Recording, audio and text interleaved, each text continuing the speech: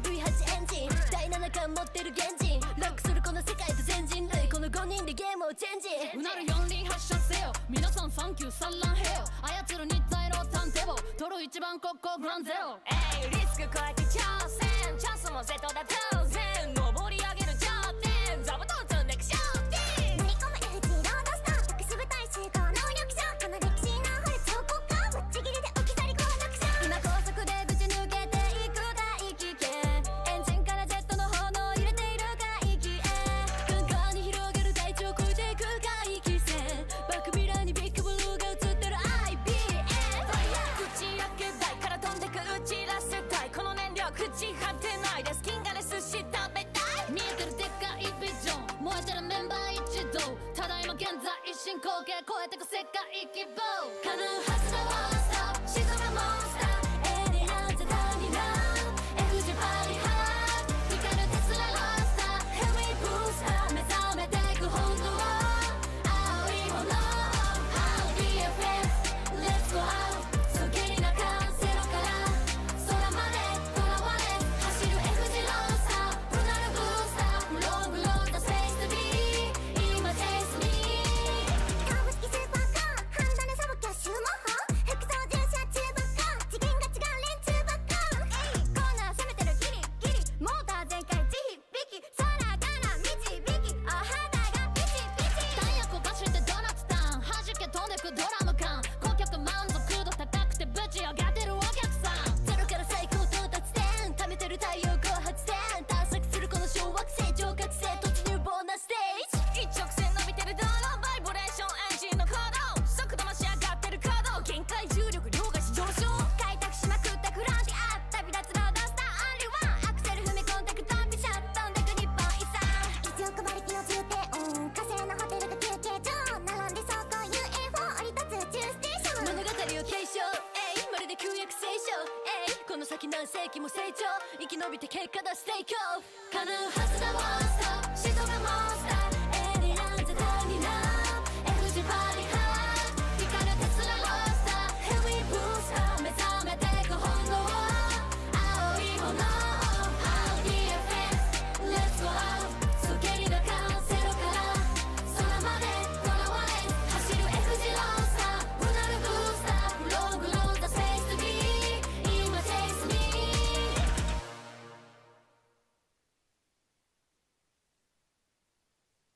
Good morning, everyone. How are you all doing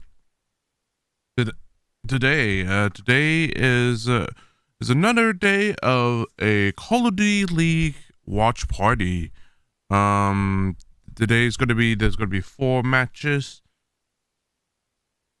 Today's gonna be 4 matches, as y'all can probably see. Oh, thing over there. Y'all can see the matches right here. Gorillas versus There's Breach and Heretics versus Rocker. FaZe versus Optic, and Cloud9 versus Ultra. Today's matches are going to be quite interesting since as you all can probably see right here, Super, another Spanish pro player, is currently subbing in for medals for today, and it's going to be interesting on if Super can be able to fill in enough for Rocker. So it's going to be interesting on how Super performs this match, because I haven't seen him play, and it's going to be quite interesting since it's going to be this will be my first time seeing Super play, so kind of excited for that. Hopefully, I do hope that medals will get better today, and hope we feel better soon, and get back in the team and fight. So let's kind of talk about the matches. Also, seems like today is Single Awareness Day 2025. So happy Single Awareness Day. It is for those who are lonely and such. I do, like, even though I'm single, I really appreciate myself, where I am and such, and I do appreciate everyone that has been kind of supporting me and such, and it is gonna be today, even especially if you're still kind of single, still looking for a partner, do appreciate yourself, put your best for trying to trying to lift yourself up into being better and such, and just trying, and like maybe one day you'll find someone who you'll love, and hopefully you won't have to look as hard as you need to, but we'll see what happens within the future, because right now really the country's kind of divided, but hopefully one day we can be united as one country, and just be friends with each other, whether you look at things differently and such. But even if you're still single, still trying to find someone to love, do always appreciate yourself. Okay, let's talk about the matches. Now, Gorillas Mate versus Breach. This one's going to be a little interesting since Gorillas did get their first win during the Major 1 qualifiers. I'm wondering, and they have their team has so much potential. Their team has so much potential, Gorillas, that you're going to have to basically hit Breach hard, and making sure that they shut down not only Purge but Snoopy as well. Ozzy, they're gonna have to shut down several people. They're gonna have to shut down everyone, but Bailey, what Gorillas is gonna have to do is shut down the SMGs, because right now they are cooking hot, and it's gonna be a bit of a battle between the SMGs, since with the nerf and such, it's gonna be hard to determine who's gonna win, who's gonna make less mistakes as such. Hey Jin, you kidding me? There's a binary trigger for the Tanto in BO6. Oh, that's cool.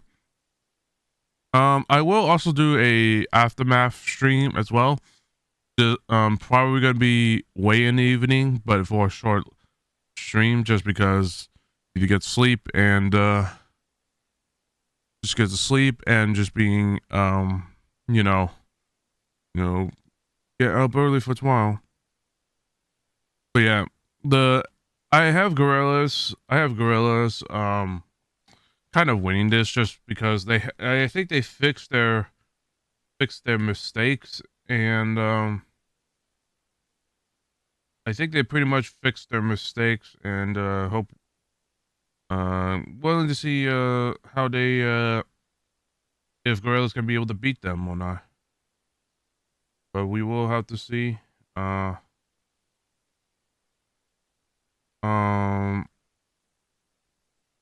yeah, but I do have. But yeah, I have this going up to game 5 like usual. But I think LG does take it.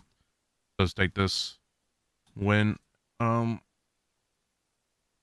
let's go to Minnesota versus Walker. Oh no, what am I? Let's get to Walker versus Heretics. I have with the situation happening, I might lean towards the Walker, but if Super can do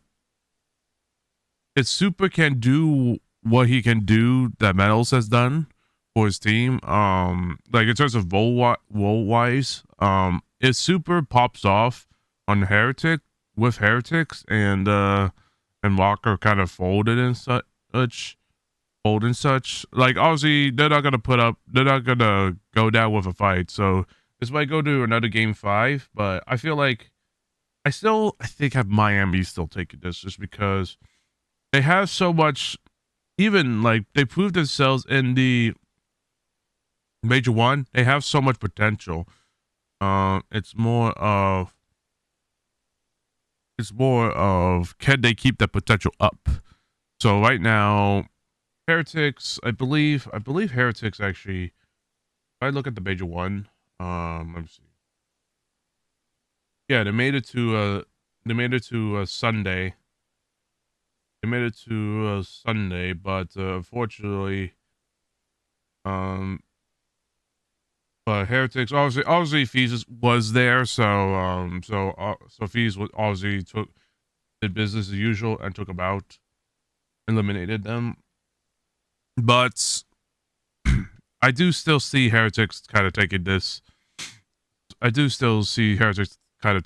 because they have so much firepower that it would be hard for them to lose at this point, right? But we'll have to see. And see if Heretics can be able to hit him, punch him hard, real punch him hard at the beginning, or they're gonna, just be a mediocre team again, showing their mediocre side again. So we'll see what happens. Now, Optic versus FaZe. This one's interesting just because we got Pred's coming back. And even though FaZe did lose against Seattle Surge in a surprising fashion, I was guessing they were trying to. I don't think they were testing stuff, but like to me, they looked like they were kind of testing stuff just because of, why would they lose against a team that could be shitters, but like obviously they didn't expect Neptune. I don't think they expected Neptune to pop off like that, so I believe they were kind of caught off guard with how Neptune plays. I feel like with what happened to FaZe is they basically thought that, oh, let's just do their own thing, and then they probably got caught off by what Neptune has been doing. So you mean the Vancouver Surge? Yeah, the way they lost against Vancouver, like I feel like they're gonna lose. I feel like I don't think they're gonna lose. Like, if I had I still kind of have FaZe taking this just because they're gonna know how Optic plays, so they're gonna probably be like, so they're probably gonna play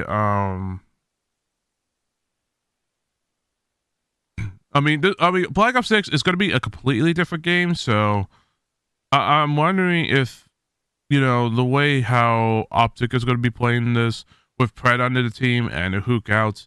Like, let's be clear, chat. Hook is really good, no question about it. Unfortunately, his fundamentals unfortunately with Hook, the fundamentals are kind of gone. Like they're just not there, just because you don't have people doing this, you don't have people doing that, and the others have made it clear that the way Hook plays is just so unstructured that like it could work for some certain people, but sometimes it can't work for all people, for all teams, just because if a team wants to be so structured, they have to play with a structure with structured like fundamental team players. And if you have someone who is not who just runs around trying to get kills and such, but isn't doing anything for the OBJ, you're gonna lose. So I think that's what happened to Optic during the Major 1, just because just the way they have been, unfortunately, the way they've lost, the way they bombed out like that, it's just unexcusable or inexcusable. So I think, like, I'm pretty sure they thought about bringing Pred back. So I mean, it was probably just Hook being a sub player for Pred for now, but like that's the way I saw it. Just because why would they drop Hook immediately and bring Pred back and being that champs team again? But maybe they just wanted to give Pred some time to away from Optic and such. So, but yeah, bringing back Pred is going to be interesting because of, are they going to be the same team like what happened in the Major 1, like at the very beginning of the week, or are they going to be,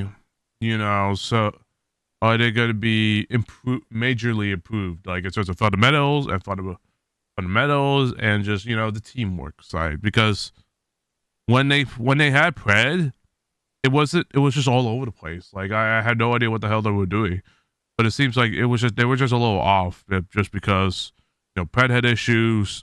He had to go back to his home country, but he's back now.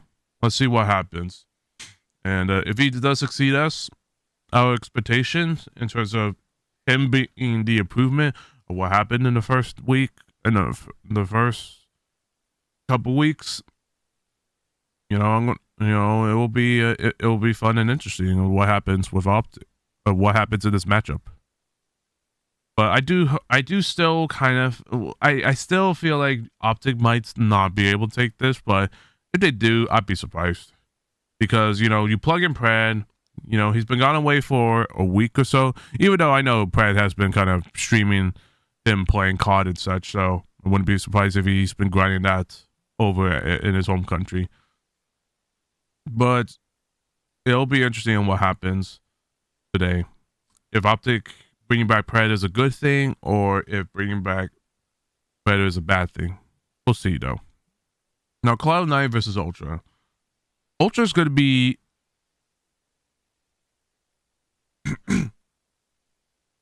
Cloud9 is going to be the Ultra Cloud9 is going to be interesting, because I don't think they dropped anyone.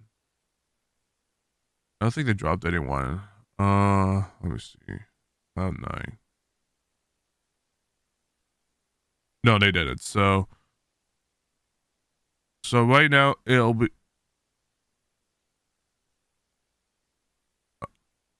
So right now,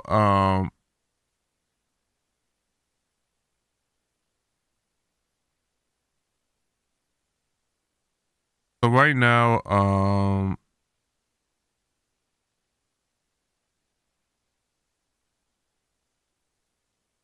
right now, let me see.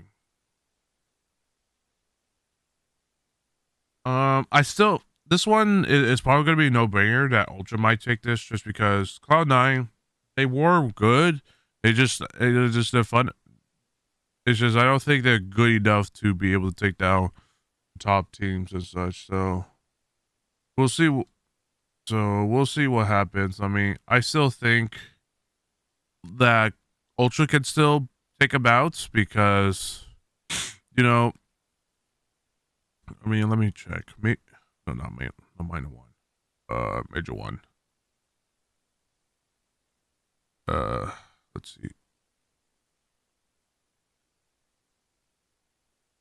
Yeah, Toronto, I believe. Let's see. Who's Toronto? Yeah, Toronto got bombed out by Carolina. Toronto, I still think Toronto still has that firepower against Cloud9, but you do have people like Sib. You do have people right. You do have people right now have Sib and such, so they might have. They might be. They might be. They might. Ultra might be able to do this, but I just don't think. If I were them, I'd be careful. If I were Ultra, I'd be careful because Cloud9, they may pull up some surprises. They may not pull some surprises. We don't know, but we'll have to see what happens in the matches.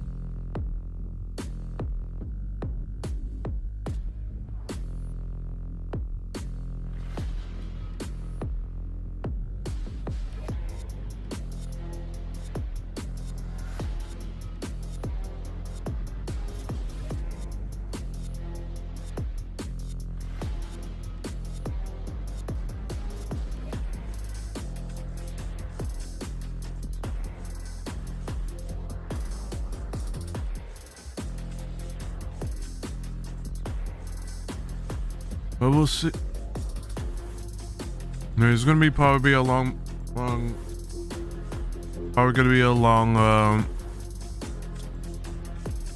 stream like usual, chat. So I'm excited. I mean, I'm excited. So I mean, I'm definitely excited for this matchup right here. I think it's gonna be a bit of a banger. And I think it's not working. There we go. Just my thing. Just the quality was off. Quality wasn't working.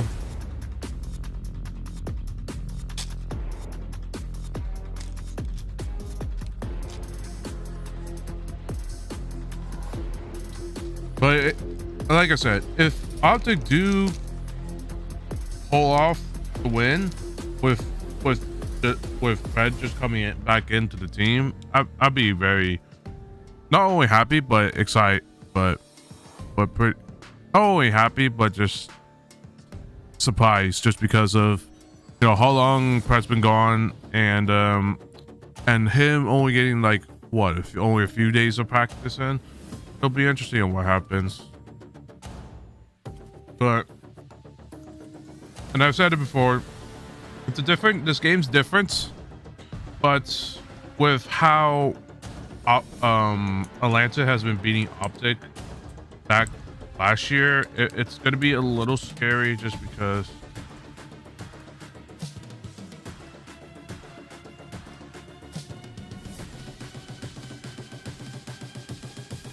it's going to be scary just because FaZe has beaten Optic many times last year, so I'm a little worried, but we'll have to see what happens. Since new game and Shotzi and Pred are going to be moving around, and hopefully the fundamentals will be there, and what Optic had, what Optic was doing with Fook last time. So it'll be interesting.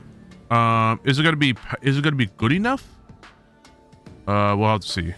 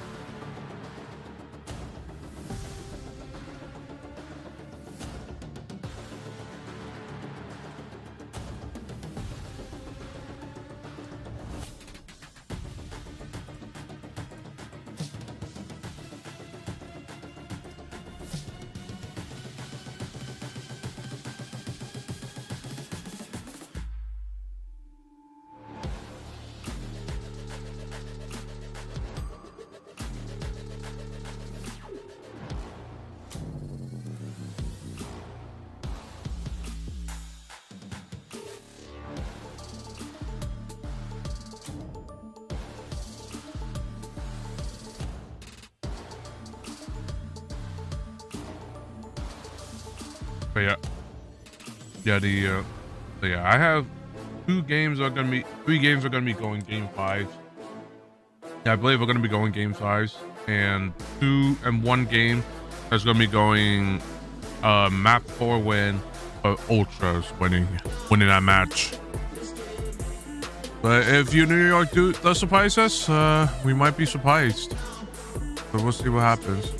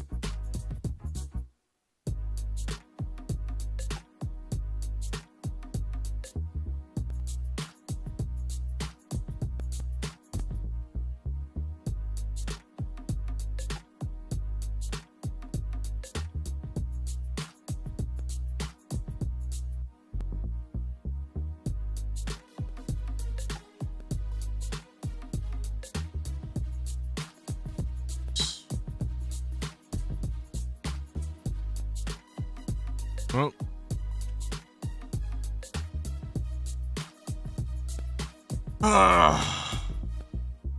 it's time to impress us, Miami. Time to impress us, Miami. I'm good. Like I said, I'm kind of not surprised. I'm kind of excited to see how Super plays with this team, since the one chance you could get in terms of like just being able to play in the pro league, and it's gonna be a hella interesting to watch. I mean, like I said, I'm not too sure how Super plays, but with what I've been hearing with Super and such, no. I mean, let's be honest, I haven't heard anything, a lot of good things about Super, but, he's one of the other good Spanish players, but just probably not good enough at the moment, so we'll see what happens. But it's good. It will be interesting on how Super will put it. Will be put in for Metals, since he plays Metals plays. Metals plays SMG. I don't know what Super usually plays, but if he does do that SMG role, I'm excited to see him how he plays, or subs in for Metals, and how he's gonna play. So it'll be interesting.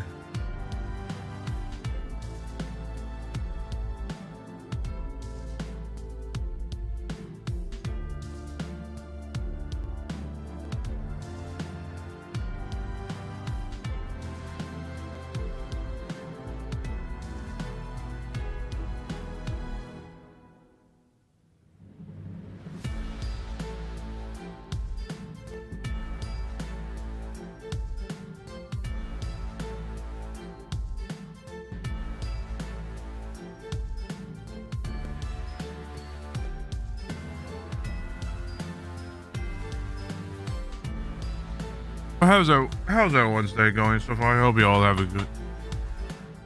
What?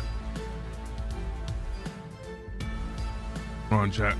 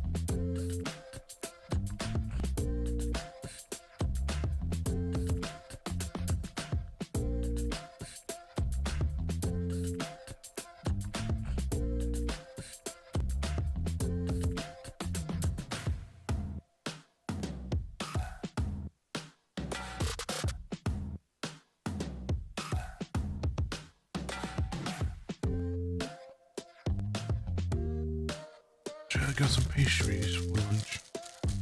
Yum, yum, yum.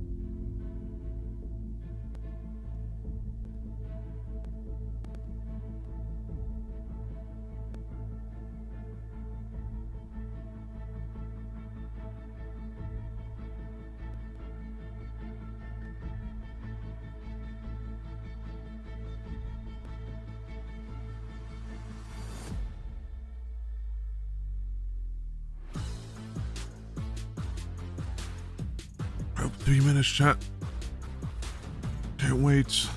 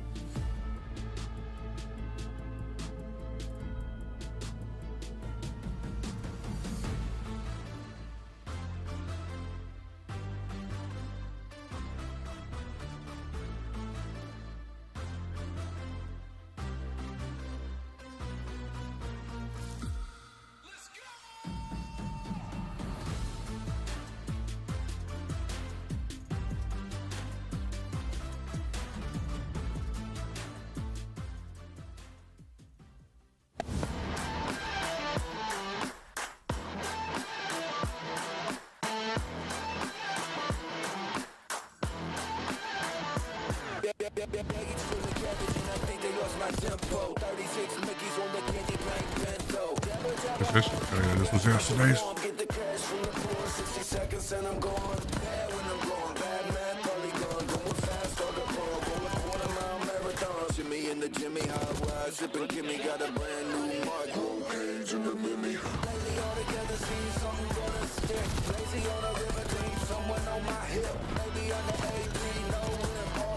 Baby, you ain't never seen nothing like this. Nothing like this. Nothing like this. Like this. Nothing like this. Baby, you ain't never seen nothing. Chat, I do believe that. I said it before yesterday. I do believe that Vegas Falcons does have the chance of being able to win. Like, they have the firepower and everything. They just need to have the fundamentals correct. If fundamentals not correct, you're gonna have a tough time trying to win anything. I mean, the good thing is they did win another respawn, which was not control, not hardpoint, but control. So hopefully they could get that.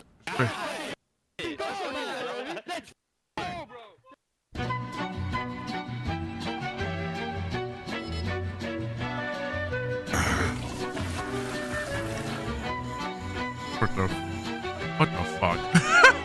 Really? An RC car? You go kaboom. And someone's dead. LA Thieves are steamrolling map number one. Graph is absolutely ripping and roaring. Another 3 in the feed. He's got the ace. What a round one for medals. Oh, look at that. Fine. Drops it again. Drops it. Those guys are fraud. Reverse sweep. It's easy. Oh, my. D is just taking over with the SMG. Defense. That is Phil. We got ourselves a game. Guys, two there. I'm trying myself right now. One me down on me. One time. They're dead. One more behind me. Time. That's that time. You said nice. Just save your shit. Let's go, bro. Yeah, we'll run him. I told you we'll run him, bro. After bombing out in Madrid, Vancouver bring in Neptune and another challenger star showcasing their skills as Vancouver has now upset FaZe, ending their 12-match win streak out. It's actually unreal. They somehow not only got better at search and destroy, but their respawn looked so good as well yesterday. Nameless, I was expecting some swift games yesterday. We ended up seeing a good fight at the end of the night. How big of a day is today? I mean, today is a massive day. I mean, you look at it, we got teams coming off of their best placing ever in the Miami Heretics, going to be playing with a substitute, but looking to get a hot start. And I can't personally wait to see Minnesota. Went to that game 5. You know they're one of my favorite teams to watch. Let's dive in with Miami because we know they're playing with this sub. What people might not know is that Super has had some experience with one of these players. He played alongside Rancor last year in Miami. If you caught them in Madrid, this team was rolling. Allie, what are your expectations for a team with a fill-in, though? Honestly, my expectations are still pretty high simply because obviously I hope Metals feels better, but he's one of those players that had a little bit of a rockier qualifier. We head into Madrid where he finds his footing and they find a lot of success. So Super, although having some shoes to fill, he's been around the Challengers Gauntlet for a few years right now. So I'm expecting to still see a very well put together Miami Heretics. Yeah, they got some big time wins at the major. You think back to the Carolina match or versus Minnesota, you know, round 11 when it counted most. And, you know, this is a team that we're looking to see how high can they climb. Because you look at their game, I was like, hardpoint's been solid. Search and Destroy had huge improvements at the end of the qualifier going into the major. And now it's just the control that they're going to be massively focused on. If they can clean that up, then we could possibly see them on multiple Sundays throughout the year. So Miami Heretics, that's the clear-cut focus going forward. Miami Heretics barely squeaking into your top 8. Miami beat Minnesota, so Optic in the opening round ran all the way to your top 3 in Spain. Can Miami do it again, though? Let's take a look at the road to Major 2. It'll be interesting on how will they have a winning record Miami do against Embarker again. I mean, you have to hope so, but it is a very, very tough strength to schedule. And it's going to start with this rematch against Minnesota once again that they are coming off a hot win of. And following by that Gorillas meet, those two are going to be must-wins for Miami as you look forward to this schedule. Not the hardest schedule, honestly. I mean, I see some tests in there. Surge continues to play the way that they are. But when you look at the Optic match, they're very comfortable up against Optic Texas. So if you're Miami, feel good about it. It all starts today against the Rocker, a team that you beat at Major 1, but it took you all the way to around 11. How does this squad match up with Miami? What have you seen from Minnesota that makes you take this team time and time again in the predictions? Just grit. I mean, we're all on that stage. We're thinking the game's going to be over, right? Getting ready to come back to the desk. They rally back all the way to around 11 in that game 5. Like, this team, I feel like in the respawn, hardpoint, it's been getting away from them a little bit. Still solid there when you need the most. Think back to that series in the game 4. They get a huge dub to extend it. And then you talk about Search and Destroy. Like, this is a team that's going to be able to contend in that game. Oh, they have the right players, and a big reason is this man right here. Gio has been absolutely insane throughout this year.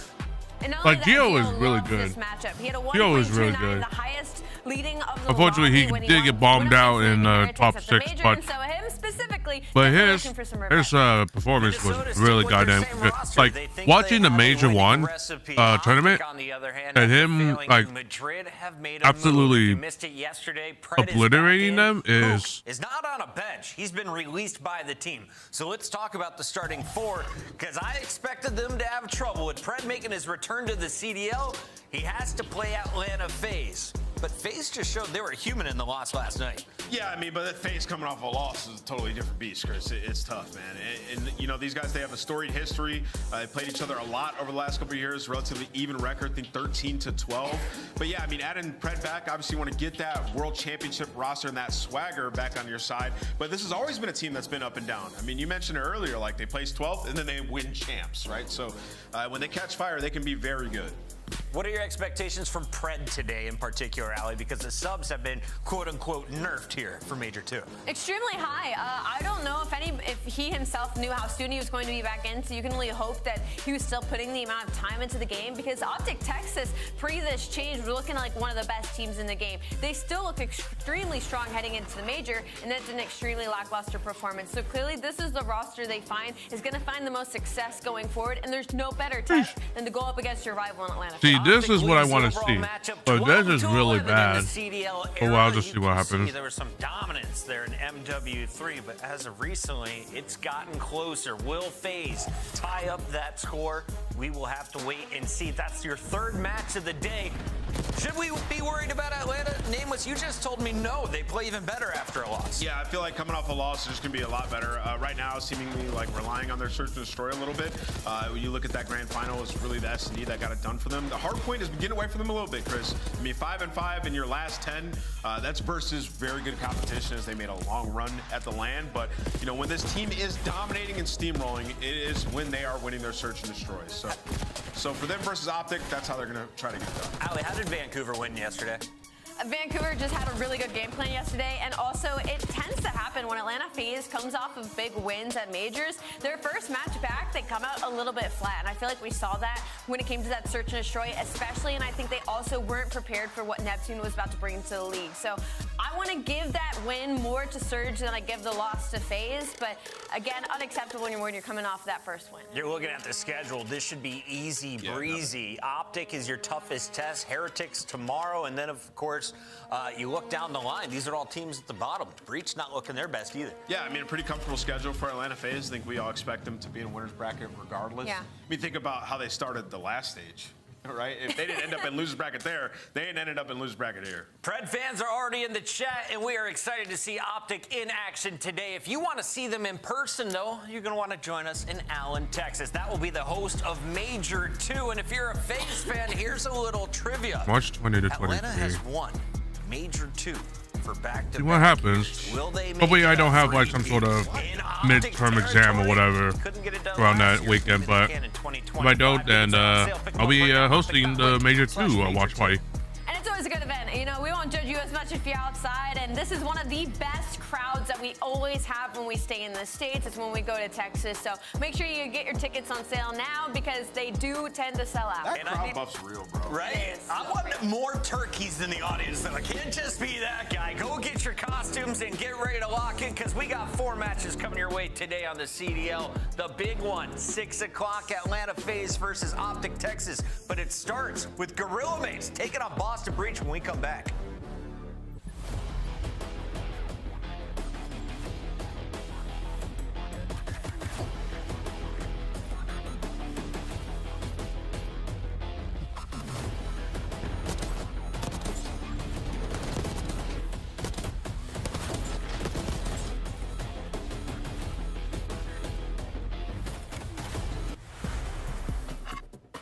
Upgrade your game with the Scuff, the official controller of the Call of Duty League.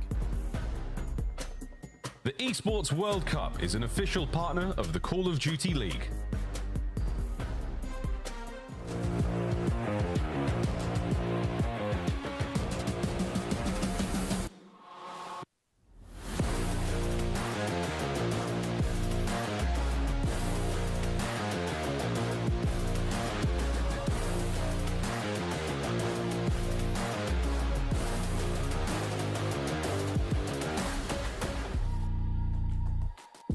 Yeah, this is a really nice intro, I'll say.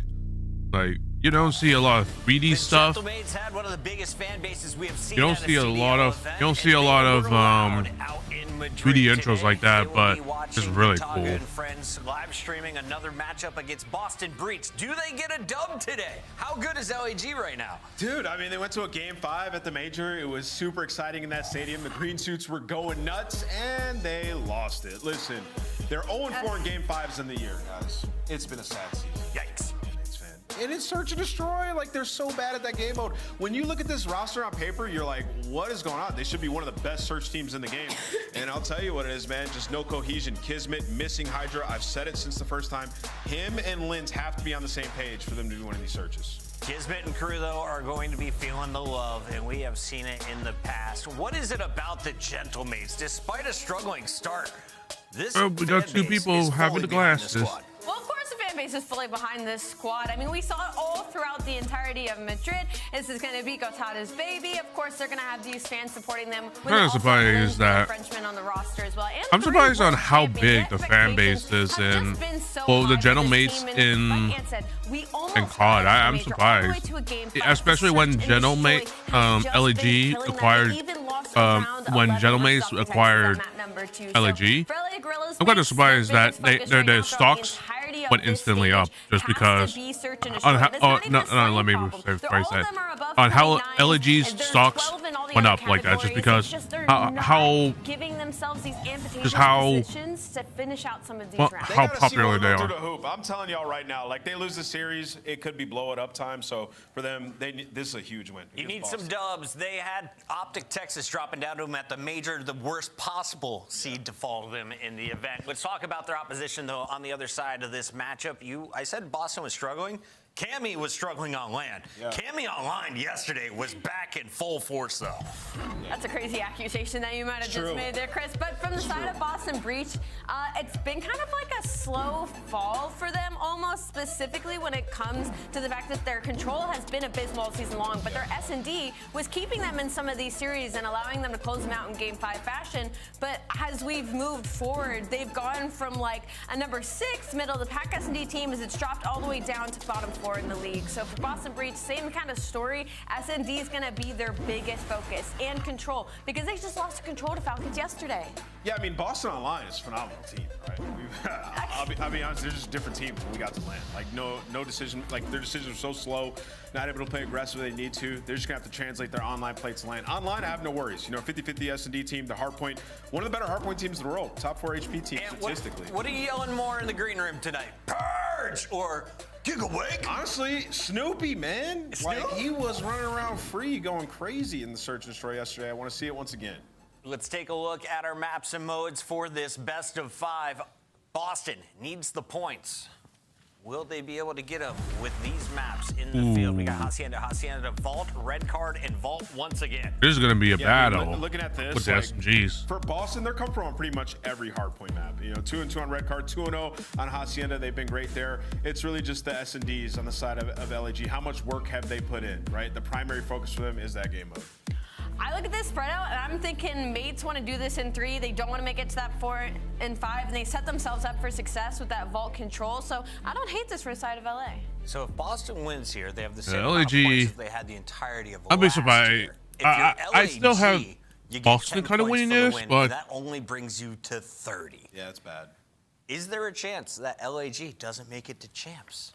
I mean, there's definitely a chance. They're looking bad. But, I mean, I think this is a team that at some point they'll figure it out. They must feel the same way by keeping this roster. There's a ton of players down there in challengers. They know what they're capable of, so they just got to showcase it when it's go time. All right, I'm done buying the players some time. So, Allie, let's jump in here with our Scuff Pick'ems and talk to me why you think Boston Breach is going to beat Kismet today. I don't think that at all, actually. I think on the flip side, I really liked what I saw from the major of LA Gorilla Mates. I think this is where they make a big turnaround during Major 2 qualifiers, and I'm going to go with LA. She's going LAG. All right. What about you, Nameless? Yeah, I'm going Boston. We interviewed Gigawake yesterday, and he said, dude, like, we're about to fry. So I got Giga. He did not say that. He did say that. Well, we spoke telepathically. Yeah, he and Giga, so many words came out of him yesterday that I can't believe him. I'm going LAG today. The fans are going Boston. And we now send it over to a man who is not old. He's just well-seasoned, like a fine expired milk. How old is he turning? Happy 40th birthday to Maven! Bro, I don't know. I don't know what to say. Like, everyone keeps asking me, like, is it like cool you're turning 40? Do you feel 40? I don't know. Like, I'm just not a big birthday person. I don't really care. I don't feel 40. I feel like 18 still because I'm a freak. Yeah. I don't know. It's weird. It's like weird turning 40 if you don't feel 40. Like, I think it's him weird. being 40, that is crazy. Shit, I don't feel that old. I'm 31. We got you. Well, this is from your mom. She sent it to my house. It's from I thought you got me a gift. This is from my mother. Yeah, I mean, I got you like a pack of Blue Chew. My mother's an insane person. Oh, thanks, bud. That's thoughtful. Yeah, I figured that age. What is this, Joe? I don't know. This is from my mother. Yeah. What is it? What is this? I think it's a cane. Is this a walking cane? Yeah, I think it's a walking cane. Well, that's messed up, Mom. Can I use it while I'm here? I think so. I think it's to start practicing. She got me a cane. Mm-hmm. What is this thing? Yeah, maybe I should have put it together. Is this a cane for Symphony? But honestly, I didn't really know what it was. Yeah, I don't think that's how it's supposed to work. No, I don't think so either, Joe. Well, No. thanks, Mom. Mm-hmm. If you knew my mother, she's a wild woman. She actually got rear-ended yesterday. Oh, well. Yeah, I know. Her Prius is in trouble. She's doing all right, though. A little neck pain, but she's okay. That's good. That's good. Yeah. Hope you're doing well, Mom. You're probably not watching this. My mom asked me the other day, Joe, I swear to God. She texted me, so what exactly is casting? I was like, what? Yeah. I've been doing this 10 years. I met her and I believe it. Yeah, she's wild. She's like Allie, we gotta keep that in here. Do you mind turning on the AC? Because it's my birthday, I'm gonna get sweaty, you know? She's like a huge fan of Chance, right? 7'9", 57. That's a big. That's a big. Is it not working, Allie? That's all right. I'll figure it out. I'm a detective. Let the production team know. We need the air flowing in here. I'm already hot. Because I'm standing next to Joe DeLuca. Think about every time you've done someone, you'd say you died to a 40-year-old uninstall. Oh, I can't wait. I mean, that's what I've been doing. Well, I haven't streamed in a couple months, as you know, but I'm usually on Warzone. That's what I always say. Like, you just got gunned by an old man. Now I get to really Oh, we got 3 SMGs out, it seems like. It's weird. I don't know. I just don't feel 40, man. But here we go. Into our first match of the day. Girls Mate up against Boston Breach. And were you surprised there wasn't a change that happened? Or do you still can't believe in this team? Both of these teams? Well, I guess I'm asking probably more about Gorillas Mate considering the struggles that they had and the fact that you go 2-5. Well, I think maybe you took the land performance right at Game 5 versus Opti, like a better showing. But I think the fact is, it's just sort of like, what are your options? Ooh, right? that's an unfortunate. In LAG, I think both of these now squads, they just kind of pulling out the AR in the process. I mean, Priestess is the flex, one of the best flexes. One of the best flexes in the game for a reason. Yeah, he can use SMG, he can use an AR, he can use any damn thing. If you keep saying to trust it, then it could go on forever, Joe. Yeah, well, I mean, listen, like Boston had a lot of team changes last year, didn't turn into much. So I think they're just gonna stick it out with this roster and see what happens. I'm dying though. That cane would have had much more effect if it was actually a cane. Easy SMG, I just didn't know how to damn. quickly do it, Joe. Like, yeah, we'll figure So it out. now we got AR players using SMGs. Like, holy hell. I mean, this is a small, like I said, this is a small map, so I'm not surprised that if people are going to be more likely going to be pulling out SMGs, especially in this hill right here. It's more SMG heavy, so you're gonna have to just pull out SMGs.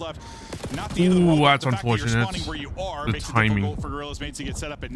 I do still believe that one of my hometown teams. I do still believe one of my hometown teams. I believe LG. Just they gotta do shit. They gotta punch him in the mouth first. Boston should get on the objective. They gotta punch Boston in the mouth. Tammy had a great day yesterday, plus 31 versus Vegas at 1.3. We'll see if he can match that again. Yeah, felt like he was struggling a little bit. Some gunfights and some confidence at the major, at least the final day. Finally, they gotta getting it going, as you say. Ooh, no, that's not good. They gotta quickly. Girls Mate able to get in. There's just one player lurking. Waiting in the back is Awakening, and Awakening's going to get dropped. The hot start from Skies continues, and, well, third didn't go exactly how I thought it would at the beginning. No, that's what I was saying. Wow. I mean, it was just a 4-dead so quickly. Great break by LAG, but here comes Boston Breach.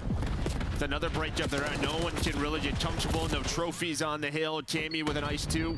Hits the wall bang, so back over to Skies POV, but his teammates, they're just going to rotate. So, in a very similar situation here for Boston Breach, where they're going to try to get some early control, and Percy's going to find the first.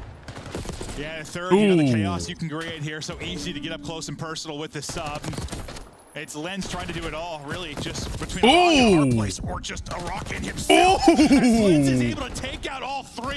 His reaction in the face cam so good. He looked to be dead to rights and makes that look easy. Absolutely clinical there from Lens. Yeah, I mean, he's reacting, making that face, but there was still one more player. There we go, though. Did it make it to 5? And, well, yeah, he hangs onto that hill, gives LAG the lead.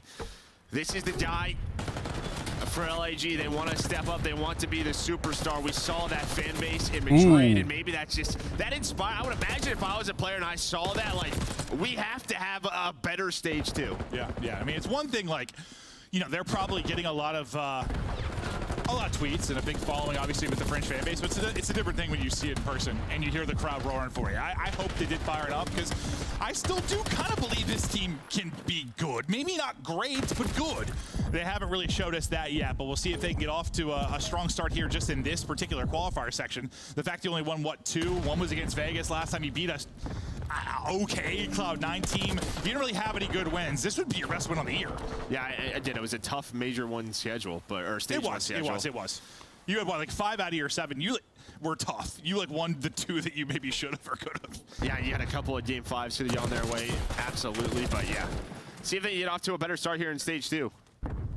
Has, pretty much a tie game back towards this B1. Awakening just going to soak up the time. Snoopy locking down top halls.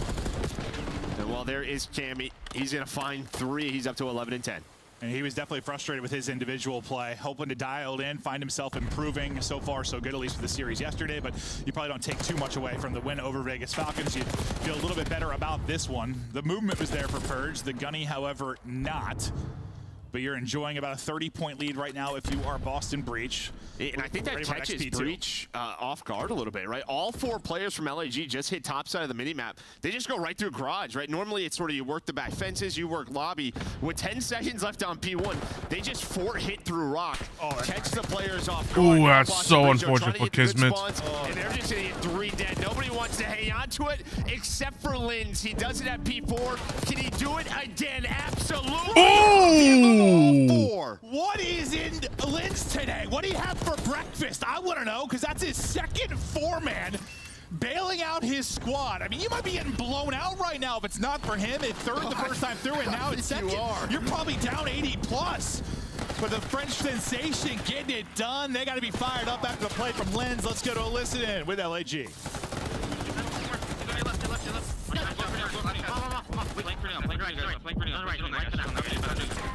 He's on the right. I'll have a wall push out, okay? He wants one, me coming. I'm one shot. I want to have a fist on me. I'm good. Well, one shot, one top cat. He's running through plat. Out of fence.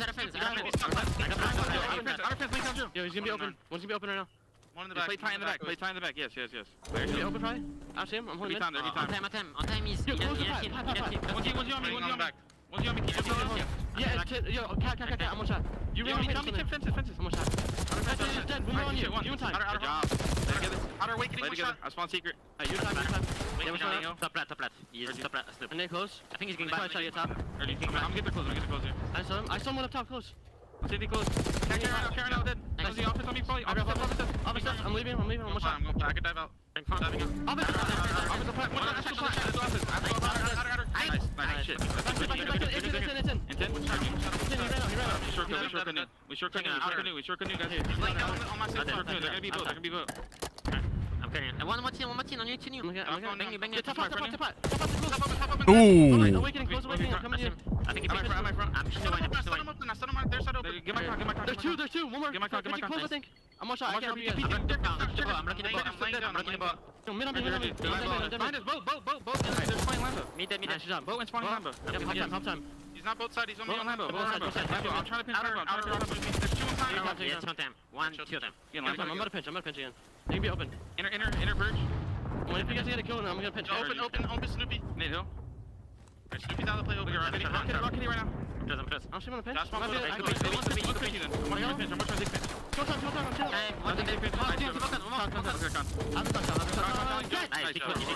I'm playing for PT. Just running boat. I have my dig. I'm not giving up. One shot already. Absolute PT going checkers. One CT. Ooh. He's one shot on node, guys. One shot on node. I heard you. We should go from open. Gonna fight open?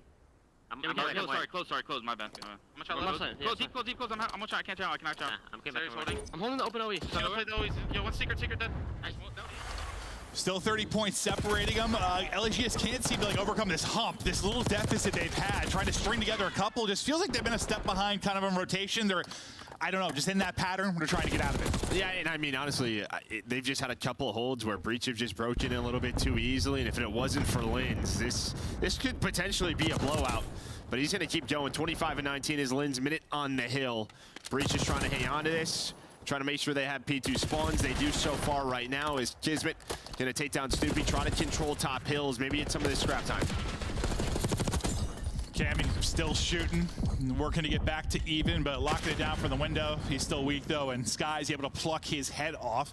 Now over to Snoopy, who's here on the early rotate. We got about 10 seconds left in the hard point. He'll be first over to Lambo. We got one taking a water route for LAG. The other's kind of playing around older, trying to pick up players. Kismet here, ready to pinch as soon as his teammates hit the rotation. As soon as he gets one, I imagine he's gonna go, right? Once that kill comes in. Number 8 should spawn out. Number 8 spawns close, so all 4 players will be there. And well, there we go. Just takes his time. That's gonna be 3 dead, 1 player left though. And I think with that, Purge stays alive, gives his team the close spawn.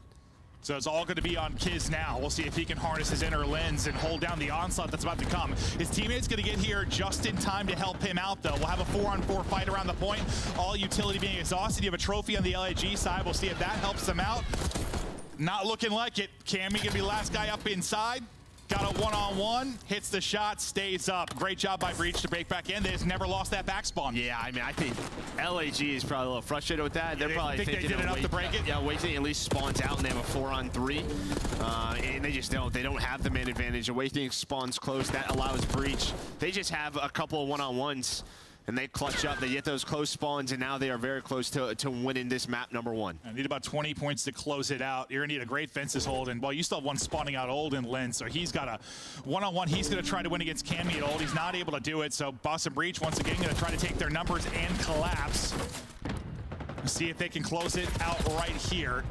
Skies is double, likely keeping Gorillas alive for at least now. There you go. Skies ends up getting 3. If you mount the comeback, it's got to start now. You got 40 seconds remaining on the hard point. You get all this, it's basically a tie game. This next push, a big one from Breach. Yeah, I mean, Skies must I mean, he started out about 5-6-0 to start this game, that just really starts to slow down. Almost 2 minutes on the objective, but now starting to get going. Maybe to close this game out, see if they can clutch on up. But here comes Breach for the break. Priest, Kismet, Lins, they all find one. Cammy, the last player alive, knocked it over. Chow, that you don't have the long barrel, he's gonna chill, and well, you can see what Breach does. They're all gonna rotate. So maybe Cammy wins a gunfight here and finds some scrap time. No, he's just gonna try to send it. Kiz wants to get there early, and well, the point man able to get one. He is finessing. What a great finesse there too. His 2 teammates starting to rally in as well. You got a chance to do this if you're LAG. Priest in position, the drop shot's gonna jump in, and Snoopy just can't get to there. No, he cannot. And then split spawns come in. They spawn behind him due to the old spawn. And so that just means a couple players going to die. You have to go if you are LAG. It's going to be 3 dead. They're able to find the break. Did someone hold on to this hill? Doesn't seem like it. Breach now have to break. They need 2 for the win. 15 and ticking for LAG to close it out. A terrific banger here to start us off with the map 1 of this series. Now Purge with the water route. The W is LAG. 5. Can Purge do it, or his teammates need to take it down? It should come down to this. Purge takes the water route, but I think the numbers are just a bit too much. Ooh, the clutch up at P4. What a wild the comeback! Holy break after shit, break that from was both sides. insane! LAG in a hole. For Holy most of the shit! game, like a 30-40 That is point deficit, but they insane! come up big at the tail end of it. I thought Snoopy's double won him the game. I thought that one breached the game, but it doesn't. And well, I think that Sky's smile kind of says it all, bro. And I think these are some of the maps that weren't going their way throughout stage 1. They were losing a lot of these close maps. They did, yeah. So you start to maybe feel that shift towards your way, gets the vibes up. They had a lot like that we casted where maybe it wasn't like a 5-point game, but it was one where they went down like 100 early and they mounted the comeback and it ended up being a really close hard point. They just like ran out of gas at the end. This one, at least they kept it close enough. And now, especially with getting the win, I mean, listen, I know Kismet made some great plays at the end, but like Lins is what kept them in that early. I know Lins will have his misplay from time to time, but like those individual moments where he gets 4. It's a number we don't point out very often. He's had 20 objective those kills, 2 right? 4 Like, pieces, holy shit. That's where all those multiple kills come in. Like, that shit is insane. Double Robbie, it felt like 2. Yeah, Scuff play a game. Gonna be the end of this one. You can see 3 dead in the feed. Lins is on another 5 spree. That'll be 4, and now Breach, they know they have 1 more hit at this. And again, Purge, you see number 5, he's gonna try to take the long route. And he's just hoping that his teammates get a kill. The problem is, though, is they don't. So they end up getting taken down, 2 go dead. And basically what that means is he's gonna have to go, right? He has to activate. He's just gonna find 1. The numbers are there for LAG. Maybe if Cammy gets 1, they can turn it into something, but does not happen. Yeah, I was gassing Kiz for the end of the game because he was the one the early rotation kind of started the mess, I guess. But yeah, Lins ends it on a 7 spree. So he did it at the end. He did it during the entire map. My bad, Lins, because he was clutching up. But dude, I just thought Snoopy, after he caught the slide on whoever the second player was, like he destroyed somebody. I'm like, well, that's the map. You gotta fix Not quite, this. though. You luck out. It's the it's just so overlapping, you but can get close spawns. It can be so mixy, and that's like exactly it's so what overlapping. It is. You see, Like they can't be doing he this. held a bit of a lead through like what from the 3rd of the game on, if you were Boston. Yeah, you just never really had a lead. But that was right? Like, that shit is close. insane. You can Like see Breach always 2 needs just a 4 little pieces. bit, That's little bit stuff, and enough. you Honestly, don't. You get. LAG did such a good job of is that final P3, all right? They go up to 227. Yeah, no. It kind of put them in a position. You saw Breach, like, they go for such an early rotate. And a lot of the times, teams that spawn offenses, they just hit it one more time because it's such a long rotate. Yeah. And allows LAG to get in position. That's why I was saying, like, Kiz's kill was so big, just because you did rotate really early. And the fact that Kiz got in is one-on-one-on-one. Like, I know they end up losing that sequence, but the reason it stayed a mess the rest of the time is because of that first fight. Like, yeah, Snoopy made the play, but once the hardpoint pops there and the spawns are coming in closer, you can continue to flood. It was just a mess from there on in. They clutch up. I mean, Skies had a crazy nade to kind of get them in there as well, but that was fun. It was a hell of a map one. Yeah, it was a great map one. And yeah, hopefully that is speaking maybe to LAG's like destiny changing, because he said like we casted a bunch of them. They did lose a lot of those hard points, bro. Like a lot where like it felt like they finally turned it on and were making the comeback and then just would come up short. This time though, they closed it out and that was yeah, they had a number of round 11s that didn't go their way early. So yeah, this was a team. It just felt like Heartbreak City for a while. Yeah, and a lot of it, I mean, they were doing it themselves. I mean, it's not like it was all just fate against them, but they're starting to play a little bit better. We're going to take a look at some stats, though. For the LAG side, S&D woes, and while you talked about some of the round 11 struggles they would have, here are some of the other stats that have been hurting them. The post-plan win percentage, yeah, you're going to need to improve that. Yeah, I mean, this is just a roster you just would think would have to be better in Search and Destroy if they want to have success. God damn. League, right? 12, 11, 12, 12, 12. That's not this good is at all. Another roster, this kind of the same thing. It's just the difference is that Carolina's been very good in Search and Destroy. Yeah. Now you got to hope, at least, you know, we saw a pretty good showing at the major against Optic, even though they lost it in that game 5. You got to think, even though they maybe had struggles all over the place, there had to be some emphasis on Search and Destroy improvements after the major. You have a ton of VOD and stuff to review for other teams from the LAN.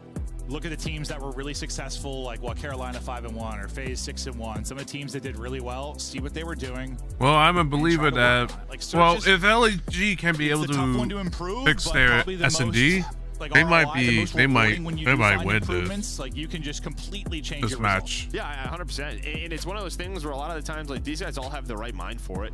We've seen them be on great Search and Destroy teams. It's just this. Again, this game is a lot different than last year's when it comes to Search and Destroy. I think it's a lot more post-planned, sort of crazy 2-on-2 scenarios, those 4 versus 4 retakes. And yeah, in those situations, if you're all not on the same page, you're going to struggle. So I think that's what they're looking at. And we talked about some of Kiz's struggles, at least when we casted them through a bit of the qualifier. It felt like he was feeling some pressure to make plays, you know, no longer being alongside like Hydra, who was like your playmaker. Like, they set up for him so much in Search and Destroy. Like, he would get a little bit antsy sometimes, feels like he need to be the bulldog and get out and just send it sometimes. I know we had a few plays that you were like, why? Like, just chill in that corner. And Hacienda was one of those maps that we had a crazy one with him. So we'll see if maybe he can have the impact he wants to, but find the, I guess, correct patience and timing. Yeah, and I think maybe, like, you know, someone like Priesta pulling out the sub more, the Jackal more, maybe it doesn't have to be Lins to sort of be alongside him. Maybe you can set Lins up to be on an island and kind of lurk, and you can do this alongside Priesta. That's what made that New York team when they won the World Championship like so dangerous, right? Is you know, you have Priesta in a flex spot who can play with a ton of pace, right? Can do it all. So maybe they just have to get on the same page. And sometimes that's what it is in S&D. It's just like switch up positions around bomb sites where you want to play, the areas of the map you like to play. Like, someone just has to speak up, like, dude, you're just kind of uncomfortable here. You're getting smoked. Like, let me maybe play over here. Yeah.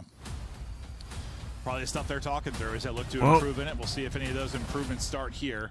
4-9S on S&D. That's real bad. See where it stands. Obviously, the advantage. I mean, Boston's not good, but still, this is a lot. Well, Boston's S&D is a bit better than LAG, so it's going to be interesting what the SMGs do. Speaking of offense, they will kick it off on offense here on Hacienda, and we're going to go battles to the halls to start us off. And well, Snoopy right to the stairheady, able to find picks, and well, Gorilla's just getting fried. Snoopy keeps holding forward. Last person is going to be Skies. Best of luck in this one. Yeah, I mean, we've seen that a lot, right? Just trying to hit top halls if you're the defenders, and you end up getting caught, and then all of a sudden, the whole team is dead. Skyzo going to try to work some magic, some great shots in on one, snaps onto the second, and he knows the trade is coming in, and there it is. He snapped there too. Honestly, he was shooting, but not in an ideal scenario in round 1. Boston Breach come out and dominate the opener. Snoopy ends up with 3. We'll see the final one, but yeah, I mean, just that kind of stairheady you can get to for that Halls fight. You saw how easy that first one looked. Then you can get into that outer hall, finesse a bit, and he found a great timing to get his second. But dominant one from Breach. We'll see how the adjustments coming on defense, but that's kind of the conversation we were having yesterday and what we've been having over the past month or two. Yeah, these teams just got to try to figure out what works on defense. Again, still a very new map.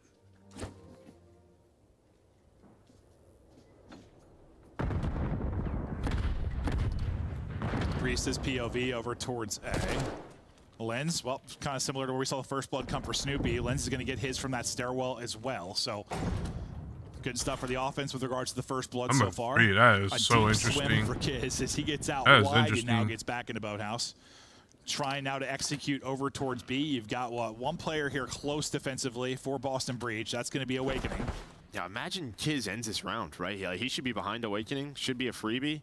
Well, Awakening is in a reposition, but Kiz finds himself in a spot to close out the round. The problem is all of Breach are away from him. Bomb finally going down. Just how does Breach want to retake this? Looks like it's going to be through middle hall, and yeah, Snoopy going to get caught on the pitch.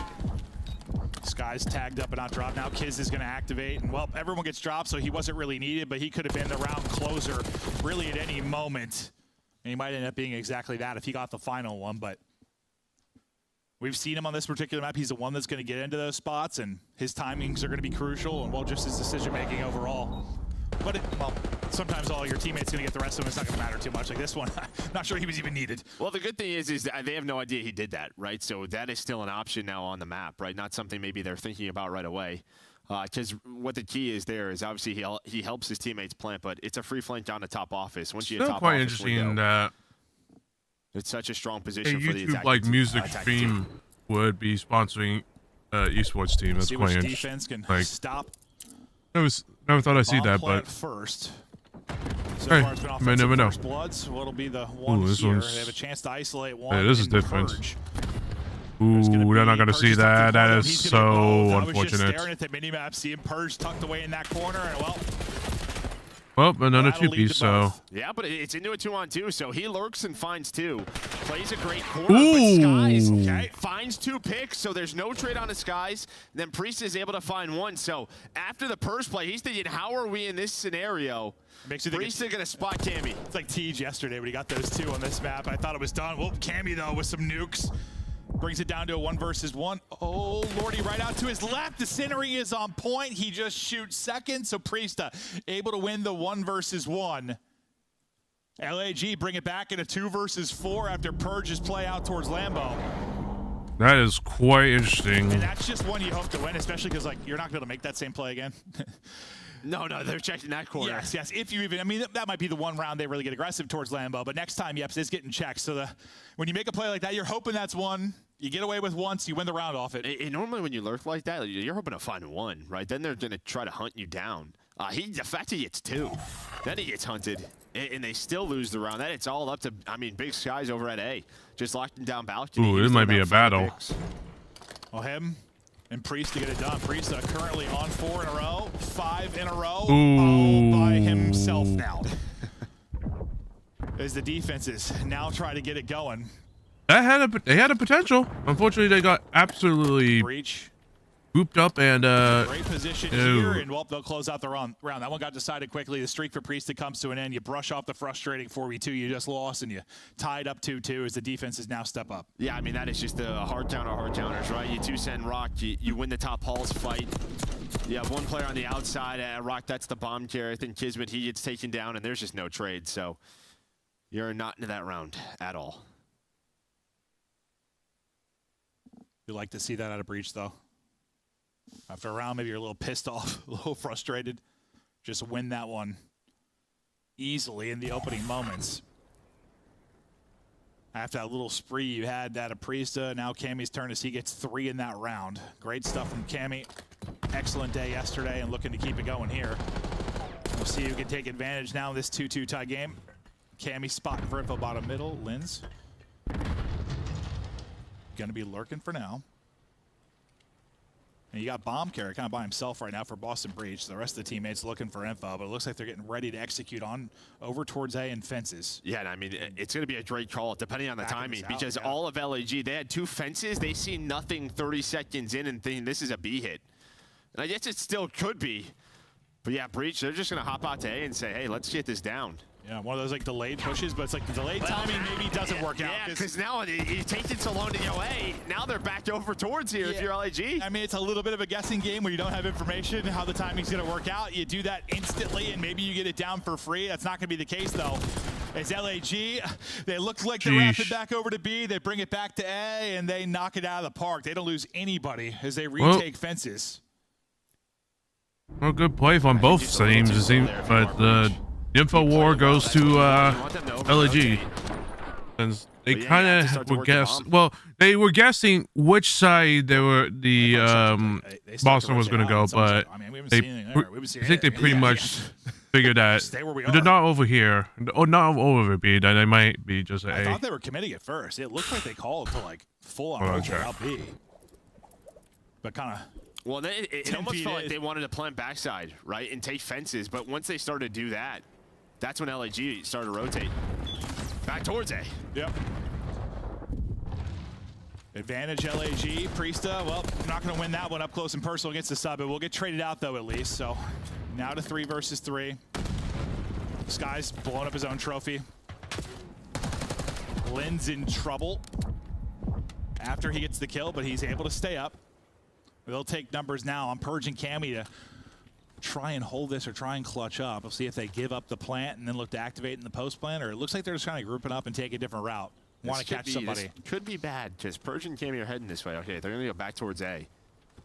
Yeah, they were trying to get near kids, right? Because in the 2 versus 2, 2 versus 3, you want to all try to be together. See, nobody wants to really take the risk, but there we go. Purge finds all the info. Going to give those comms to Cammy.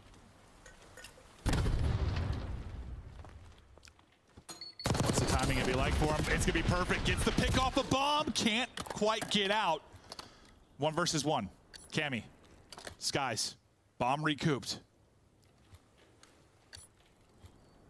And he's just like, where did you go? Where did you go?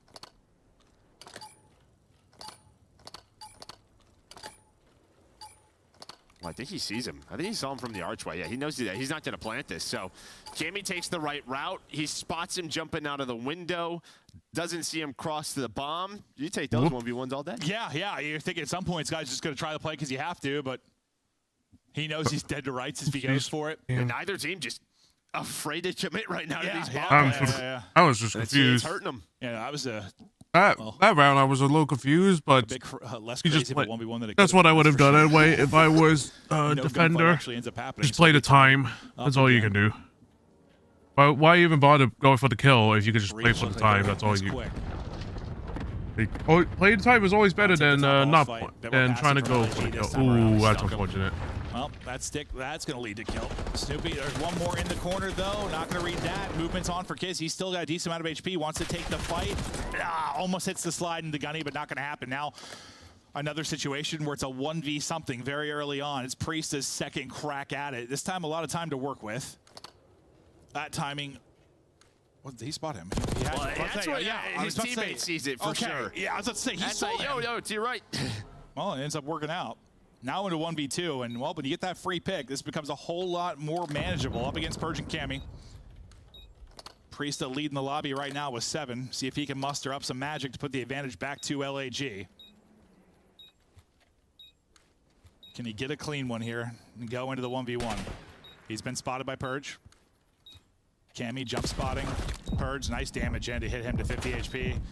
And there's going to come the peek from the right. They'll drop him. Great stuff there from Purge on the spot and just enough damage to kind of make Priesta sweat. That just reminded me a bit of a BO4. Like, you remember the mantles? Like how quick you what can happened? back and forth? Just hopping back and forth. Yeah, players would just hop back and forth. You saw a little bit of it there.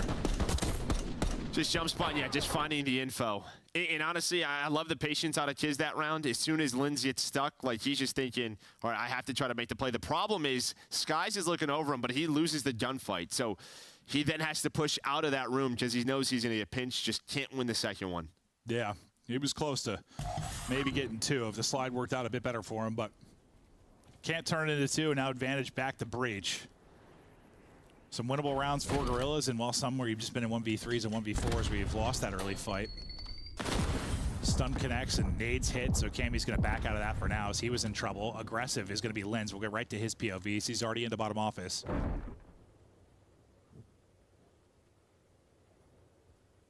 We'll see when he looks to activate. The rest of his team working on towards Rock. Same can be said for the defense. Well, this should work out great for Linz. He just needs to hope his team does not die, because he's got to go right now. But yeah, 2 of his teammates get taken down. Linz has to try to help Skies. Can he get one? There we go. He finds one, but someone's still in the back. That Ooh. was Cammy. Yeah, I was wondering when that number 6 was going to end up coming around. So now it's another chance to clutch. Skies again in a 1 versus 2. Got to feel like eventually they're going to pull out of one of these clutch scenarios. He's got bomb to work with. This time he's at least going to get the plant in. Here they come. He's going to be able to at least reposition for now. Did they see him cross? Oh my God. Jumping right over him. Now down to a 1 versus 1. Cammy tagged him. Cammy able to win it. I thought Skies had it. What the fuck is that? Ridiculous shots from Cammy. Right? Like, I thought Skies had that. What the fuck? I got to see this from his POV. Oh, what? I thought that was How'd he free for win Skies that? after That he got the makes first no one clean. bullshit How the sense. hell did Cammy win that? That makes no bullshit sense. I gotta see this. Let's see it. Well, I think they're talking about, like, dude, did you not check that spot? He jumped right over him. He just jumps goes right over him. Because he takes no He damage. wins and then, that. I guess we don't have his POV. Because you get the first, like first 2-3 bullets in. You get first 2-3 bullets. Well, and then just get This popped game and is zapped. so Well, bad. Omni movement as well. Just like, oof. Well, hell of a play from Cammy, and I said eventually LAG might clutch one of these. I thought that was the one. Cammy said, no, sir. That's a good nade. Priesta in a car, I think, and Nade is going to connect for the first blood for Linz. I heard the car. I saw what Priesta was. Wait, Cammy blew it That's up. blew it up. Honestly, that's a great nade to get him out of the car, because you saw what that car was looking at. It had so much info middle of the map. Thankfully, you got that first blood if you're LAG, though. Still in a good spot. Snoopy has to be careful here. He has bomb, so he cannot die. Because his teammates are probably saying, hey, I'm seeing nothing B. Let's just put it down. Give ourselves the best chance in this round. And he's worried there's someone still back here. Going to do the car, and well, he nearly catches it perfectly. Probably needs one more bullet, and Wake brings us back to a 3 versus 3. They're able to get the bomb down off of that. Now a 4v3 retake for Gorillas. They got to get it done to extend this game, or it's a Boston Breach search win, and we'll be tied up 1-1 of the best of 5. And they're basically all grouping up. Wake's just trying to find where they are. Just had some bad timing, but all 4 are here. And while number 6 and Tammy's trying to take a route through the middle, he gets caught. Somehow Awakening has avoided everybody. There's not a ton of time. There's not a ton of time. And Snoopy and Awakening are both able to get one. Snoopy nearly a ridiculous second, but doesn't do it. They catch Awakening. I thought it was going to be one of those situations where Wake just had to like, get 1 kill on bomb, and they're able to win that round. But doesn't happen. LAG stay alive, and well, now we're getting flashbacks to map 1. Like, they just stick around, stay close enough. Can they steal one at the tail end of it? I mean, that would be a dagger, bro. If you lose the hard point like that, and then they're able to come back from 3-5. I think the fact that Awakening doesn't see them, like, ever, like, honestly ends up hurting him. Because he's not seeing anything, so he's probably giving them comms. So what ends up happening is, like, Cammy and Snoopy, they, like, go through the middle of the map, and that's where they get caught. Probably calming to Ants telepathically as well. Yeah, telepathically. You were in that round, weren't you, Ant? Yeah. Oh, deeper and deeper we go on this map, too. Attack your rounds. Really, see what happens. We're going to play together. Round. And it's going to be... Outside that, it's one bottom, one bottom, one top, and then you're going to have 2 at B. And there's 2 defenders at B. LAG need to win this to get us to the round 11. There's another first blood, a big one. And Skies is able to pick Awakening out of it. Ooh, this is going to be a head-to-head. Their numbers on over to A. Ooh. Boston Breach going to be here to greet him. What's the timing like? Nice one for Cammy, trying to back up, but the pressure is already there. They're able to flood through. Purge working with Snoopy now, and he's just going to send it. Send it in spot 1. Traded, though. Snoopy gets 1. This time, not going to be traded, so we get to another 1 versus 1. We've had some thrilling ones, some duds. How will this one play out? Because you have 40 seconds still to work with. Bomb in hand for Priesta. Map on the line for him. Well, both are kind of doing the same thing right now, right? Snoopy just kind of playing the 50-50. Now gonna go. And, well, it's just not going to be great timing for him. Nope, Rise, he wraps out. Priesta wraps in. Bomb plant in. Here we go, the 1 versus 1. They're gonna greet. You got a sub in your hand now. Oh, I love the reposition quickly from Priesta. Get back to the heady. Now Chows for damage, trying to avoid the name. It does that beautifully. Only 11. Yeah, he's only got 11 bullets. To back out again. Snoopy nearly zapped him, down to 20 HP. You mentioned, still 11 in it.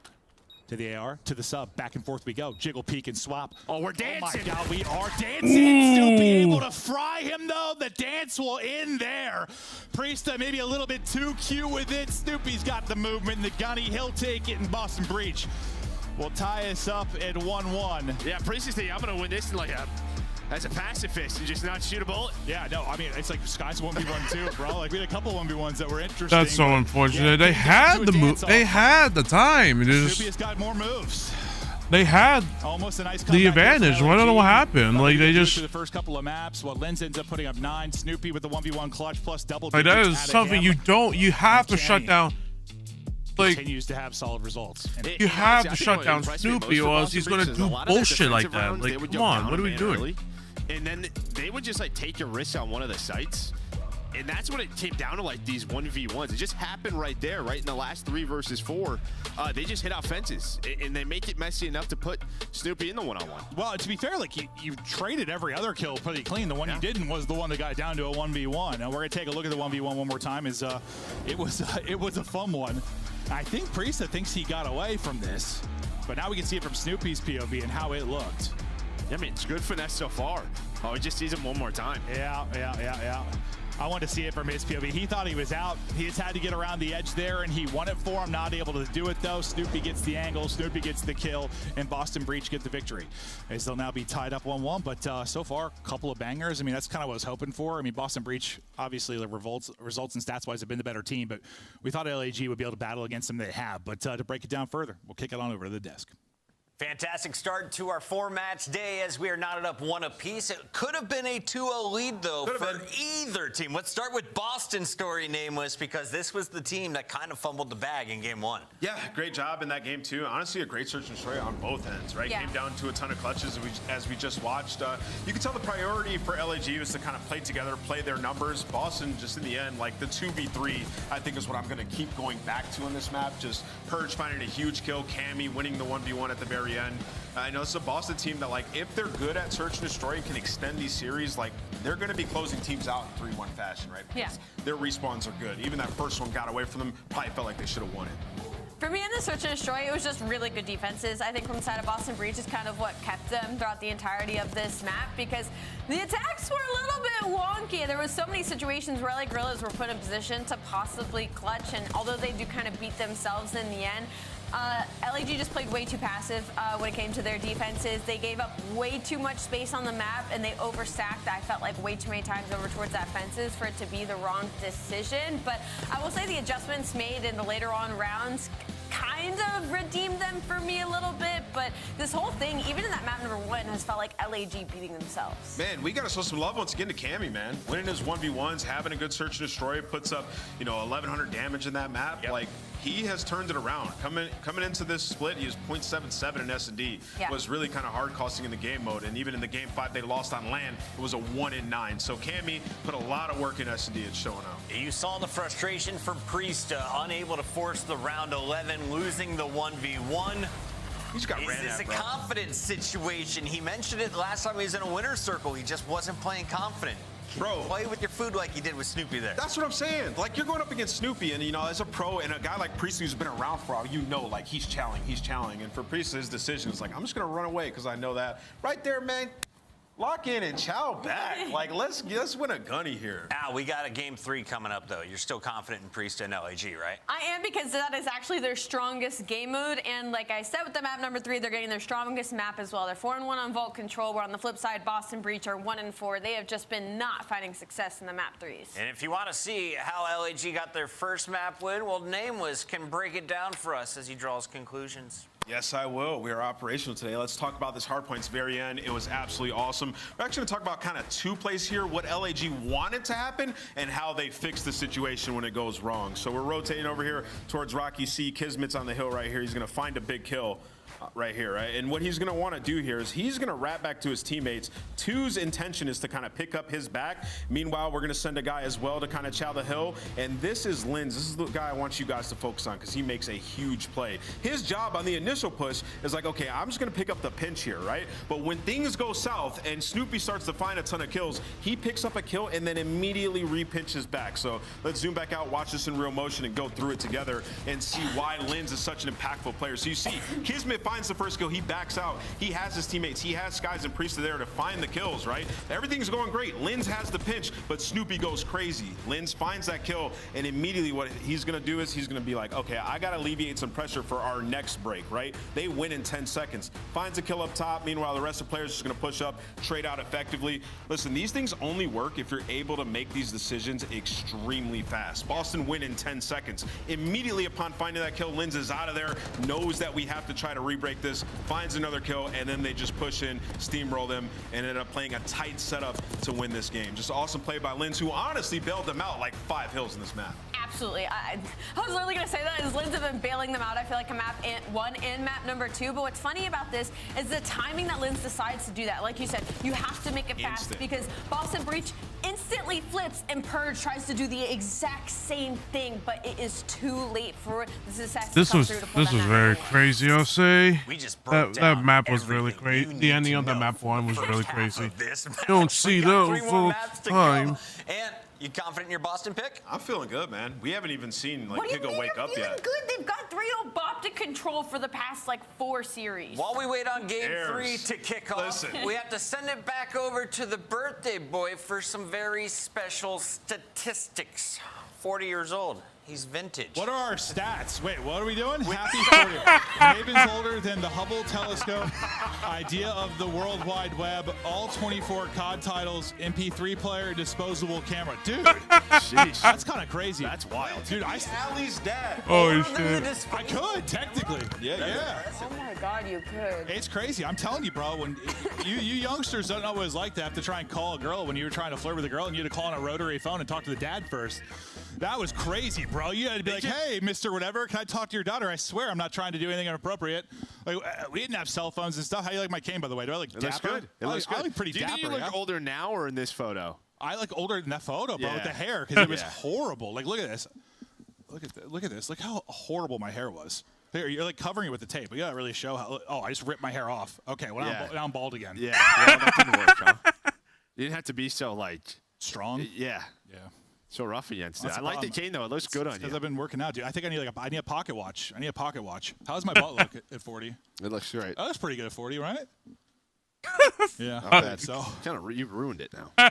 Yeah, I kind of screwed that up. I didn't mean to, brother. I thought for some reason the tape would come right off. I didn't think it'd be like that. Unbelievable.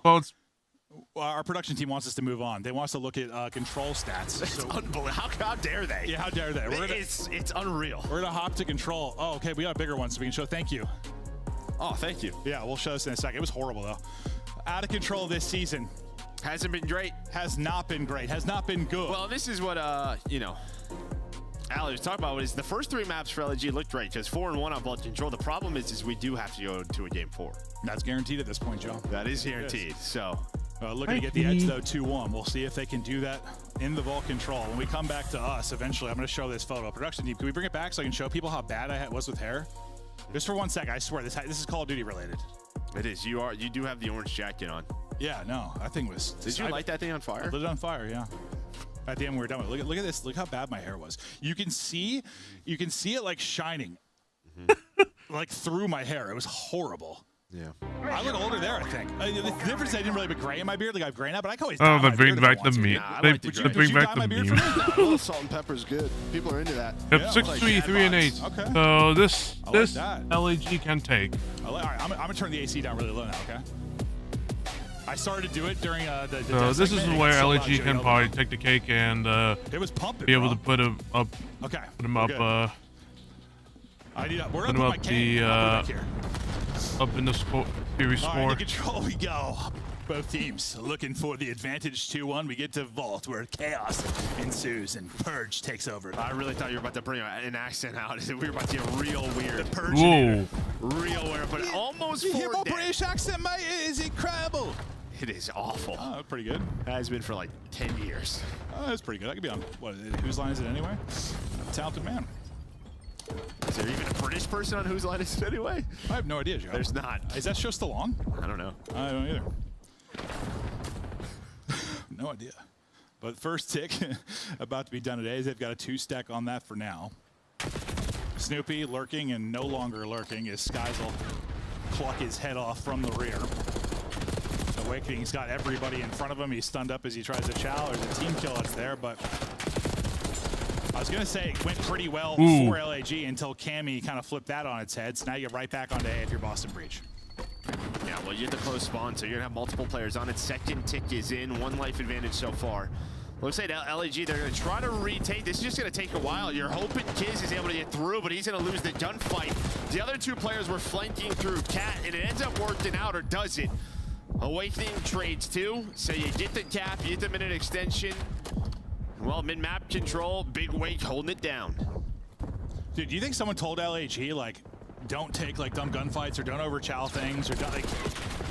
It felt like in that search, they were, like, going out of their way to, like, play smart and not make mistakes. Maybe. I mean, maybe I'm overthinking some of those scenarios. It just could have been the situation they were in. But between like Skies and wait, who had the last one? Priesta. Oh, Priesta. Yeah, I was thinking like, does someone tell them just like not to misplay things? And they're just like in their head about it. Maybe. But now you try to activate onto B. You're down 2 players of your breach. So Snoopy is just trying to get forward, get lost, turn some heads. You don't have street control though. Really, it's just all art, right? So you're gonna have 1 player on it in Cammy. He almost had multiple, but they're able to find some pace. Snoopy just trying to be a thorn in their side. Kismet with another one, so a nice job by LAG because they did not have a lot of map control. Breach were just all the way pushed up. As Kiz is on 3 in a row, locked it down mid-lobby. I mean, if you've been struggling in control, maybe vault's a map or you can. I don't know how that stun hit Kiz, so far, but so good. whatever. Only 30 more seconds to hold, that but double Cammy's double headshot. Purge is also gonna be trying to activate unfortunate. it behind enemy lines, so he's gonna get them spawning out deep. They'll be spawning out far towards like your P4. This is done. They're 3 on it. And this is gonna be moving quickly. We're about halfway to being done with it. Second tick good. Still 30 seconds on the clock. They've got to go. Someone's got to contest and got to get in. You got to go fast. They're able to clear them out for now. Nope, they are not. 2 people still up. And what looks so good for LAG for so long. Well, that's just 2 retakes they were just too slow on. The first one at A. Well, to be fair, I mean, they spawned out in Narnia. No, you're not wrong, and that's due to Purge's position. Yeah. But, I mean, you were just waiting for a while for them to go. But same thing happened on A point. Waiting on Kiz. Kiz just lost the gunfight, and the 2 players Cat side couldn't get it done. So there you go. Breach going to take the first offense. Well, I think that was a good example of just why on this, like when we're trying to activate V, how important getting somebody into art can be. Especially, I mean, with that kind of timing, you're getting in right as the kills come through and you spawn everybody out. Because, yeah, maybe they could have collapsed on it quicker, like you're right, but it's tough when you're spawning out bottom left side of the minimap and trying to retake onto B. Well, that's a snap. That's a good snap. We'll see if LAG can now get it done on offense. They're probably a little flustered after that one. It was just, I don't know, pretty good outside of a 20 to 30 second elapse where they let things fall apart. They're gonna get some progress done. They're just kind of waiting. Nobody catwalked. Skies is able to find one inside a connector, but Snoopy's just gonna go. But Skies locking it down with the AR. Finally a trade onto him. And well, Snoopy, he's gonna go. He's got 12 kills so far. He's double positive. Yeah, he can hit another gear that can be absolutely disgusting in his bag right now. But we'll look at Cammy, who's trying to get the angle through the smoke. Shots in. Priest a little bit worried, but his teammate's just going to go ahead and push forward. Skies will hold for the angle onto Cammy. Purge, though, there with him on the flank. Doesn't see him at first, but then able to spot him in the corner. That's going to open things up for Cammy now to get into a better position. Purge is going to get loose into underground, but the A point is going to be done. You got 2 minutes to work with, basically even in lives, and now you need to try and do to them exactly what they just did to you. Have a good chance so far to get forward. You see number 1 Priest, he's going to be the 1 player trying to take that route. I assume someone's going to pick it up, probably number 6 in Cammy. Yeah, he's going to spot it, so Awakening is going to back up, try to help him. The rest of Boston Breach is going to fight from the middle of the map, but as soon as the kill happens, make it 2. If he finds it, could have been the round, but you can see where number 8 spawns. That's all due to Cammy. Damn. You're not wrong. I have no idea how. Ooh, wow. Very similar I'm surprised on how it even Composite probably was timing wise. Probably timed. Oh wait, someone might come behind my ass. Let me just shoot him. And he was correct. That makes no Thankfully, sense. you've got a good amount of time to still work with, but that now becomes a question as well. When you go 3 down like that, you got to think that's a solid like 20, 30 seconds where you're going to have to work back into position to fight on the point. So nice play from Purge, and then a multi from Snoopy. I went from saying you have a lot of time to you're not going to have like any. Well, they just haven't found a kill in a while. Yeah, they may not have many lives. And Breach were playing a little conservative. They were just worried someone was hitting that pinch. But they were able to find that player. You do have Priest at number 1 just kind of lurking. You can see Awakening is just like watching it. You see number 8. He's just constantly turning around because I assume they're calling out names. Sort of, we're just looking for Priest still. Where is he? Well, finally, he's going to go. Stun going to hit. And I think with that spawn, they're going to know Priest is behind him.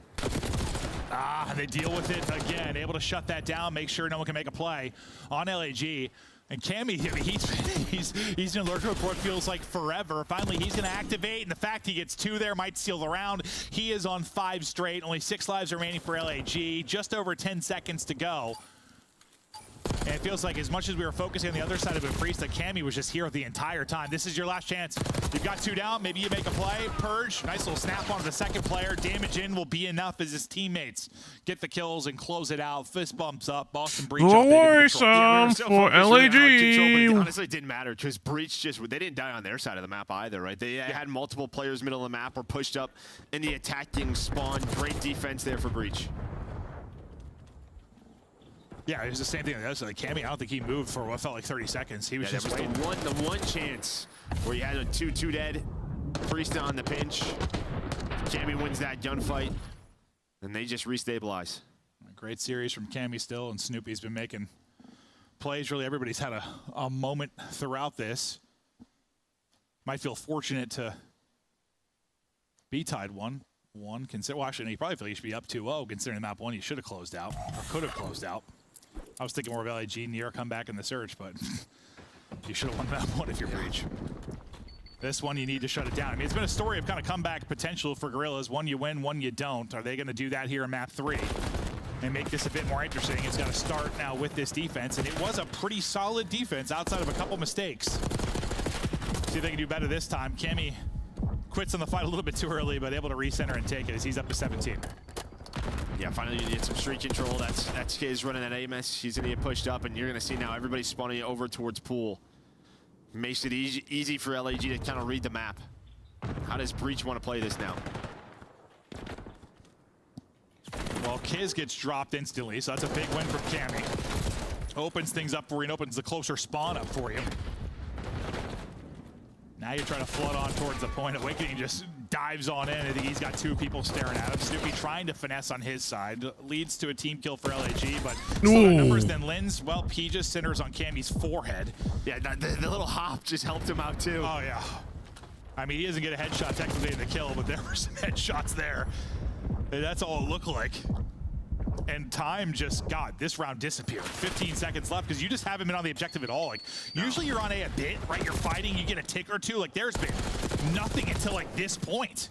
Yeah, it takes Snoopy triple to get you there. It's still a 1 versus 1, right? It's just Snoopy. At least he's pausing the clock because he's still inside of A. But you see all of LAG, they are running at Snoopy, trying to deal with him.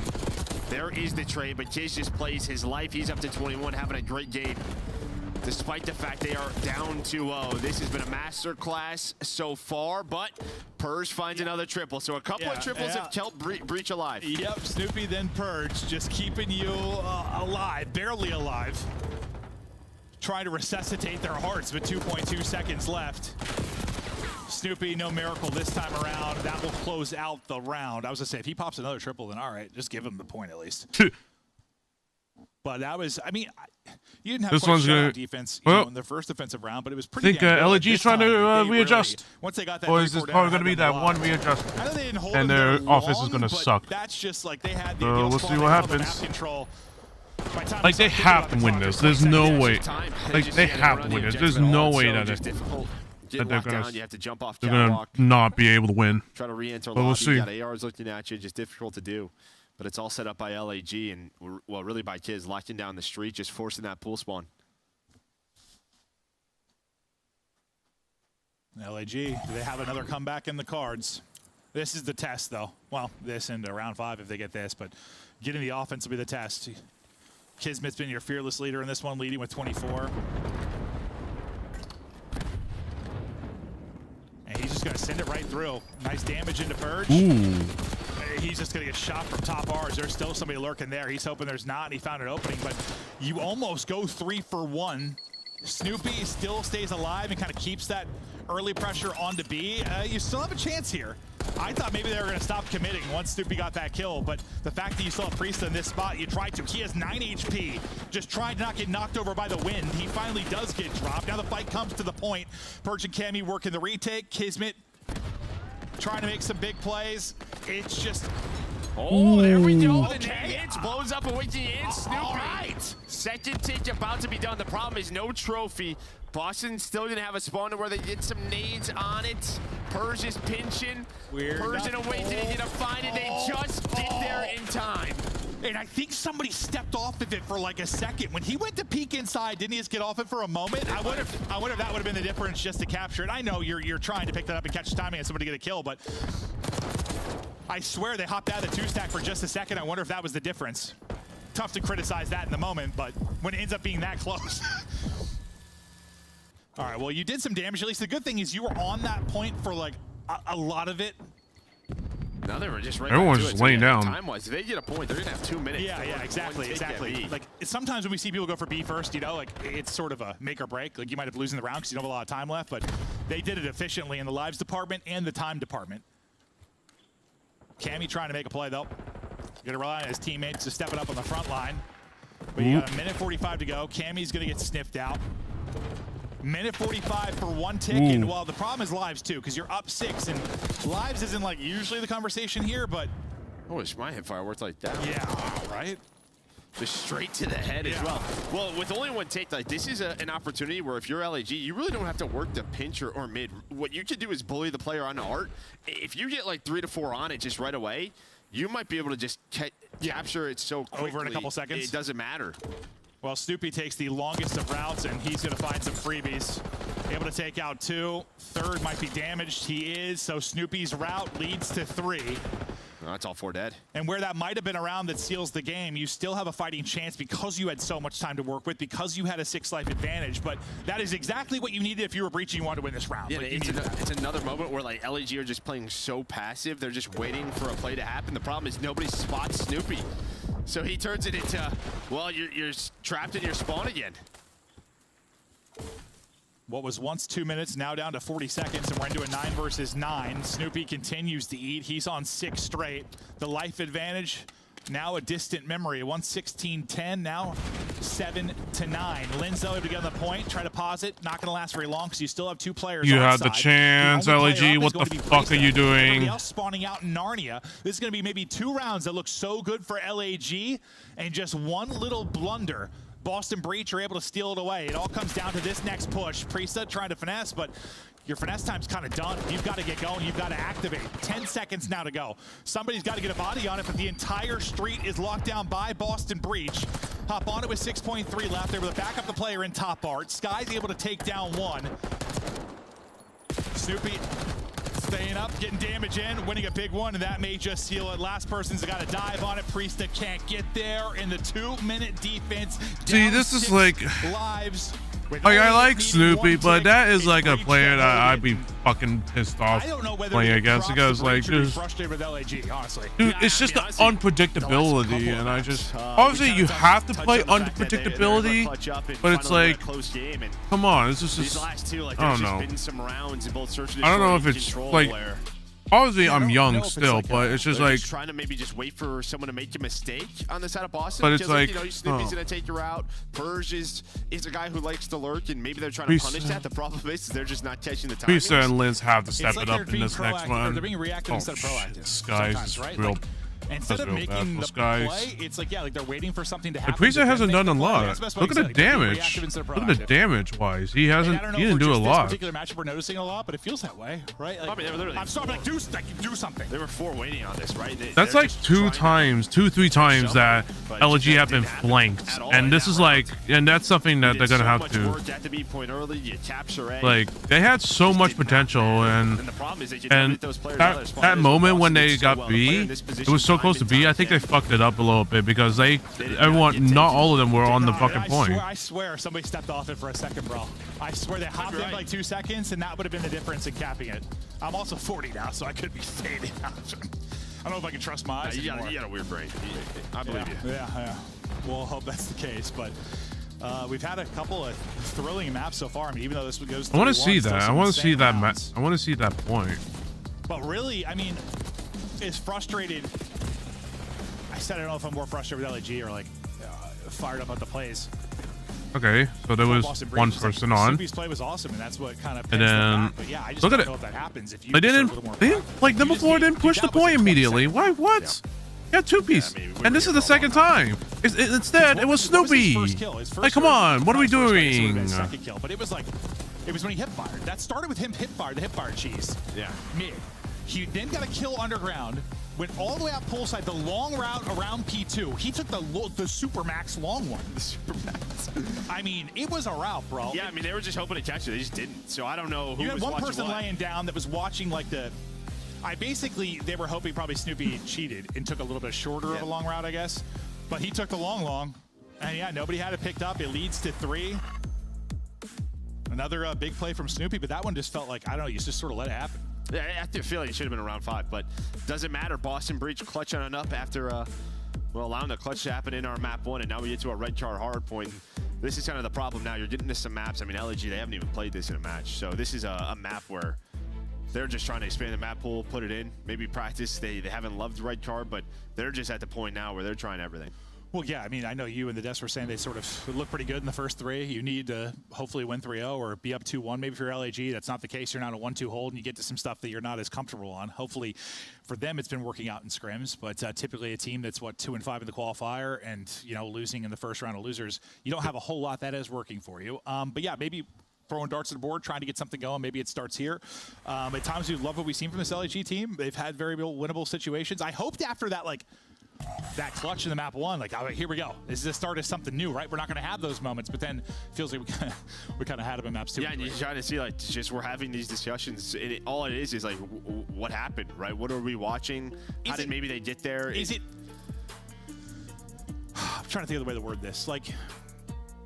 You all have to have a voice, right? But there still needs to be sort of a leader, right? Someone that's let's do this sometimes. I know that's more in search than respawns, but sometimes someone needs to be the voice that's all right, guys, we gotta do this, right? Isn't there usually that voice? What do you mean, let's do what? When they're about to try and capture the point, but they were just stagnant for 30 seconds. Yeah, someone has to be let's just wait. Someone's saying let's wait. Yeah, I'm saying someone needs to be, I guess, more aggressive with it. Or is it too many cooks in the kitchen? I think too many voices, too many opinions how to play the game. You think? Well, I think it may be the opposite now. Maybe we're just trying to get under one. If someone says something, listen to it. Yeah, that might be it. I feel they're just trying to figure it out. I feel like LG, I believe Sky is their leader, but it's the matter of it's everyone else can everyone else be on the same page? That's the biggest question. Unfortunately, not the biggest. I mean, several hard points where he bailed the team out or made a play late to help clutch up the game. They're gonna need him here, but maybe a little bit more difficult to have the impact that he did in that map 1 now on a map like red card. Oh, red card. You think? This might be a Boston win. I picked my pick'ems wrong. You need a lot of time, and you had to hit some routes, right? I just think Hydrant's how to take a booth. You just need your ARs to control the longer sight lines. They have to keep it mixy, because if it's not, it's so easy to just pick up on the pitch. And just get in the blender. Yep. There's nothing worse than when you're trying to be the route guy, probably, and then you just... 2 or 3 gets picked up. They're they're going to watch this. You take a 15-second round, you die. You take a 15-second round, you die. Snoopy's been a multi-killed demon, and he starts it off with 1, but you still have a presence here if you are LAG, and they'll put the tide to their favors. Cam really the one on the other side as he gets shut down. That'll be everybody now battling back to the point for Boston Breach. We'll see how they look to capitalize on this purge pick. And you saw all the purple arrows just turning. Everyone starts to panic as the first player drops. And you create a little bit of chaos here if you're Boston Breach. Yeah, starting to get some of this time. You have P2 spawns. Well, Kemi's going to find a double. Well, he's going to find 3. He continues to have a great series. But they're already in position as P2 is going to pop. That means Purge's going to get this hill time. They have the back spawns. They know where LAG is coming from. I think he was getting the wall bang in disguise too before I think Lens got him. He nearly had all 4. Skies is the clean headshot now. He'll try to send it forward. He's shooting. And you said the ARs, you're going to need a performance out of them. He sees that gunplay. He's like, okay, maybe not. He's got a little bit more cover to work with there. Tries to reposition, but repositions right to his teammates' bullets, unfortunately. As the team kill comes in, Snoopy pushes up off of that. Gets a little bit of help while both players do, so nobody in the hard point, at least for now.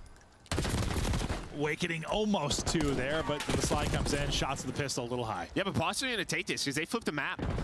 Right, I think Priest goes on a bit of a route through the middle. And what ends up happening, you get some of these split spawns, these parallel spawns, and then they die. You can see 8 and 6 are already out here. Skies is already through, though, so fighting over P3 control. Fighting for mid-street. It was looking good for Breach, but now you're getting some kills from the ARs at LAG. Well, you get the spawn in the back, but you don't want to get pinned back here. You're at least going to be able to reinforce it quickly, or are you? Never mind. The spawner's just going to get dropped instantly because you've got the front side control. Awakening trying to do it from the steps. He's using all the ammunition. He's gotten both guns, but not walking around with a kill. Still a stun and a trophy to use if they can get inside. His teammates trying to do it. Multi, though, from Skies and Lens. They both get 2, and now you've got exactly what you want. You got control. You got 5 in a row for Skies. You got them pinned in the back, and this has been a great stretch from LAG. Yeah, this is where you have to take advantage of this. This is what they did not do in map number 1. It just felt like every time they were making the right play, it was this. It was 4 dead again. Okay. And now Boston have a chance to get out, but, well, Skies is already going off. He's up to 12.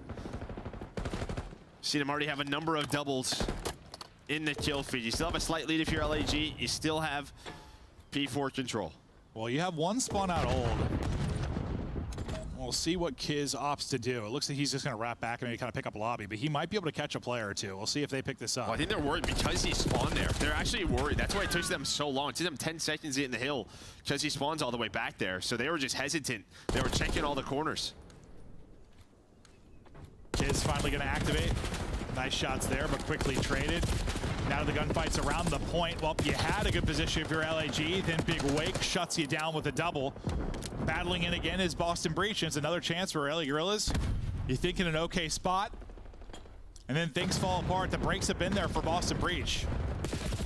Yeah, I mean, this is like the way these last couple of hills have gone. I mean, I think Breach is ecstatic. They're only down 3. Oh, yeah. If LG wants to be a better team, they have to take advantage of when they're doing the correct things, then finding that next set of kills and cashing in on time. Yeah, because, I mean, you're getting outslayed by like 8. Basically even. You've lost rotation several times, but you've been able to break it instead. So I think you're absolutely right. You feel very thankful to still be in this game. But, I mean, the same can be said for, like, LAG in the map 1. Like, a couple Lens plays is the difference in them not being down 100. So both teams familiar with maybe getting blessed by the COD gods to stay alive in the fight. Another opportunity here to really turn this into time if you're LAG. They've got their power spots. They've got the info. Lens, though, just shouldering gets dropped, and that's the first domino. And now here comes the onslaught for Boston Breach. Another pick from Awakening. Head start turning. It's another break for Boston Breach. This is messy, man. Yeah. This is some messy COD that we are watching. Just both teams finding 3-4 dead in the feed. You're getting your setups, and then you're just dropping. That's why we have such a close game on our hands. That's why it's been such a close series. Yeah, it's just Jesus like, I don't know, I get it. You're just shouldering for info, but it's still just This is just real bad. This is just real bad. Zapped. And you saw like Lens's reaction was like everyone is just like they had like LG's like setups have been so like every time they set up they just get dropped. They just get absolutely smoked immediately. Like that's not what you want. in terms of So hard far, point. so You good need to for have your LG. setup strong. If you don't have Maybe a after strong setup, the you're gonna frustrating die. break, You're gonna and lose. Now do you get picked apart? And No, you it's trade that definitely out. kind of Brought ooh. There he back into goes. the hard point. Snoopy though is Oh, right there he inside goes ticket. round. But yeah, it's one of those things where you have to play, where you have Doesn't get a to multi there at least. You shut have that down good 'cause he's had a couple. setups. If you don't have good setups, you're gonna lose hard We've points. seen this from time to time. So LG's going to take all this time. You know Boston Breach thinking about P2. They want to try to get pushed out, though, right? When it comes to P3 or P2, P3s, you want to control the middle of the map. Have them spawn in those far corners. Both teams fighting for stairs control. Yeah, we're on the battles inside, but it's the battles outside that are going to start to determine your next hard point. And, well, that really ends up going all the way at Boston Breach. Bit of a split, though. In for LAG. You have 2 pushing top, 2 spawn out bottom. You can see they've got the read if you're Boston Breach. It can happen here so often. One going to spawn in behind the bottom split. That'll be Awakening is trying to collapse on that. Will he get there in time? Nope, Priesta picks it up. He snaps, and Priesta's making some plays here. Yeah, this is a chance. This is another opportunity for LG. You have a 4 dead. You have them spawning in the back. There's 30, 40 seconds left. Can you capitalize on this chance? It comes a little bit easier. You can focus on one side, but again, you just lose that opening gunfight.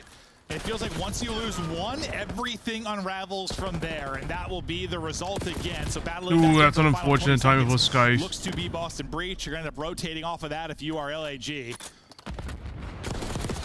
One spawns out in Narnia. That is It's going to be Kiz. crazy. He gets dropped. Kiz or Skies, one of them. Oh, Skies, sorry. This feels like if LAG can turn one of these into a really good hole, they could really open up a massive lead. I mean, the map plays like this sometimes. I get it, but No, it does. But I mean, there's been clear-cut opportunities. Like rarely do we see 3-4 deads. That as quick as they're happening. As quick as they're happening, and then just not taking the advantage of it. But here we go. Here's another chance. Another opportunity here. So far, so good. They haven't gotten Boston Breach to spawn in the back and pin him in there. They're still going to be holding from the back, trying to lock it down from the front. Carr going to help out Boston Breach to get bit. Smoke. So we think he has the angle, but he's going to get dropped. Camming out, his turn, tucked away in the corner though, and able to win it will be Lens. This has turned into some significant time now. Now you've started to push open a decent lead. About to be up 60. It's a pretty good. Might win this on rotation as well. Well, those 2 players just spawned. Priest and Lindsay spawned right behind Kim. I think they did a little bless right there. They're hoping to have stage control and flip it, but it doesn't happen. This is a very close call. This is a very close call, but kind of trading. Not close call, but like it's getting close for LG. They're playing better than I thought. Stage control. On red card. Here you go, another entry that's going to be Purge. We'll see if they can capitalize off of that. Going to be a flurry of fights in and around stage. This time, maybe the first time that following sequence, LAG get all the kills. That is the difference for me. They haven't really been able to do that yet. And that's going to be a great moment, too, is to get them up over the 200-point mark. I don't know if I trust them to do it back-to-back times, but they did it once. Yeah, I mean, the good thing is, like, this line is so one-sided where now when Boston's coming on back, they're just not winning these gunfights. I mean, you're what, plus 8, 10, like 14, 15? You've been flying and really just the second set. I mean, the P1 is where they found a good amount of time. They've just been winning every single hill. Well, think about it. They were plus 8, Joe, and it was like a 10-point game. Yep. Now they've like doubled that approximately, but it's a 100-point game. So yes, capitalizing on what they need to. I mean, basically exactly what we've been saying this entire time they're finally able to do, yeah? Now you just got to close it out. See if you can get it to that 5th and final map. Ooh, they are very close. Break, but Boston Nobody was going to see that, obviously. Quite done yet. Still looking to fight here. They get all this time. They're going to have to chain together 2 hard points. As messy as this has been, it seems unrealistic for them to really bring this back, but who the hell knows? Yeah, Sky's going on a long route now, trying to set up this pinch. That player should spawn out. That's going to be Awakening. Does take his time, stays patient. Ooh, they gotta watch behind. They gotta watch back. That's the spawns. It just, well, they repinch themselves. Appreciate trying to do what he can. Spawns pinching themselves, Joe. 20 away from the win now. Can't win it here, but can get damn close. Gorilla's really stepping up in the second set of rotations. Priesta can't keep the tracking on. Snoopy put him on skates a bit. It'll be traded and dropped, and now we get into our 3rd set back over to lobby. With just 15 needed for the win. We'll see if LAG can close it out on this hard point. Should have a chance to get in first if you are Boston, but looking for the kills and looking for the map control stage side will be LAG. As they now try to push forward towards the map, it's going to be Priest. They'll be first in the point. He's got a little bit of help there in the form of Linz. Linz turns it into one. Now in the point. Chance to close it out now. Yeah, they might just do it here. Such a better second half from LAG. They haven't played red card, but might be one of their go-tos now, the way they are looking. And Kids, by the way, he has been so good with the AR, and he was doing it on Vault Control, led the way for the squad. Another 31 kills, 2 minutes, 11 seconds out of the hill time. My man's doing it all. He absolutely is. Oh, that's GG's. Skies with the headshot, that may close it out. One chance to contest, not going to happen. They lock it down, close it out. Game 5. LAG Knew it was going to go to a game 5. We hadn't seen an official competition, but they get it done there. And now they go to a map 5, a very familiar beast for either team. We'll see who can take the 5th and final map, but I know what you were liking from Kiz, but really it was just like, yeah, LAG getting themselves into good positions, just actually capitalizing on those positions. They were able to do it much better than the second set of rotation. I mean, I think they outplayed like Boston majority of this map. Oh yeah. It's just finally that second set looked a lot cleaner. Finding that second set of kills, just not allowing Boston Breach to run into the hill, get 3 to 4 kills in a row, and just all their work out the window. You outslated by 25 or something, ended up being 2. So Skies had 23 assists, 4,500.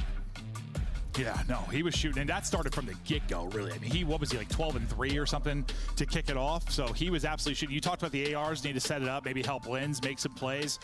Well, Skies was doing that right off the bat. Then Kiz with AR in hand looks very good too. But yeah, damage-wise, I mean, Skies is ahead by a wide margin there. And you saw, I mean, he was getting so many headshots too. Just like his snap was on, his centering was on point, the shooting looking good. They take it by 100, so both hard points. You're able to take it for LAG, but now can you get it done in the Vault Search and Destroy? It'll come down to this for these two teams. Is both like Boston, looking to have their one of their best years after the rough one they had last year. LAG after the first qualifier, just looking to get started off on the right foot. It would just be tough if it starts with a map 5 loss. Yeah, would for both of them, honestly. Yeah, true. They're just both looking to improve, both looking to make some noise. Ready to do a quick break. When we get back, our first match will be decided by the map 5 on Vault.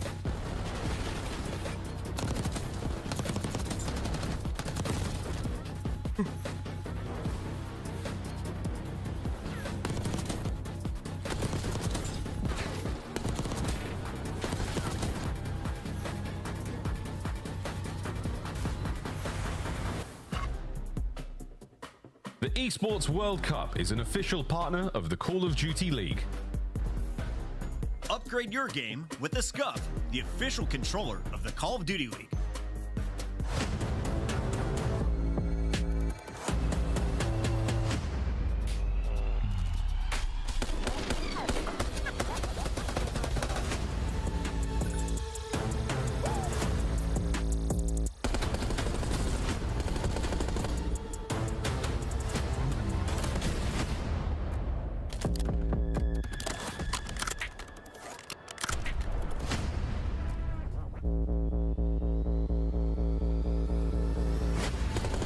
Game 5.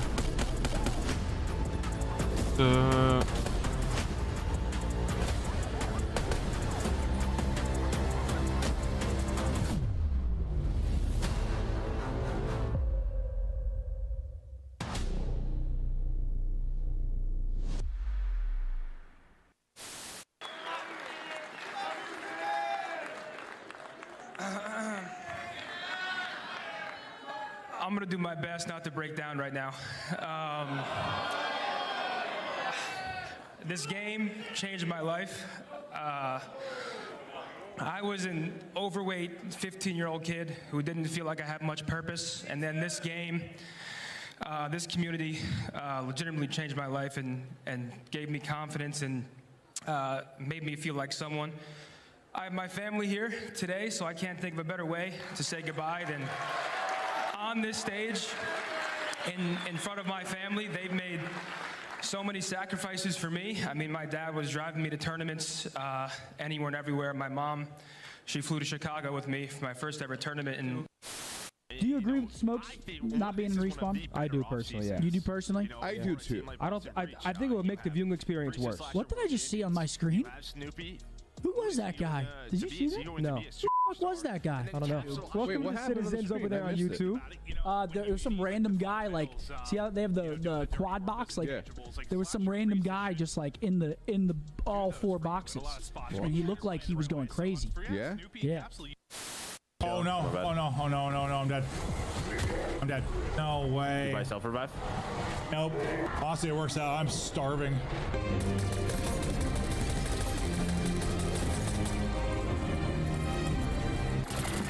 Krista calls these my old man chips.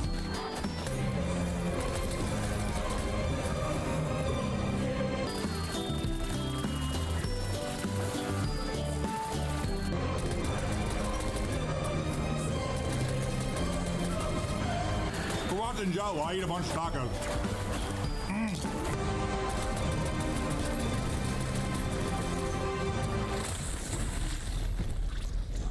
Did you win?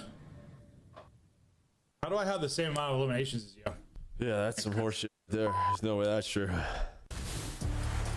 Well, we got a little clip of, Joe and I playing zombies right into the 1v1 that decided things in our game 2. Priesta trying to dance, doesn't dance well enough. Snoopy gets the angle, catches him, and they will steal it.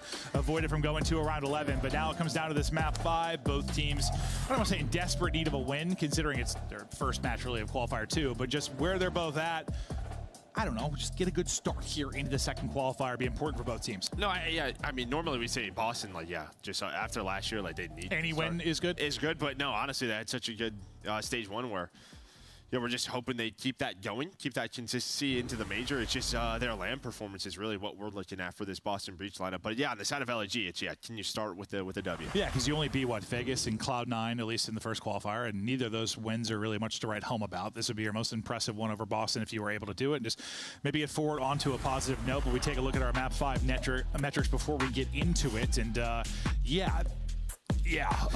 pretty lopsided. You have not won one yet if you are LAG, so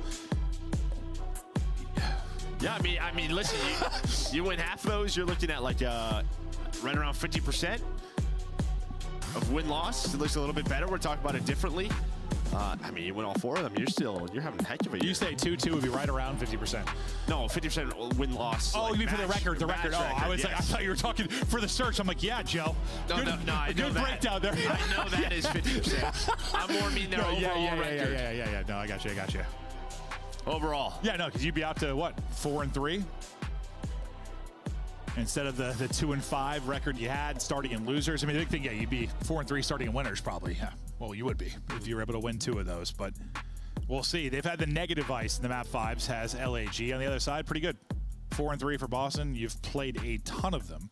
And that's just been, listen, I know we didn't see as many once you got to LAN, like people were getting smoked, at least at the start of the LAN, but we had, I mean, bro, you talk about so many teams that would be the game 5s, like whether it was, I mean, Heretics had 1 billion, Carolina, Boston, Carolina, like a ton of teams had 1 billion, Rocker had 1 million, like there were so many game 5s in the online portion of this, so I'm not surprised we're gonna be back here, but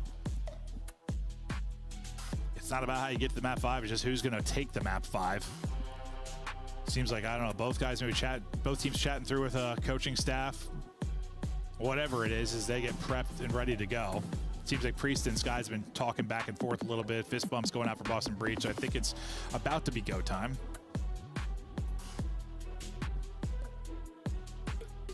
Or is it? I'm hoping it is. There we go. I was about to say, like, they had their little break. Well, I saw Skies get up. I got nervous. Yeah, no, so did I. So I was like, oh, God, is there a problem? Let's not have a problem. Purge in game 5, a big part of why they're probably 4-3. He's at a 1.23 in game 5s. He's certainly been the guy that's been icing it up. Yeah, I mean, opening dual win percentage as well. Like, that's massive, right? That's someone who's playing with confidence. When you're right around 60%, you will take that all day long. But here's how we got here. It was a 2-point hostage and a hard point. A great comeback by LAG. Well, and what, 2 and 3 other way. See how they Breach. So Breach looking for a 2-3-5 W. LAG do. See if they can do it, or if the hard point magic will get Gorillas through this series, but you gotta win the map 5. And we know Vault, well, we're gonna see a lot of A plans. I'm saying we're going A. And it's gonna be heavily about these 4-on-4 retakes more often than not. This is a little bit of a delayed push, and it looks like they're actually gonna take it towards being the round 1. Yeah, Priest has to stay alive here. So he's gonna get that info. And he's just going to back all the way up. There's one player trying to enter Art, and he does under him. Does he not know? This should be a problem. Purge gets so aggressive again. He's played with confidence in these game 5s. Another chance here. And he's probably going to activate right after Priesta gets that kill. So Priesta should get dropped, and he will right after it. And now to Purge to make a play, and maybe make all of the plays. And then Tammy just like lurks all the way around. So yeah, I mean, you just get the picks though if you are LAG. You've had a couple of players in some great positions. Tammy now 1 versus 2, trying to clutch the round. Has no idea if they're on it, so he has to check under. And well, when he tries to reposition, Skies is there. They'll get our first retake. And well, I don't know if we'll see any more B plants, but we saw one to start it off, kind of a delayed setup from Boston Breach. And I Just think wait, like what, 30 or so seconds and activate. That's just sort of a communication thing there. Like Awakening, you feel like he shouldn't be open to getting shot from Art. Tries to reposition. Maybe he's just thinking nobody's there, or Purge is up top looking at his minimap, whatever it is. He gets picked first, and yeah, I mean, Purge goes, but then someone else dies. It shouldn't just be free like that. Like, if anything, it's a gunfight, and he's ego challenging it, but or just crouch behind the block. Like you can win that fight. But he's just laying there and gets dropped for free. And then Skies won a big one too, because I think he had a AR versus sub after what Purge shot the second fight. I don't think Purge was too weak. I don't think he was weak at all. And Skies just nice close range gunfight win. He's still shooting, well, still shooting cars apparently. His Awakening's frustrations continue in this map 5, whether it's getting first blood in the last round or first blood in this one with a car. And Snoopy goes inside of A, so he was able to stop the player trying to go for that plant. Wow. Cammy's shooting again. I'm winning some gunfights. I don't understand him winning. Yeah, AR's showing out right now. A 1 versus 2 for Priesta. Feel like we've been here before. Yeah, he was 1v something 100 times. I was hoping he just didn't dive onto his own nade. Got the bomb though. That's what he needed. Oh, and got the info too. Checking his corners. Gonna plant B. Now, where did it go? Yeah, I was to say, just get this down immediately. If you think they rewrap, B. just plant as quick as you can. They're gonna be right back here too. Yep. I mean, it's not a whole lot of ground to cover. He's able to get away though. Doesn't get spotted. It's another guessing game for Boston Breach. They're gonna hop on it instantly though. Instantly. And Priesta just tucks away. We've seen players do this so often, though. This time you're going to get caught. It's insta-hop, and I like that. I mean, how many times do we see players get away with that, whether it's at the Major or in Qualifier 1, where they just sat, didn't check for 20 straight seconds? Well, it was just so fast, right? I mean, Priest is thinking they're going to take a little bit longer, but they run a lap through Vault. So, yeah, as Priest was chasing them, they're already through lobby, going up top cat. They drop back pool again. They hit Vault, and, well, they just go right out to the B site. Yep. Maybe he's checking another second or two, but it didn't matter at that point. So 1-1 now. And this looks identical to the setup we saw in their first offense. And I don't know if this is going to be a passive hit towards B again, or this is just their opening kind of default they like, and we'll see how they activate based off information their players are able to get. But it's identical. I mean, maybe they're just trying to wait on a pinch, whatever it is. Like, catch that player. Trying to send a long route, but yeah, they're just taking it slow early. Now they're going to go. Vanilla still on the clock, so no hurry. They almost catch Lens. He is so weak. He's lucky no nade follows that up, and there's the A plant. Pick from Priesta, though. Given advantage now in the retake. They can take this 4-on-3. Out of the play for a moment will be Cammy. They're able to retake it successfully behind the first blood on B. Can they do it now on A? Cammy was out of the play until he wasn't. Now getting involved. He's got players everywhere, like to his right, left, bottom, center. Can call out everything to his teammates, but it's now on Purge and Snoopy. Try and clutch up. Now all on Snoopy. 1 versus 4. Not going to happen. Another great retake here from flawless LAG. Victory. Flawless so far, make it win. look easy at both sides. Yeah, I think Cammy just is like, there, I see them all. Yeah, Which one do I shoot at? Yeah, I don't know if you ever saw the guy. I don't know if you ever saw the guy on his right, but he definitely saw everybody else, right? Yeah, I mean, he's just like almost overstimulated, like which target to pick, and then he just gets team shot. So LG just stays so, well, they just stay patient. They know, all right, they're down a man. Someone's going to try to take your route. That player was Cammy. Yeah, there were just so many. Find it. He gets a little luckier. He could have had the freest of kills multiple times, but I mean, it almost was perfect, but too many targets in front and one lurking to his right. Awakening, he's had some real rough times early in these rounds. We'll see if Awakening can maybe find some success in this one. kind of your more standard setup out towards an A plan is you take full pull control in P2. And well, last time through, it was sort of Snoopy who got inside the bomb site and won the gunfight. So they're hesitant to go inside of A. And well, Snoopy's there again. We'll pop out and show it now. Snoopy's POV is, he's already showed he is the dance master. There's 1v1 with Priesta. He's keeping it moving here. Oh, yeah, he could do the salsa. Yeah. Both teams kind of, you know, we'll sometimes see these just like insta plants A. It has been definitely more of a slower setup. Make people anxious, get info, look to activate. Lens now lurking forward. Well, he sees the stun there.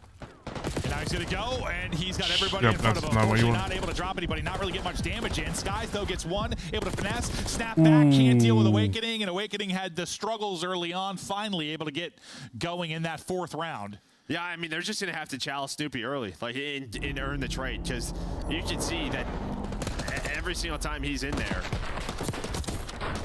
I mean, then another player gets there to help him out, so Linz can't pinch. So we'll see how LAG switch it up.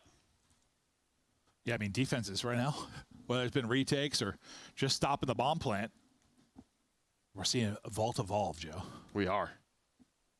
At least until the next fall. Well, 2-2 again. Tied up. Boston Breach. They're pushing B again. Right up the gut. They're pushing B. Here's the plant now on. This might be the most B plants you've ever seen. Oh, yeah, we're setting a record here. In this map 5, cars blowing up. Plant in for free this time. No early pick onto Awakening, so able to back it up and get to your spots now. Look at the map, right? There's nobody B Street. Breach is like, they had one player check it to make sure there wasn't a ninja defuse. Then everyone else is playing inside a lobby. Now you have Awakening all the way in the back to just check it from spawn. He's gonna get flanked, so into a 2-on-2, 20 seconds to go. There's no time. Tough gunfight for Skies, all on Kiz. As you said, 20 seconds to work with. So much to clear. And yeah, by the time he takes this route, well, not gonna matter. Snoopy wins the whole fight. Heck of a round there for Breach. Just, yeah, great heads up play. The way they're playing B. Giving up the street, not getting picked from Art. Playing from inside lobby. That's what, 2 out of 3 rounds now. They've taken it over to B. We'll see if that continues to be the trend for this Boston Breach team. Stay hydrated, everybody. That's probably your #1 tip of life, huh? 40 years? Dude, I drink too much water sometimes. Like, I think there's a lot of people who have trouble with, like, drinking enough water. I'm the opposite. I love water. He had no time either way if he would have gotten the end. Plus, trying to get someone out of that building with an SMG in it ain't happening. Unless you have a really good shot. Really good SMG shot, then you could be something. Yeah, they had to go early. They do. Ooh, no, they're in trouble. Guess who's here? It is Persian Snoopy. They're going to try to fight early. The nade, the trophy was down, but another first blood. And this SMG duo is saying, A bomb side is ours. This is our hole. If you come into our hole, you shall be punished. All on Skies to try and clutch up. Not going to happen. No time to do it. They have to shut down the SMG, so that's not going to lose. They're always ask for permission. That is true, Joe. The way Boston plays so weird. They're like, holy shit. And now you're just like, they're scared. They're scared to try and make a play there. Purge and Snoopy. Just looking too strong. Purge looks like he's ready to take a nap. He's hanging out. Yeah, he's chilling. He's been Mr. Map 5. Yeah, there he is. Now he's ready. He's got a nice little stash going on there. Yeah. Oh, yeah.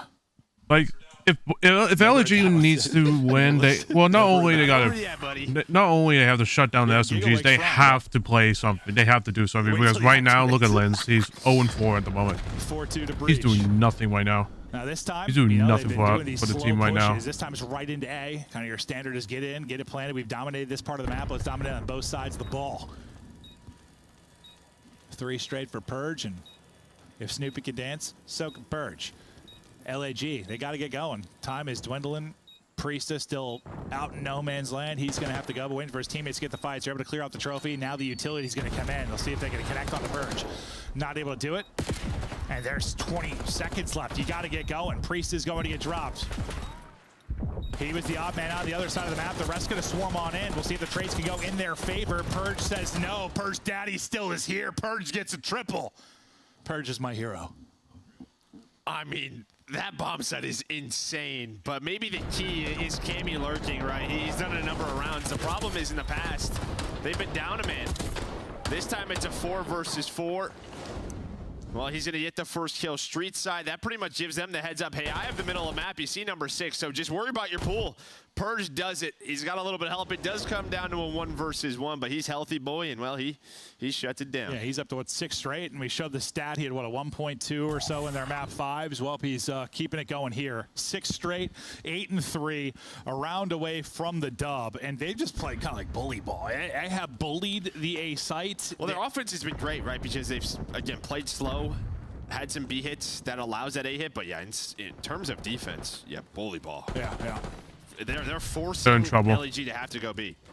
Well, you got a first blood finally. You desperately needed one. Then it kind of slips away from you. Awakening, who hasn't had the best map, but he's got 2 in this round. And, well, big part of why they're obviously into this 2 versus 2 after not having the first blood. So we slow down here for a second. Priest and Kiz up against Purge and Awakening. Got to feel pretty good about Boston Breach's chances of the way Purge has been playing on this particular map. Pressured LAG, though, to get this bomb down. Yeah, Breach are very split, though. Well, it may not matter. Persian, he's got both weapons. He says, I can do it all right now. Put some shots in, get a reposition, gives the info over to Awakening. Awakening, though, staying patient, right? They can rotate back towards B. That's what they call Purge, Mr. Do-It-All. I like it. Yeah, he's going to get both kills here. 8 streak for the dub, Joe. Watch. He's like, this is my hole. What's up? 1. Finesse. 2. What'd I tell you? Bang. Bang! Bang! 40 and phenomenal. Just seeing the future, Joe. 8 spree for Purge. My man's been taking the spice. The guy's incredible. They just haven't shut. They can't. They have to shut down Purge. Like Boston, like I'll be honest, Boston Breach has played so weird. Like you usually see the phase and you know the thieves and such. Usually go for A's and such, but then they go for B's. Like they plant B's instead. Like I have no idea how anyone can read Boston at this point. Just ruined. They just play so weird that's like crazy. A lot of the times, the graphic like sometimes curses people. I mean, this time it just powered Purge up. Yeah, no, it really did. We talked about his game 5s, and he does it again. 10-3, 8 spree as he seals it. Just terrific stuff out of Purge in this team. But like, I mean, on one side, like on offense, they were kind of changing the tempo. Their game plan was awesome. Keeping them guessing. Like just the shifting gears kind of hit sides, and on defense, like they were just like, we're better down here. Like we play more aggressive. You guys have been playing scared the entire series, so we're gonna go ahead and dominate the hole. That's what they did. And they dominated the hole, Joe. They did. Just beautiful. What the is that? The hole on Vault. There's a hole. Oh. We're talking about. You want to hold it? Okay. Oh, I thought she was going to slam it in your face. Oh, my God. I thought you were, too. Imagine. Imagine. You look good. You think I would have been fired? No. Oh, yeah. Hey, guys. This is my cake. Happy That's birthday. A great cake. This looks good, right? Oh, I'm worried it's going to like slide off. Yeah, be careful with that. Wow. Oh, I got all over the mic. That whole quadrant is... Yeah, it's just that's yours. It's yours. We'll clean that up. Back to the desk. It's on the floor. It's chaos. It's on his shoes. He tried to throw it at Ant and it didn't make it far enough. Trying to get my Stop, bro. Say something. All right, guys. Somebody's going to have to clean that up. Oh, there's cream everywhere. Let's talk a little bit about what we witnessed, though, from that's a birthday cake. Well, I mean, I've seen bigger cakes. 8 in a row to finish things bigger off. cakes, but that's a flat cake. That's a flat big cake. Listen, man, I just believe in the Boston Breach. Just on another level on the search and destroys. You know, we talked about how they were going to take that next step. It's going to be through that game mode. On one end, you got to feel for LAG now 0-5 in game 5. So on the other end, Boston clearly more prepared. The defense is just bullying them out down low. Their offense is not afraid to go B when they need to, and also executing the A push bottom ball. There's a lot going on in this studio right now. Clint rolling around. Hey, get where we're from. The producer had to come in and put a stop to the mess. Well, we are marveling at the fact. I just watched Maven try and pick up icing, give up, and then smear it into the carpet. This man is not allowed to have a dog. Poop would be everywhere. Taking a look here at the poop that was laid down on LAG, though. It wasn't just Purge. It seemed like the setups were solid here for Boston. They were in control start to finish. Another S&D where they just get out to an early lead. And what's so important about this S&D against Boston Breach, they've been getting worse at search and destroy. And what I really liked about this game 5 is I was worried that Vault wouldn't fit their play style because they are one of the worst retake teams in the league. What does Vault do? It forces you to have to work towards that A site and work that bottom retake. So for Boston Breach, maybe expanding their map pool in this situation for sure. 100%. Do you think Maven is like losing it? Yeah, he's getting old as hell. It's up there. The dementia is starting to tickle in right now. We've got 3 more matches coming your way. We're pretty excited about it. We're also going to be talking with a Boston player. Do you think it's Purge? It should be Purge. 100%. We had Awakening yesterday. He was very happy. He's very talkative. But I think Purge might actually smile on camera if we get that guy. Yeah, he would smile for sure. And after that performance, definitely needs to. I mean, for Boston, I do still believe in this team. They're in the same boat that I honestly have Minnesota. Like, they can contend with teams in the respawns, and they just have that ice when they need it. And for Boston, like, if their search is going to be on that level and they're adding maps like Vault, we hadn't seen them play Vault all year long. We see it in this series. They look incredible on it. They're going to be a tough team for anybody to beat, making some strides in the control as well. Dominating control, best control performance of the year for them probably. So Boston looking a lot improved. LAG struggling in search and destroy.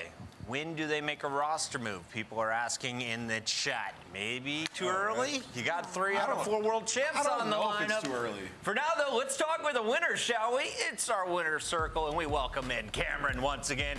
Cammy, you were dominant yesterday, dropping ridiculous numbers. Today, you started off hot once again. What was going on in Madrid compared to the online games? Do you feel that you were impacted by the fans at all? No. I think honestly, you know, we had a tough first game against FaZe. Obviously dropped in the losers bracket, and then just didn't come out and play the way we wanted to, and obviously we lost. So I think that's kind of just what happened to us there. Okay. There's nothing really to say. Just a bad performance from us. I really wanted to do well for the good old European crowd, you know. Absolutely.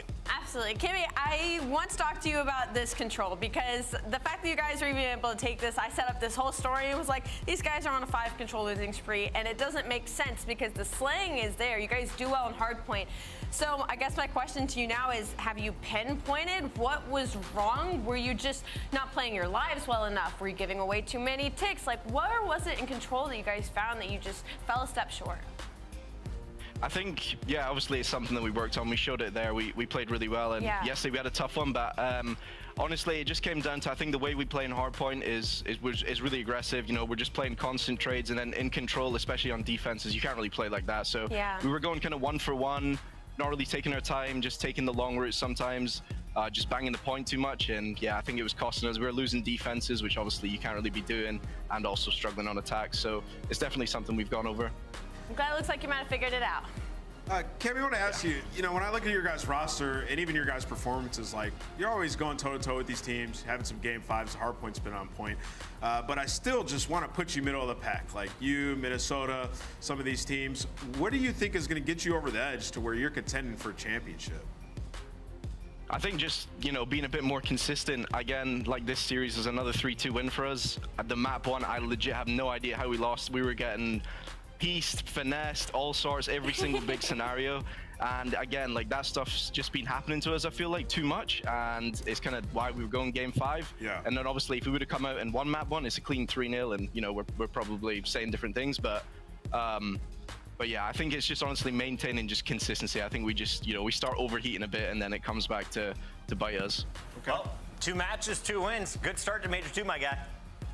Yeah, I appreciate it. Thanks, Cammy. That's Boston with the first win of the night. We still have 3 more battles to go. Allie, what are you excited about in the remainder of this show? The remainder of this show, it's going to be Optic versus Atlanta because I want to see what Atlanta actually looks like and what the new Optic Texas looks like. But that's not the only match on the day. I want to see C9. Like, we're keeping this roster, and I don't know why. So I'm waiting all day for that match. That's the one I want to see. If they look decent. I saw Neptune come up from challengers and rock some heads. Now we get to see, can Super do the same? He's filling in for Sick Metals. Miami takes the stage when we return, taking on Minnesota.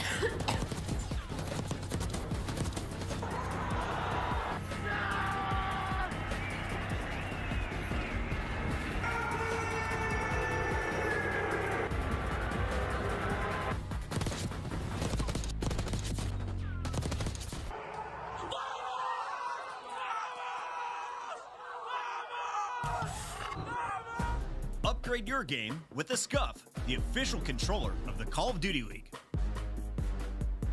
The Esports World Cup is an official partner of the Call of Duty League.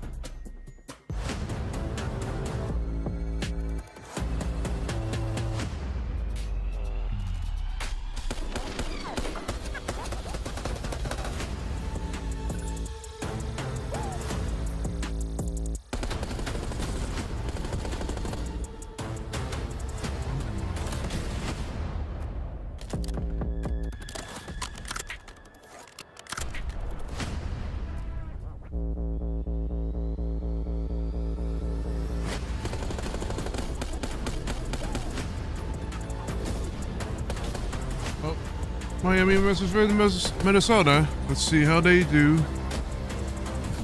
See how the new Super. See how Super does in the CDO.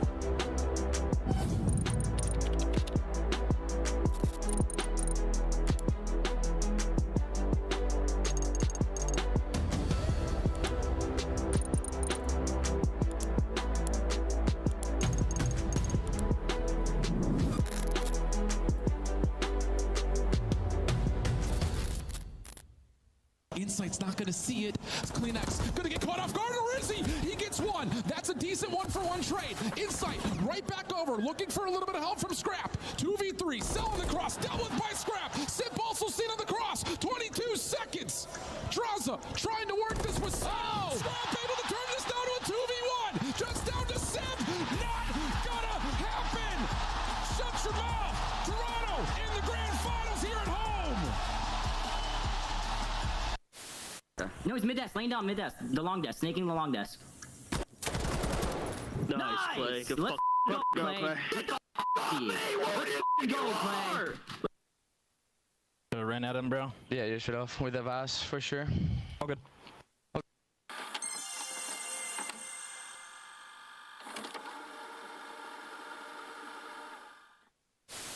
To make the play, it's been all about him all tournament long. It can come down to a 1v1. Oh, he's not.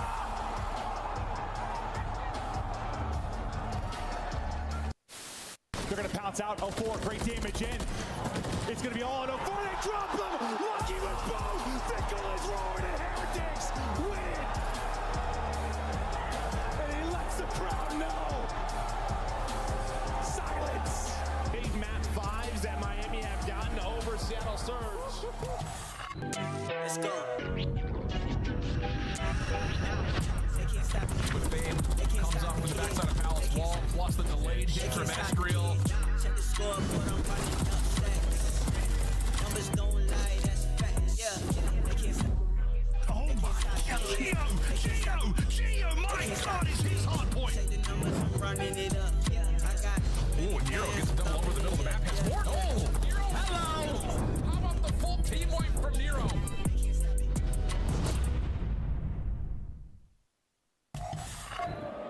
We're here with Rancor. How you feel right now? I'm feeling amazing, honestly. I'm so nervous. I'm sorry.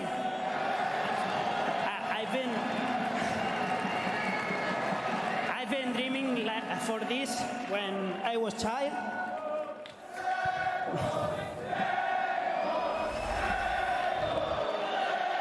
It's a great moment for him. You deserve it. An incredible moment in Madrid as Rancor and the Spanish Miami Heretic squad make it to our top 3. A ridiculous run considering they came into the tournament with the 8th seed. Today, though, they take on a Minnesota squad that also finished in the top 6. Allie, are these two teams on the rise? I would say Miami is a little bit on the rise. Minnesota Rocker has hit a little bit of a stagnant for me right now. They were pushing all these game 5s. They were clutching up a lot of these series, and that luck seems to have started to fall out. They have went from one of the best game 5s teams to now one of the worst, being 0-3 in the last 30 days. All right, we're going to talk Minnesota robbed, bro. in a moment. Nameless, you can hype up Gio in a moment, but first, can we talk about Super filling in for Miami Heretics today? Metals is out. How crucial was Metals to this lineup, and what is Super's role now that he'll be filling in? Yeah, I mean, well, you know, Metals on this team was awesome, especially at the majors. Like, guys playing super aggressive, gonna have an SMG out and just trying to make huge plays, right? And coming in for Metals, like, you're gonna have to lay down that damage and also be a guy that's willing to be entry, right? So for when I look at this team, though, like, Super coming in, I don't think it's going to change too much. We know what he's capable of in challengers, and this is a team that has made great strides in the search and destroy. And in that search and destroy, it was a lot of clutch plays down the wire. You think about the 1v1s from Rencor, the huge 2-piece against Minnesota in that game 5 by Lucky in the round 11. So as long as the comms are flowing, the energy's there, this is a team that can still win. I love that you just called out the last time these two teams met up, it was in Madrid. It was that elimination bracket, and it was for top 4. Minnesota got knocked out in the top 6, and it was around 11. Minnesota, though, has been able to reflect on this, and this is a get-back game today, Nameless. Why do you love the Purple People Eaters? Yeah, I mean, they just don't give up. I mean, that game 5, like, you're down, like, I think it was 5-0, 5-1, something like that. You rally all the way back to that round 11, almost get it, but you know, you face defeat, right? They've been in these game 5s all year long, and more times often than not, they've been able to win these moments, right? So for them, I really think it's about expanding your map pool. Obviously, the Vault hardpoint looks incredible. They've been dominant at it all year long. I really think they need to add either Skyline or Red Card to their map pool and the HP to just make them more dangerous, right? They've given so many chances on those maps, 1 and 4 on both of them. If they could just figure one of those out, we're looking at 3-1 series wins for this team. Minnesota struggling in hardpoint. They are 9th best of our 12 teams in that game mode when it comes to search and destroy. Skyline, Hacienda, Proto, Vault, Bed. Best statistics. So both teams with the weakness. Do we get to a game 5, Allie? I feel like we kind of have to. If Miami starts out hot, when I look at this lineup, I'm looking at Skyline. they might be able to win this. Miami, but then you flip to Hacienda. But if it becomes, if something happens in the control or the S&Ds, they're in trouble. Gets through here in game 4. Scuff, pick me. Where are we going? I'm told we got to kick off this game. I'm going Minnesota Rocker. And what's going Minnesota Rocker? 5. You just tied up. Actually, in 4. I got them winning in 4. 4 is crazy. I like that. 4. We're all tied up again. I'm gonna risk it for it all. I'm gonna go for Miami Heretics. With a sub? With a sub. Yo, Super's good. Like, y'all don't even know. And sinker. I want to say what you did, but I'm going to say Minnesota and go with the smart play. Miles and Chance. Let's go, man. You guys look quite intelligent. How are you feeling, Miles? Well, looks can be deceiving. Look, I'm with Wheelers for like hook, line, and sinker. Who knows how this one's going to go? But hey, we get to see Super in action. A lot of love for him coming out of the challenger scene. It should be hot, Chance. It should be hot. Absolutely, and it's always fun to watch a sort of new player, at least in terms of the CDL, have an opportunity to showcase their talent. Super is a player that for many years now, I've been hearing his name. He's always sort of been on the short list for any of the Spanish squads, but I think there's even a time in like MW2 maybe where it's like maybe an NA Super could do for pick this Miami. guy up, give it a I mean, shot. I don't know a lot about him, but I heard that he was decent, but not the great challenger scene. But Spanish player out talking there. about hardpoint, the 11 and 15 we'll see what record happens. Minnesota Rocker, it is especially poor in map ones. I really want to see one of the international teams win a major, because that would be big. That's where they got like an 8-4 record or something like that. So they're not necessarily a poor hardpoint team, but they do consistently start slow. And Skyline, let me tell you, not a map where you could start slow. Here we go, boys and girls. I wonder if it was a previous Minnesota Rocker lineup that also started off map 1's very slow. Might be some form of curse there alongside the org. But so far, so good. It's kills for the boys of the Heretics, and they're lovely. Oh dear. Slow start, man. Can't have these draws off the rip. That's going to get you every time. And that was the slow start. That's it, done. Complete now. It's going to be a fast one, But boys yeah, and girls. Super, That was the I slow don't know. start I as we heard, quickly back into well, the game. Well, back when faces, the Heretics were like, come on, man, this was a slow start. We wanted to absolutely. They were like back when the desk was talking about what a potential changes and such in Miami last year. I mean, they did change a couple players from going from Journey to Eric Boom and then to Real. You know, and then they potentially thought about other players as well. But I heard that they heard about Super, heard that he was good. They heard he was good, but not the best from the Miami, from the players that the Miami were. But I do like the fact like that the Miami, Minnesota Rocker he's going to be playing against first, because like in terms of the player wise, like we know they're going to play the game well. So if he looks good against them, we know he's got the stuff. Yeah, we'll find out. Well, this is how the Major 1 like it's going to be hard. The first 4 matches for the Heretics. I mean, look at that. They take down Optic Texas. They only lose to the Thieves, who end up eliminating them from the tournament as well. But that is a really good look against both Minnesota in that ridiculous series. If you haven't seen it and you got some time, go back and watch Minnesota taking on Miami from Madrid. Unbelievable. And then another Game 5 banger there against Carolina Royal Ravens. Game 5 was the name of the game there, Chance, when it came to the Heretics victories. Hey, that was the biggest sort of turnaround they had from the opening weeks, the first 2 weeks of the qualifiers. Their S&D literally at the bottom of the kind of league. looks like Super's looking they at were in 12th place in so many different categories. They absolutely fixed it when they needed to most. So this team has shown resilience, shown the ability to improve and really make adjustments. And obviously a new adjustment made, you know, medals, it's very big shoes for Super to fill for this team, but should be a fun look as well. And as mentioned, Super has spent enough time with all of the different Spanish players over the years that even guys like Rancor and Real, he has absolutely played with before. So it's not easy to fill into a new squad, but as far as a tough situation goes, Heretics are one of the top teams to be able to handle it. We go. Geo looking at hardpoint. This was from Major 1, a 1.22 overall. Every 10 minutes, 30 elims with 30 kills. That's a very, very good production. Geo, a Lanimal, an absolute Lanimal, doing good work there for the Rocker Boys. Can he bring it here online? First map of the series, well, Skyline. See how what Heretics do. If we get to Vault, if we get to Red Card, we'll touch. But I did see Super bring out Amos, so I'm wondering if he's playing as an AR player. Kills per 10 minutes. You saw that was good enough to be third overall in the league. So Slang is he's definitely playing going to as be an there. AR. But off the break, Heretics. Ooh, I mean, it doesn't yeah. really get too much better than that. It turns out Geo the only one able to find a kill, but at least Geo finds it over towards Piano, so they're going to have spawns for new for the time being, and a very quick re-break over towards P1. This is Skyline on its finest form. It will provide. Real. Oh, he's singing. Dancing today. Lovely moves, his coverage from his teammates there. What as well. is The Heretics with a nice bit of control. okay? So we have okay. So we have 3 ARs. I'm guessing Super might pull out a sub soon. Gets himself too. Nice to see Paul shooting hot again. Yeah, I would say for me, Paul X is definitely the player to. No, he's playing an AR, so I'm guessing they're playing the 3-1 tactic. Paul X included in that. A lot of S&D clutches, but if you get more slang production out of him, this team is going to be looking ferocious. And there you go in the kill feed. Paul picks up 2. Real, last man on the chopping block, but he ain't going to fall. He baby. The entire team. Oh, my Lord. The cherry on top. Real, welcome to the top 5. Real being his usual self. Done, Real. What a break. Spawns, hardpoint, you name it. That is a fantastic series of play. And he's not done yet, ladies and germs. 6-3. Not going to check his back, though, is he? Surely not. There we go. Nero puts it into it. But the hardpoint now still in the hands of the Heretics. Vamos Heretics now towards the front. Super on the pitch. A lovely 2. Nearly the 3. And that's the late break there with 20 seconds to go from Rocker. Yeah, that's atrocious as well from Rocker. I'm not going to lie. The first 3 players didn't shoot him back. Imagine being the 4th guy in line trying to trade out. Real showing the Walker his best. Oh, yeah.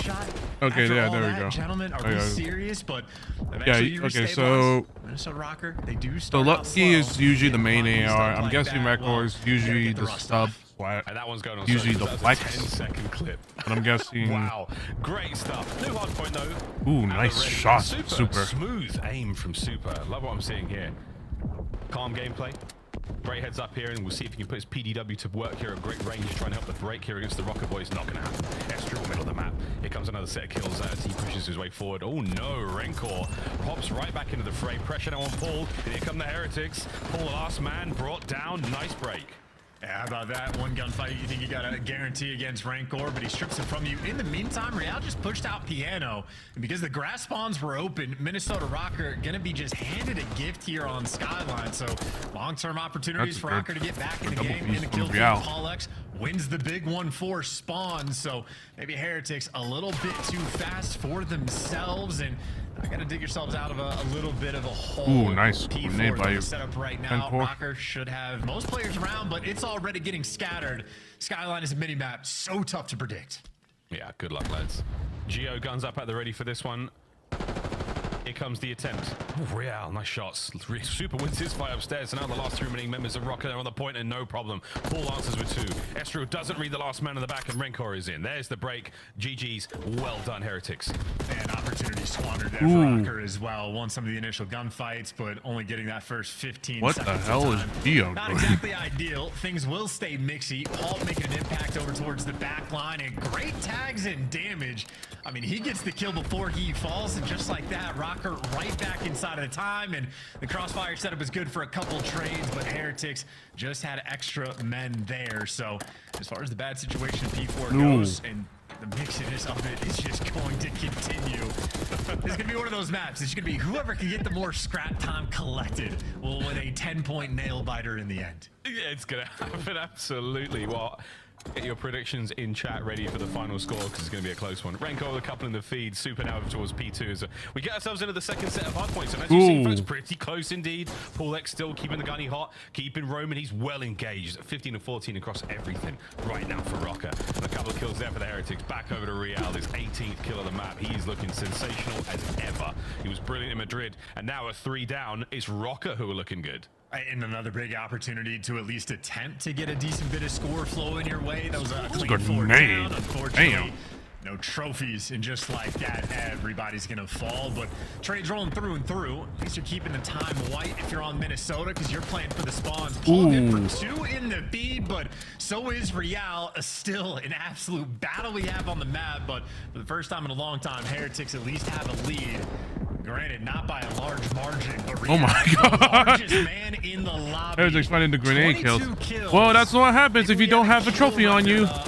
You're dead. Oh, and he's really working for it as well. The comms are superb right now for the Heretics, clearly. I like how Real has that little nose thing right now, it's on all him. good in the kills department. 112 and climbing. Heretics in firm control. Rocker, an attempted break, but you got to get through Super on the back line. Doing what he can to stay alive here. Paul finds 1, and again, an open hard point for a Mo. Nero Estriel. There we go, Super. You're all alone. Can you time this to perfection? Slip slide. That's no not going to good. happen. Nice spread there from Rocker. They're going to maintain that presence on the back line. That's crazy. The Super's like spot he was playing wasn't even good enough to block the spawn zone in the back of the map. Got to make eye contact with that. Ooh. The mixiness is just going to continue. I mean, any team gets a hill for a few seconds, it gets stripped away, bounce back and forth, but the main battle, I suppose, is going to be for Scrap. Almost. Paul X maybe delivers for his squad, or the trade fest will continue. I mean, this has just been a very slow climb of a lead for Heretics, but they have had the upper hand. Well, exactly. They've had the upper hand, and they've had that lead now for quite some time, going into, you know, the 3rd hard point now. They've still got it, and Nero making a case to break it, but Real once again 27, truly the biggest man in the lobby by quite a margin. Nades are there. Heretics, they may have lost the hard point. We'll go for a listen and hear the break. Es super pedos arriba, dame un segundo. Pedos externos se cae, seguro. Puede que sea pedos, se ha tirado al gym. Te peña cara, flanquea otra vez, un tiro. ¿Lo puede matar? Va para Jim, va para Jim. Jim, muerto. La estoy yendo medio contigo, Chemi. Ayuda a pasarela. Vale, pasarela y punto, chaval. Pasarela, solo voy a ir a cara contigo. Vale, Hago echar el C2 contigo, Luffy. Vale, solo buscáis 2 spawners en el frente y el 2 No, en derecha, medio. me abre. Puedes mirar a la derecha. Estoy pegando nuestra línea. Tengo la derecha, ¿vale? Tengo la derecha. Izquierda, otra más detrás en el fireplace. All good. Era 100 barba, era 100 piano. Era 100 piano, Vamos para arriba, vamos para arriba. Yo por delante, yo por delante. Sí, bro. Sí, sí. Está tocando tiros. No hace aceptar, hay una cama conmigo. Voy a echar vale. Tirarle a 1, 2. Ooh, this is a really interesting position. Hay 2, chavales. No se muerto. No. Toma fondo. Oh, he's toast. Yep, he's toast. As long as they can like keep him out of the point, or have number 4 take the flank. Ooh. Un tiro cazzo. Van a ir por B3. Van a ir por B3. Te miro y sí yo, ¿vale? Sí, muerto. Después de single, mira. Tengo yo fondo. Tengo yo fondo. Sí, doy cama, me mata cama. Cama no veo. Entra por el fondo. Yeah, he was toast right away. Ooh. Por piano. P1 tocado, le he dado 2 tiros P1. Jugando por estoy yendo mal. P1 es real, está muerto. Ooh, almost got killed. Un tiro por sí, el de la falta. Ooh. Eran 5. Suma tú, super. Sumo yo, pero ¿tienes dos B3? Te tengo capa abajo. Van a ir under, vale. Van a ir under, tengo under. No hay nadie en la derecha del mapa, bro. No veo nada under, ¿Está tocando el anterior? He dejado under, Under tengo uno, vale, tengo uno under, bro. Ahí derecha del mapa, ahí derecha del mapa. Realiza under en mí, bro. P2 ya, P2 y capa. Tengo Jim, vale. Tengo carga de casa, vale, puedo matar al de muerto. Aguanta vivo. Vale, front P2 y cama. Front P2, Se queda el del punto. no se chal, bro. Esta piano se la ha visto, piano ser. Estamos pasando a pushar, Nero y yo no piano ser. No veo. Close y Nero. Y Nero. Me mata. Ooh.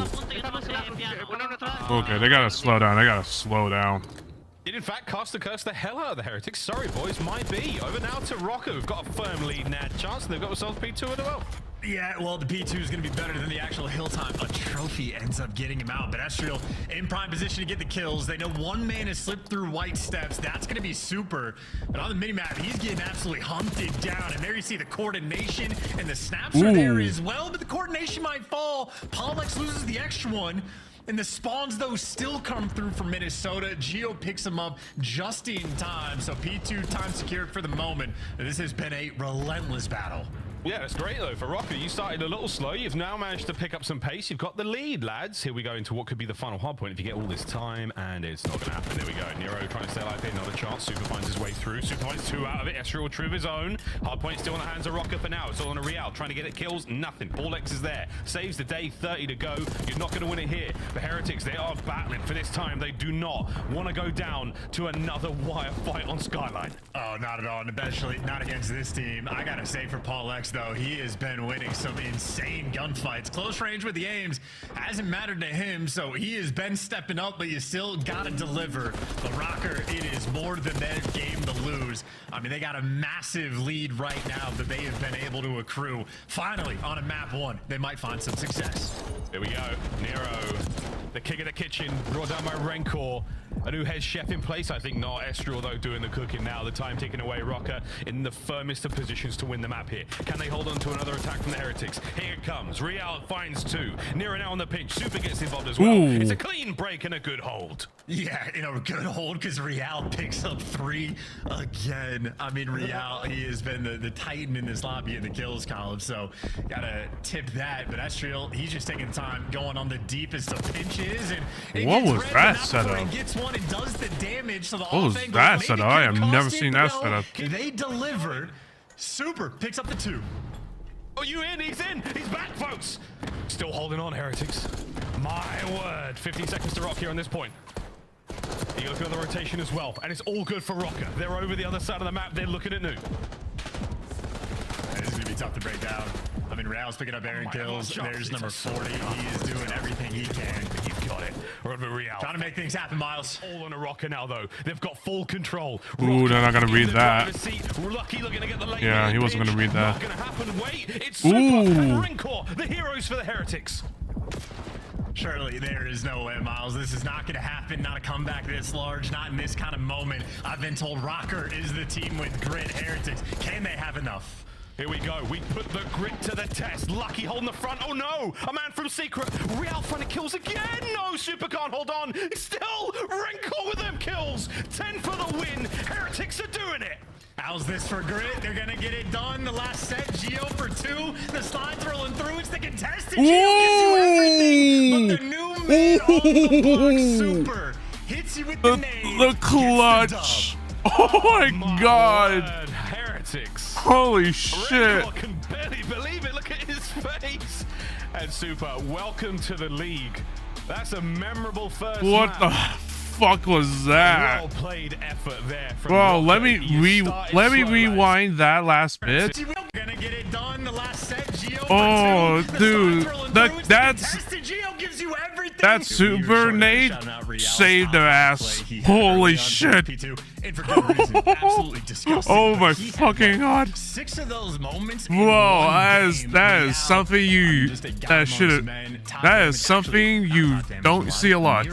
And you do. Holy fuck. So he's not getting the praises in that regard.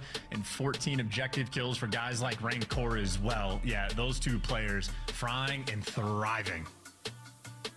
Fantastic. Quick look at the end of the map, folks. The skyline, we said, in the end of the first set. So P4 finished up, and we were like, yeah, this one's going to come down to the wire. And absolutely did not disappoint. Look at that scoreline, 248, and the Heretics, it all started there.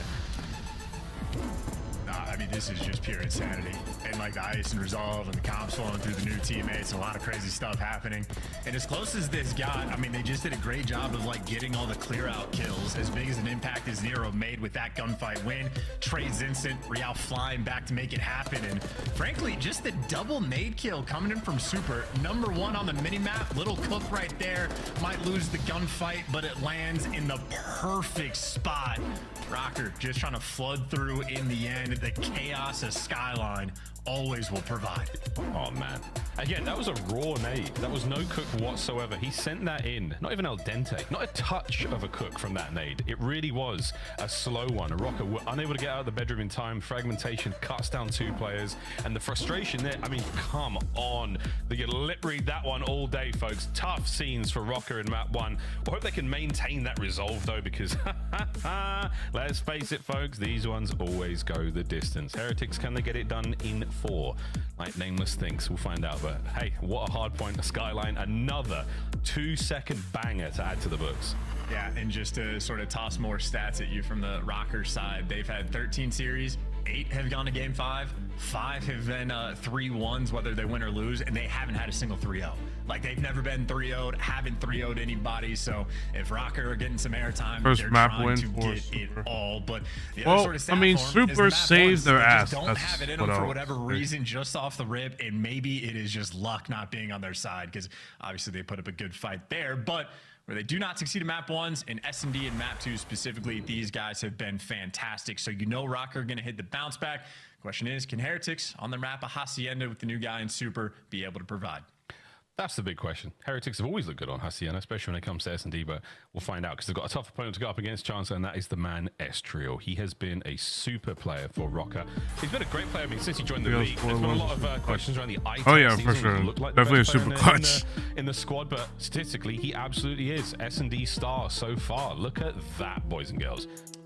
Yeah, doesn't really get better than this first guy's place for many of these stats. So he gets a high level of production, 0.81, super solid, obviously top of the league, and opening to a win percentage. This is just for his team where he is number 1, actually. So important to know, but super solid. And I know you talk about the eye test. I know for me, on like the mini map test, there's never a moment in time where I feel like Estriel is in a bad spot or making a bad play, whether he's going for the first bloods, trying to be the entry man, or if he's a player to watch in the clutch. The guy clearly has a good eye for the game, and always fun to watch him play. Absolutely. And a key moment we'll be having, again, going into this matchup, watching Estriel. Will he be the difference maker? Heretics have looked good on the map. Super, of course, changes things a little bit. We'll find out for Rocker. I mean, they are a squad who, we talk about that grit. We talk about the fact you can never count them out. They always get their, they find their moment in the series to keep rolling, and this world could be it. S&D on its way. Both teams on a losing streak as far as things are concerned, but that's coming off the back of, crazy matches in Madrid.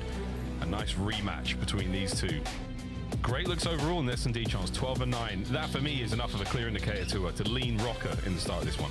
At least a little bit, and especially the fact that Heretics have a new man on the squad. A lot more to figure it out in S&D. And for Super, I don't know if it's going to be a situation where the team wants to make him more comfortable and let him do the normal thing, or if they just want to sort of slot him into Metal's previous role. But there's going to be a slight lack of comfort on one side. If Rancor gives you the first blood, you feel a lot better. Estriel able to back down, working with Nero, but Rancor, right now, he's just giving you everything. Big advantage, I'd say, for Heretics. He gives you everything and some. He stays alive. He keeps those nades at bay. Brilliant stuff. The body block. Hot hands as well. Here we go. Ooh, this is not going to be good. Flank picks up at least 1. Eyes on the second player as well. So you know the move over towards B for our defending team is there. Are we bringing the bomb as well, Estriel? I love this. You might be able to catch them as they leave the site. Not anymore. You've sort of lost your timings. You got splits coming through from the Heretics players. They've cleared out the A site. You get Lucky in the window, should be able to spot out the information. So Lucky can see it all. Now he needs to stay alive, and unfortunately that ain't gonna work. Caught, and you know where Super is as well. New kid on the block in a 1v2. What do you got? Oh, he's not gonna bang the door. I love this. Oh my! Nice tags into the first. The second man, though, thankfully looking the right way.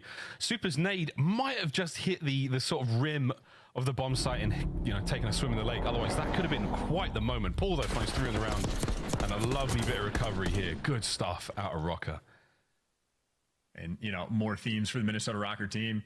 Love to see Paul shoot the way he has.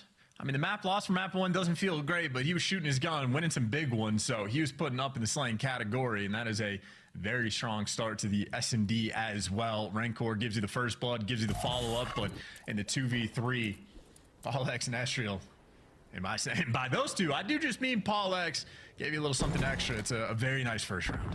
He popped himself a little 3 milligram. He had himself rocking and rolling in this round. Here we go. Geo, though, starts off proceedings with a nice bit of tag work through the wall there.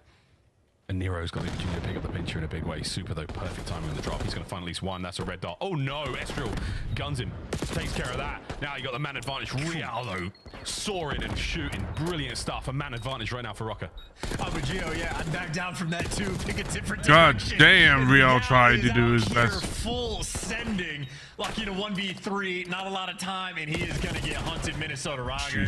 Yeah, they're not going to let that one slip. That is high active gameplay. Good decision making.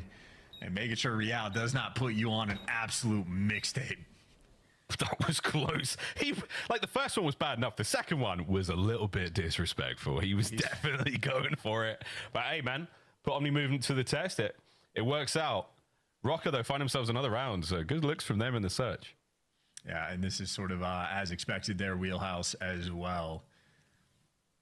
And hopefully we see a nice little bounce back from Heretics, but it's never a fun look when you're picking up the Bloods and end up losing the first one. So gonna have to dig just a little bit deep here on the defensive end, but if you trust yourself for the hallway domination, you might have to trust yourself again because they're going right back to it, attacking Rock Hall, and they'll have 2 players to meet.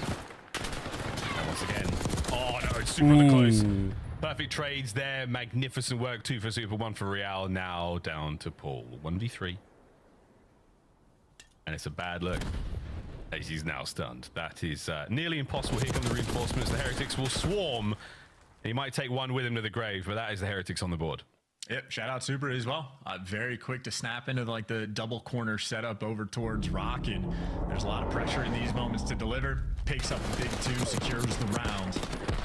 That is the bounce back you're looking for. Quick and easy, no complaints, no issues, solid trades. They're jumping on the play call as well. Good S&D being played between these 2 teams. Great hard point, good S&D. I bet the control will be rubbish. No, that's not. Here we go. Here we go. Another round. Scoreboard's a little bit out of whack, folks. Make sure to look at the player profiles to find out the real stats. Speaking of the real stats. Oh, yeah, come on. Come on. Couple of dads over here. Yeah, we don't know that. Yeah, you do. I've seen you play ranked. Real, checking absolutely everything. Yeah, but they just have no space on the map. They have gone for such a turtled setup, and Rocker in the meantime have just gotten so active. Nero posted up in a corner. You got mid-map covered by Paul down low. And you're even spotting out the information on the cross. So Estriel at least is going to be able to tell you a lot of pressure over towards A. And Super is an island player, so a lot of things developing on the mini-map, but that is a tough so development. unfortunate. At least the trades are through for a 3v3, but this mini-map right now is chaos. Too lucky. And now he's banged up. Geo, massive advantage there in the hit points department. He's going to be able to put him out of play. That advantage to Rocker, and nearly, now a 2v1. Rancor with less than 30 seconds to go. Can he recover bomb or can he find the kills? It does look like for now, Minnesota Rocker, they should have eyes on that bomb. At the very least, Paul knows it's there. And here come the reinforcements and Rancor. A matter of time to take the fights, and he has to be decisive. He's got to get going. Here's the final 10. How's the fight going to go? Not well enough. Yeah, that holds his those nerve, first wins the shots. round. Yeah, I mean, unfortunate stuff with the nade at the start. Whatever, one lands on your teammate when they're cooking a frag, does that extra bit of damage. So I think that's how the first Bloods technically got traded out. But in the 3v3 3, guys like Super trying to make the play, but just the fact that Lucky gets picked by Gio, the difference maker, and Rocker make sure they handle their man advantage situations to a T. So Gio's been on point with the wall banks. I mean, he's found, I think it might have been Lucky twice, actually, through walls. That's tough. Yeah, Gio's been the X-ray master so far. I think he's sitting at 5 kills. Nice 3-1 lead so far for Rocker. Again, man advantage situations, and this is a perfect run. Plenty of members of the Heretics over here by B as well, and a single kill. They take first Gio kill. so the walls are now safe. You can put your backs to whatever you want. Play now, man guys. advantage. Heretics not letting go of B. Yeah, they've dominated the B side on the defensive end. Number 3 is going to be Keep in mind, interesting. he is making this play with the bomb, so you have to make a play if you have the man disadvantage, but with the Who's bomb making always this dicey, interesting, super but down low might just be maybe common an issue. everything he could potentially hear up above him. Ooh. And he gets the first blood, or at least the next pick as well, and in the back line. Ooh. Oh, man, look at that read on Estriel, and if not, Rancor would have gotten the kill. Nero for a 1 versus 4. Godspeed. I mean, honest to God, Ain't gonna that was happen. a superb play from Super. Not only does he, I mean, the first kill was impressive enough. He uses the Super Dumpy to bang the door open, so he sprints backwards into that door to bang it open. The and fake the player Super out through Dumpy. mid. Easy kill there. That's one way to Picks up the next describe guy, that. You know, trying to take care of his teammate. That was a superb play out of Super. All puns intended. Absolutely love what I saw at that round. Yeah, and even just for Heretics now back-to-back defensive rounds where they just completely dominate you over towards Rock and over on that B site. I mean, Rocker maybe trying to work it as well. I love it. If it's going that painful, they might be forced to just go to A. That was a good on, play but on Super. Super. Awareness on Holy point. shit. One shot, that is either way, fantastic. one shot he great somehow kills. he dodged. That was crazy. Yeah, great work, man. We'll look at Super in a second. Over to Lucky though, 1 and 4 for now. We're going to get that bomb down. That's going to certainly help. No one from Rocker nearby. It's going to be Paul, the first man into the action. He will be the one making contact first, and there it is. He has discharged his rifle, and it has not amounted to a whole lot. Lucky now on the reposition. Trophies are gone. Nice tags into Nero, but not going to be enough to get the job done. Now on the setup, the 4v4. 30 seconds on the clock. Let's dance. You just run out of time. Flanks rolling through. Freebie there from Real, or maybe Ooh, that is good unfortunate. enough to leave Lucky in a 1 versus 4 where the damage is great, but simply not enough. If the devil in the details Super in a game or like this, I don't know who was in that mid cut, but flank. But if that person the got that speedster kill, in it that would have moment, changed. just enough to That beat shit would have Real, and changed. That was nice. Really But cool rig save. unfortunate. Rocker once again, they get their man advantages. I think they had the first blood in that round as well. It was Nero. He's been sensational search and destroy for the Rocker side. Estriel might be getting all the loves in the stats, but man, another good round out of them. Lucky finding himself in these 1vx situations every time on the attacking rounds.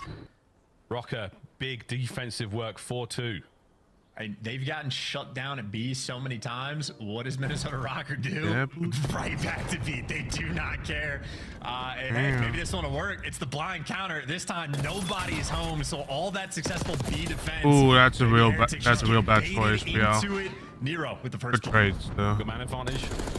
You get the first one at the very least. Super unable to catch these players out. Trophy system's going to save him. Gio finds another lovely tags again. That's Super unfortunate. gets the damage, but no one is going to be there to pick it up. Gio has done more than enough to take care of the player in Boathouse. Lucky and Super, good luck, boys. 2 on Rock, 1 out by Checkers. This is a tight setup. They're just trying to wake the pinch happen. It's first player make contact, other guy try to get in and make a play, but they got eyes on Lucky. Super gives you 1, and Lucky does the damage for another Nero between the pair of them. And Superhero on the 1v3 effectively. New kid on the block. Man might be a star. Hey, Dios mío, Super. Ooh, And he's playing boy. it cool. I wouldn't be playing it cool. I'd be on my feet. That was a 3. What a retake. Vamos, Heretics. 1, 2. Actually, sorry, this was the trace. That was the 3rd kill. Unbelievable. We get to watch it all back here, folks. Super He got slide the sight. triple. After Lucky's intel play Damn. there, Nero's tagged Oh up. my Super God. wins the 1 on the play. That against is the poker. The final crazy. man, Nero. It's the iron on his hip that gets the kill. Super. Another great round. And again, just to tip it to Lucky as well, that's a fantastic little side view there. So shout out to the observers of just catching Lucky distracting 2 different players and setting his boy up for the big play. So you set him up, you got to knock him down, and you've done so. Of course, though, Heretics still down 4-3, but Real has been hyperactive in the first blood category. This time wins it. This time not traded out because Real is him. 3v2 for Heretics. Ooh. Hey, careful. Super. Friendly fire? I don't think he hit him. Oh, he did. Oh, dear. That slows the play down somewhat. It's a love tap. Good job, bro. Big, heavy pat on the back. A-bomb site wide open. Nobody home. Heretics going to be able to get this plant. Nero, though, moving fast and with pace. Liberty has sped his step now. Will he catch these players? Are they going for it? Yeah, a little too late. Oh, no, it wasn't. Lucky down. 2v2. That's the opportunity. Now it's Gio, him and Nero working together. And Gio's taking a route, so Nero wants to get the intel. And again, it might be just whoever makes first contact, send the next guy in for the kill. Gio making noise. Gio finds the pick, and now you got the one man isolated. Might be a breakdown unless Super can deliver again. But it's Super. It was fine. But the bad news. Ooh! And look at this. That's 3 Another sensational rounds clutch. For the rookie. Holy shit. Hey, this is just to tie it up. We might have a banger, but Super handling the ice for the squad. A 2-point game in the hard point where he gets the big double kill towards the end to win it for the team. Ooh, that was a Here good he is choice, now. Nero Super. guesses wrong and perfectly played. Gets out of dodge. Don't overcommit to the gunfight. Finish him off with a pistol. Nice That little is pump action crazy. there as well. Super. I think they're tied up now. Heroic rounds. Uno pump, though. Just the Uno. He's having a map. 4-4. Hacienda's still looking solid for the Heretics, but we're not over yet. 2 more rounds. Have we got it in us? Rocker once again. Super coming in clutch with the pistol. Oh yeah, like no question that they are playing super well. Or nearly. That would have been something. This is just going to be such a distant retake for the 4v4. That's bombed down for free. And if you're having to clear out through spawn and Heretics are going for the full wrap, it takes so much time to check everything. And the setup right now from Minnesota Rocker, pretty solid. Tough one to break down. Yeah, real tough. You're going to make your way through archers and be in trouble. If they take the long route, they're going to be in trouble again. Here comes the 2-man hit through route. Ah, there you go, Nero. Nice opener. He's going to vacate. RC car might help out. Real finds one. And here it goes. Zoom, zoom through the middle of the map. You force Nero out of permission. And here we go. 2v2. Gio makes it now all down to Real. Real, 1v1. No time. You know exactly where he is. Not enough time to get the defuse. But Heretics, what an attempt. If not for the timing, they were on for that one. RC car doesn't Good quite attempts. work out. Good attempts with the RC. I mean, everything. It is just a battle. Timing-wise, it just didn't work out for them. Tough one. You feel the pressure. It just didn't work out for them, What was happening in the unfortunately. major?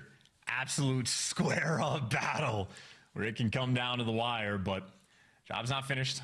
Round away for Minnesota Rocker. We'll see if they can execute and tie this series up, or if Heretics are just going to continue to pull off those blender sort of moments, force it to around 11, and test their mettle again. For Rocker this time round. No, kitty. Zoom, zoom. Can't towards lick the A side of the map. cables. Nobody home. The Heretics are Ooh, all the first blood. Ooh, they may be in trouble. Ooh, please read this. Please read this. Oh wait, never mind. Ooh, that's a lag. Full setup here for the Heretics. Pull down and out. Gives them a big advantage. There's Rencor with another big one from Rock. Super in the tight corner. A late flank here from Gio. And there's no way. We're going to around 11. Gio's going to do what he can, but there is no way, boys and girls. Rocker, you had your chance. Don't let it slip like the skyline. Chance to be back in a moment, folks. Until then, around 11 between the Heretics and Rocker. Who gets defense again will possibly determine how this one goes down. Welcome back, Mr. Ashworth. Thank you, thank you. It's round 11, by the way. Here we go. I know, brother. I know. We're trying to get turned for this one. Ooh.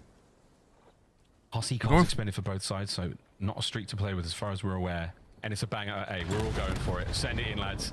Trophy systems at play. Real looking to be the furthest man forward right now for the Heretics. Tagged up. Oh, the fence work is doing its very best to keep him alive. Here comes Gio for the kill. Ooh. And he gets it. First blood. Over the line. Oh, that is not what you want. 2v4. It's the grit. It's the grit. And Rancor can't get it done. Just like that, Minnesota Rocker, the ice provides again. That is so unfortunate for him, Miami. Too gritty as Rocker. That was To find so the window fucking and stop close. The run of the Heretics, and not even Super, with 3 absolutely brilliant rounds. Could put that one down. 1-1. Tied up going into control. Yeah, and I love it, man. This is a good Call of Duty being played. Even if Skyline is a map, can be just insanity. The guys absolute provided. And around 11 as well. Great battles in the S&D, man. These two teams, for whatever reason, they decide to deliver. So fun work for them. And as you pointed out, for the protocol control, maybe the only stinker, but it is a different look as well. The B zone has been adjusted. And I think this is an important map as well to see if either of these teams can set themselves apart, because in effect, control was the difference maker at the major. I'm just happy we're not seeing a Vault S&D in this one, but that's enough of us. We'll take over to the desk now to break down the last 2. Me too, Miles. Me too. Yes. Can we bring Rewind back? Can we? Who do we talk to? Whoever's decision it was. Who is in charge of these decisions? I personally pro like players? the decision of Rewind not being it. I feel like we should bring back another DLC map or BO4 map. I think we should take a look at highlights from map number 2. I guess we can do that this too. Is Search and Destroy. It had 11 rounds. Which one do you want to walk me through, Alley Cat? Personally, I want to walk around that last one because they were so Too bad. We're starting with round 2. and tired of Real being outer fence. But this was a really great Search and Destroy. I want to say from both sides, especially for Minnesota Rocker. They've been struggling in the S&D recently. I touched on it earlier. They went from like a top 3 to like maybe 5th, 6th, a little bit more middle of the pack. They weren't closing out those later S&Ds in the game 5. So for Minnesota Rocker, maybe an opportunity here to expand their map pool. On the flip side, Super is pretty freaking good. Yeah, the kid's unbelievable. And it's just funny because you look at the series from the major, same 2 maps, 1-1, same team won each respective map, so we're kind of getting a mirror of that series. But for Minnesota, typically they like to go B on this map. We saw some good A pushes this time around. You know, in that very last round, just all-out aggression, just playing their trades, letting it work for them. But yeah, I'm impressed by Super. Slow start to that map 1, Chris, but in this game too, the kid was unbelievable. We're seeing some huge highlights here. Big kill, transition over to the heady, finds the kill to clutch up the round. Might have something special, man. Spanish players coming out of the woodwork and making their impact felt around the CDL. It was Rancor for Major 1. Now Super has his premiere in our Major 2 qualifiers. We got to remember, though, it is knotted up at 1-1 because of this round. Minnesota takes round 11. Allie, walk me through it.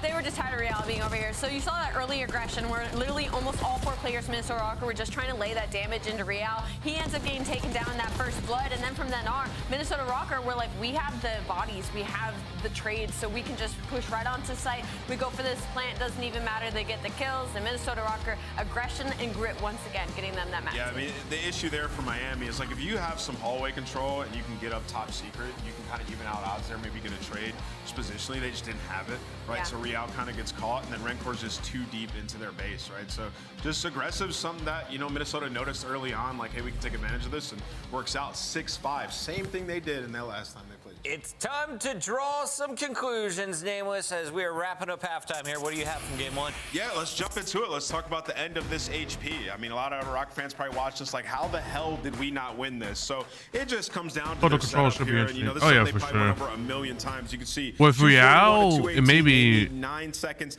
and they have interesting. positioning over at New Hill, right? So you got Gio. He's here at Ode. He's going to find a kill and then eventually get traded. But here's where the issue comes in. So you got Lucky, the guy we're always highlighting at the end of these skylines, making big plays. He's going to go around here and find a pick onto Estriel. And this is why this is such a bad setup. If you're the side of Minnesota, you should probably have a guy back Umbrella because he just has so many angles. Like Estriel's focused over here for when the player kills Gio trying to get a trade. If he's back Umbrella, he can see stairs, he can see the back, he can even assist Hill, and the player that flanks around top cannot kill you, right? I know that's a lot of lines, but those are the sight lines. And what happens here is you got Paul X looking down low, so you don't have this right side choke. You have nobody watching it. So let's jump back into it, play it, see how this plays out. Like right here, if you're Estriel, you just want to be at that umbrella. You don't want to be exposed. He ends up getting picked, and then Pollux has to redirect his attention, which then allows the player in the hill to die, and now you have Miami Heretics with full control of this hill. You can reposition Rencor up top, and it's a trade battle. But what happens here is that we get a spawn out. We've seen it so many times. You're going to see a player spawn over here on the side of Heretics, which just allows them to come in and sandwich them, find an extra kill. A dead nade comes in from Rencor for the 2-piece, and that's all she wrote. Just a huge break at the end, which comes through Lucky. We keep saying his name. And not only that, like you saw in your mini-map there a couple of seconds ago, like number 5, Pollux, he was going to go and hit that lower side from Kitchen. He ends up backtracking, going back towards mid with his teammates to just flood through front, where we're watching over and over and over again. They're just running into this pre-fire of this SMG, and it's like, I almost wish he committed to that route. It's just tough. Lucky grenade saved Miami that game. Let's keep it real. Well done, though, as Miami has now gone to a round 11 in a game 2, looking stronger than I thought in Search and Destroy. We've got map number 3 loading up here in just a moment. Alley Cat, are you confident in your pick right now? I am still confident in my pick, but this should be a bang out of a control, where the last series, it was 2 horrible control teams going at it at their worst map. This is 2 pretty good control teams going at it at their best map. So this should be a banger. Game is ready. Miles and Chance, it's your turn. Well, thank you very much, team. We'll find out how the control goes now. Protocol, yeah, new B zone chance. We've seen a few of these now. What are your thoughts and feels about the change? I think I like it. You know, the biggest problem you have on Protocol is like the spawn traps, which that is still going to exist for the offensive end. But now it's when you make it towards the B zone, there's just less things to watch. You could push out back Lighthouse, force the deep spawn, and just funnel people in through the middle of the map. You don't constantly have to worry about the computer's pressure. So I think it makes life a little bit easier for the offensive team, which is needed and nice. Question is, how well can the players handle the new adjustments as well? Because on short notice, some teams will just be better than others. Yep, it's the way it goes, folks, until we get our ducks in a row for a lot of our squads. Let's see how this one goes for Heretics. Ali called it, 2 teams who are good at control, a good map for both of them. See how the change affects the outcome here. Heretics, though, of course, a little bit of a different look. Super has been fantastic so far in that Search and Destroy. The hardpoint wasn't terrible either, let's face it, 2-second victory. But this is how the last 2 games of Control have looked so far. Last 5, in fact. And what do you know, Chance? Not 1-4. Yeah, Shit. there's a lot of stats coming in. When we had the 23 vault controls in a row at the start of the year, a lot of teams either had good-looking control or bad-looking control, but it was only for one map. And now that other maps are getting forced in the rotation, there are some teams that have been exposed. So control, definitely a pain point for both of these squads. Certainly the place where they need to step it up, and maybe the new adjustment can help them just out a little bit on Protocol. And I know on the side of Heretics, a big reason why they actually got the leg up over Minnesota come major time. So you want to close it out on the swing mode, and especially so for Heretics, because map 4, a vault hard point. Rockers still have a perfect record, so Heretics is going to have to pull off something for this, or they're going to lose. More than likely should be. Really. It would be nice, let's face it. Well, we'll find out how this will go. Because they're new look on Protocol for both of these teams. The rankings overall not been great yet. They were part of the vault inflation early on in the season. There you go. Yeah. But both on a 2-game control losing streak. We'll see if this changes. Who's gonna get it, boys and girls? Rocker, they will be on attack first, and it looks like we're going to be. Hey, that's an interesting call as well, off the rip. You're gonna have to win a lot of gunfights to sort of get through, and Rancor just simply not gonna let that happen. He posts up on the P2 heavy. Damn, nice shots from everybody Rancor. in sight, so Rancor gonna shut down that entire push by himself, and now his SMGs get to be nuisances inside their spawn. Cool, but it might just be him. Hey, if you play that guy in rank, you'd be screaming cheer at that moment in time. What a start from him. 5-1. Real in your spawn. Real with a fadeaway. Paul's in trouble. Ooh. Smooth shot. Stays alive. Gets his boys out of spawn. Rancor, though, is in your spawn, and he is hot right now. 6-2.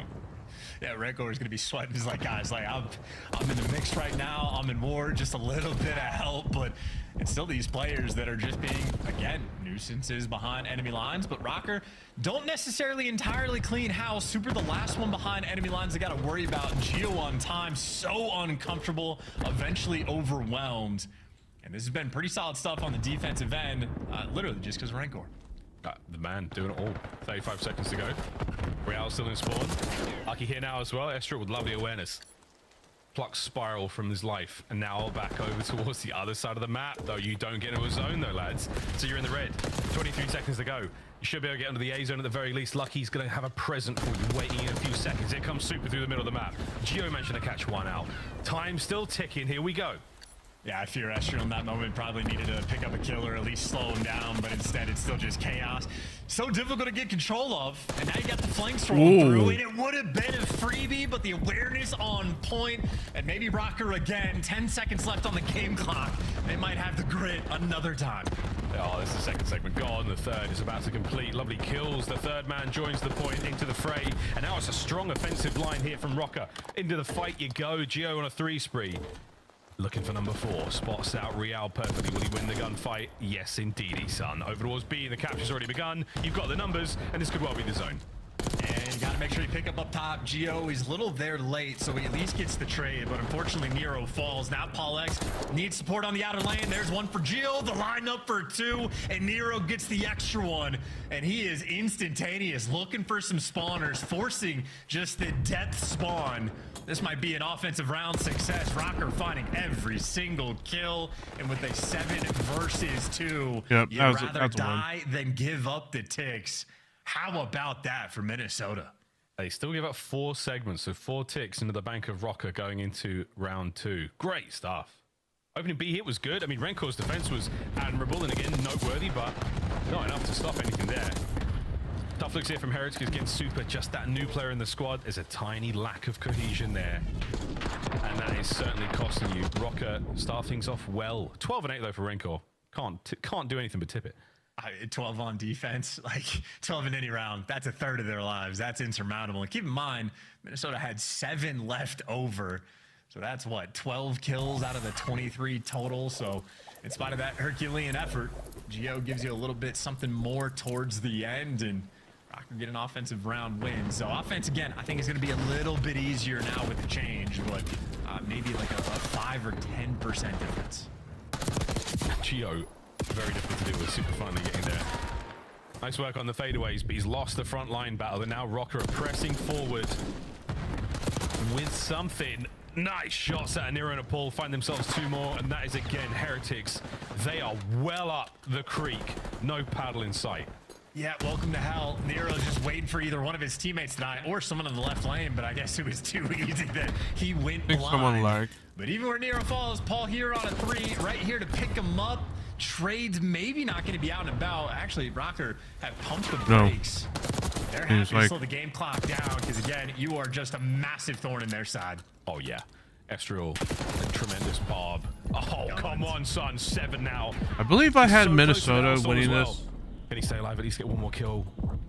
No, I had Heretics on me.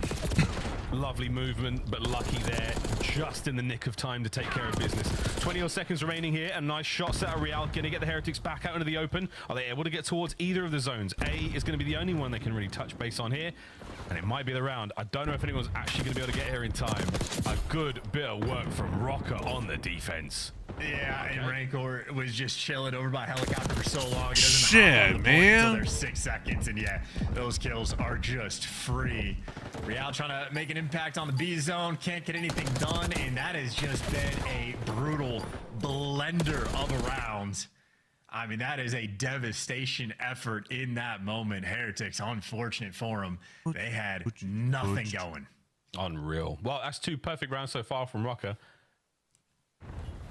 Walking through this one happily. They've got a massive advantage in the segments as well as the kills so far. So defense for round 5 if we have to get there, but they're on track for a good one. We've still seen plenty of comebacks here in control. Heretics gonna have another stab at the defense now, and it's just all smiles from Rocker, as it should be. Something is very funny in that camp. That's 2 rounds now in a row where they're giggling. From what I understand, all these guys are just fantastic friends. Like, great chemistry in and out of game. They all live together over in Texas, and they've just been building the vibe. So a fun squad. Even when they were down 5-0 in the S&D, they were still laughing about it, which is a fantastic sign, I would say. Yeah, wonderful mental resolve. Paul and Gio get the first kills there for the Rocker boys. They battle their way across the open side of top mid, and no one's going to be home. You've still got space there to work with. Nero finds himself on the inside of Granny's.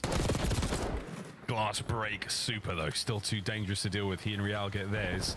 The way that Nero made it is, to me, that phase was like, what? Wants to do in this moment. His teams, they're just going to be getting spawn killed relentlessly, so he's going to have to be the player to find a way to open things up. So Estriel's got to debate what zone do you go for, and everybody else has to get past Real. You got Estriel, though, and Paul X have opened up the B section of the map, and there's all the kills rolling through. That's a clean 4 down in the feed, and now Estriel already on this B zone. The capture going quick. Absolute. Whoa, what an awkward fight there from Real. That stun might connect, but the teammates, they're not going to be able to get anywhere near that B zone. First segment gone.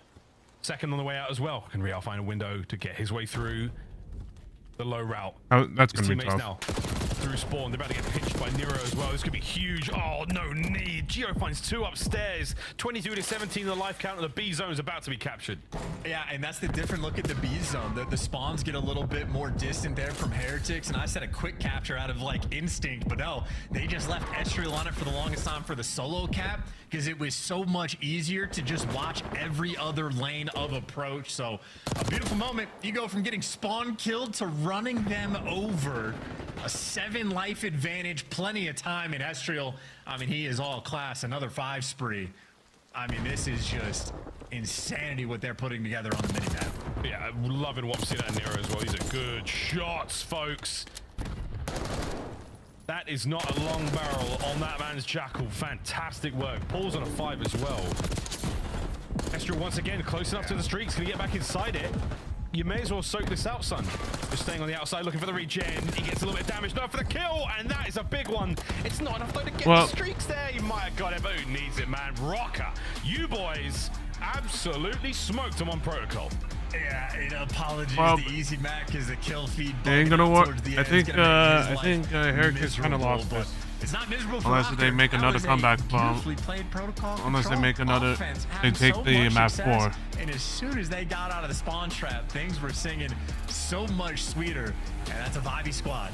You don't get devastated when you're in the spawn trap. You don't get down on yourself. You trust your teammates to figure out a way to bail yourself out, and they do exactly that. And those boys snapped into position on the minimap. Every single player in the right spot at the right time when you needed. Plenty of multi-kills like rolling through.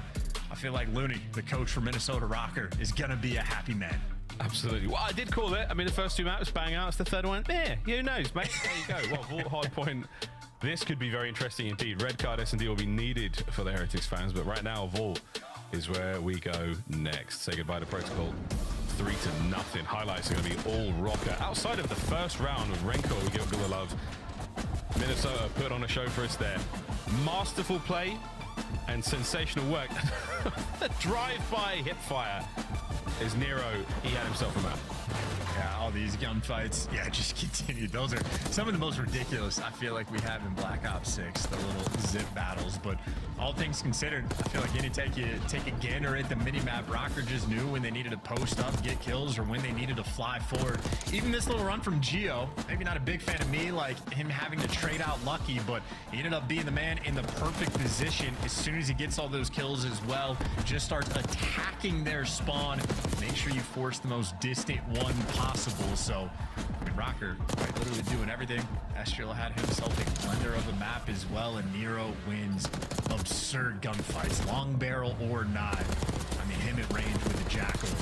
I can't do it. I'm not that good. Not even close. I think the one difference, he might be able to equip recoil springs, which we're not able to do in ranked, but hey, who knows, Lawrence? If you're listening, my friend, we'd love to have that change. So us submachine gun players, probably sweating a little bit more. When you say we, what do you mean? That's a you thing. I like this meta personally. I've been enjoying myself. What you talking about? I'm with the Rocker boys here. I'm all smiles going to this one. Well, Vault on its way, folks. Charles, how do we feel about the Vault? Which way are we leading here? Which way are we dressing? Well, just to regurgitate what we were saying before, map 3, the Protocol probably a must-win for Heretics, just because on map 4 you have Minnesota Rocker, an immaculate record on Vault.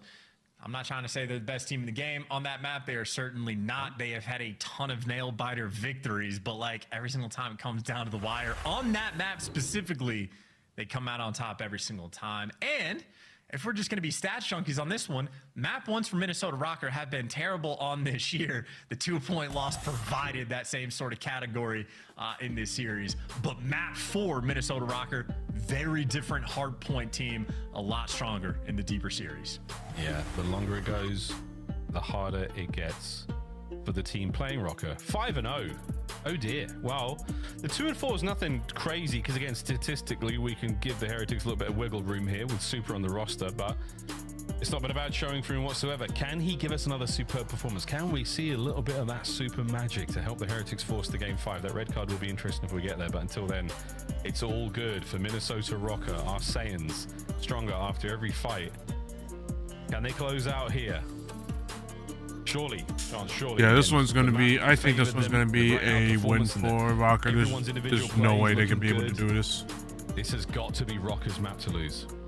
You'd imagine, and keep in mind, Rocker can play with zero fear because they don't mind a map 5 either. They go to a map 5, they get more airtime, everybody's happy, but Real, obviously, on the side of Heretics, will be the man of the hour, the lethal threat, the god amongst men on the skyline, only 40 bomb in the lobby, and Nero kept up with him in the damage category, but the multi-kill machine that Real was, I mean, quite literally the main reason why they were able to win that nail-biter game. So, we'll look for a good performance for him on the vault. Question is, can he capitalize? Maybe some of the more important stats we saw from Minnesota Rocker on this map. 4th overall in holds, so super strong when they're able to get those rotations, but they're even better at the breaks. So Rocker, they will deliver no matter how bad the situation might be. Hey, Estriel, nice 2. They line up for a moment. Their last man left alive is going to be Gio for a second, and he's doing everything he can to keep this hard point out of anyone's hands. Good stuff. You have to go on board again. Nice drive by Intel damage as well. Dum dum dum dum. Hardpoint had Rocker. Yeah, how about that for the teamwork as well? Gio has 0 kills, but probably 3 different assists, helping out all these engagements. And then being able to flip the spawns. This is quite literally as good as it gets, and he didn't have no kills because he wasn't shooting. Able to collect a pair as well. Unfortunately, they do not block the spawn, so they're going to have to cut their losses. Oh, Jesus. Paul X, the man of the hour, he is there as well. Paul Eximus, Maximus, Decimus, Kickassimus. Over to the new hardpoint we go. Nero, the lone man, surrounded right now, but Gio gets rid of Real before he gets his shenanigans, the diving board done. And it is a perfect hardpoint so far for Rocker. Spawns to the back right now for the Heretics, but again, you're set up for this. There's the split. Super will get to the fight a little late. And surely you'll start to identify this, but no need. Oh dear, Nero out of the hardpoint into the kill feed. Ah, oh, come on.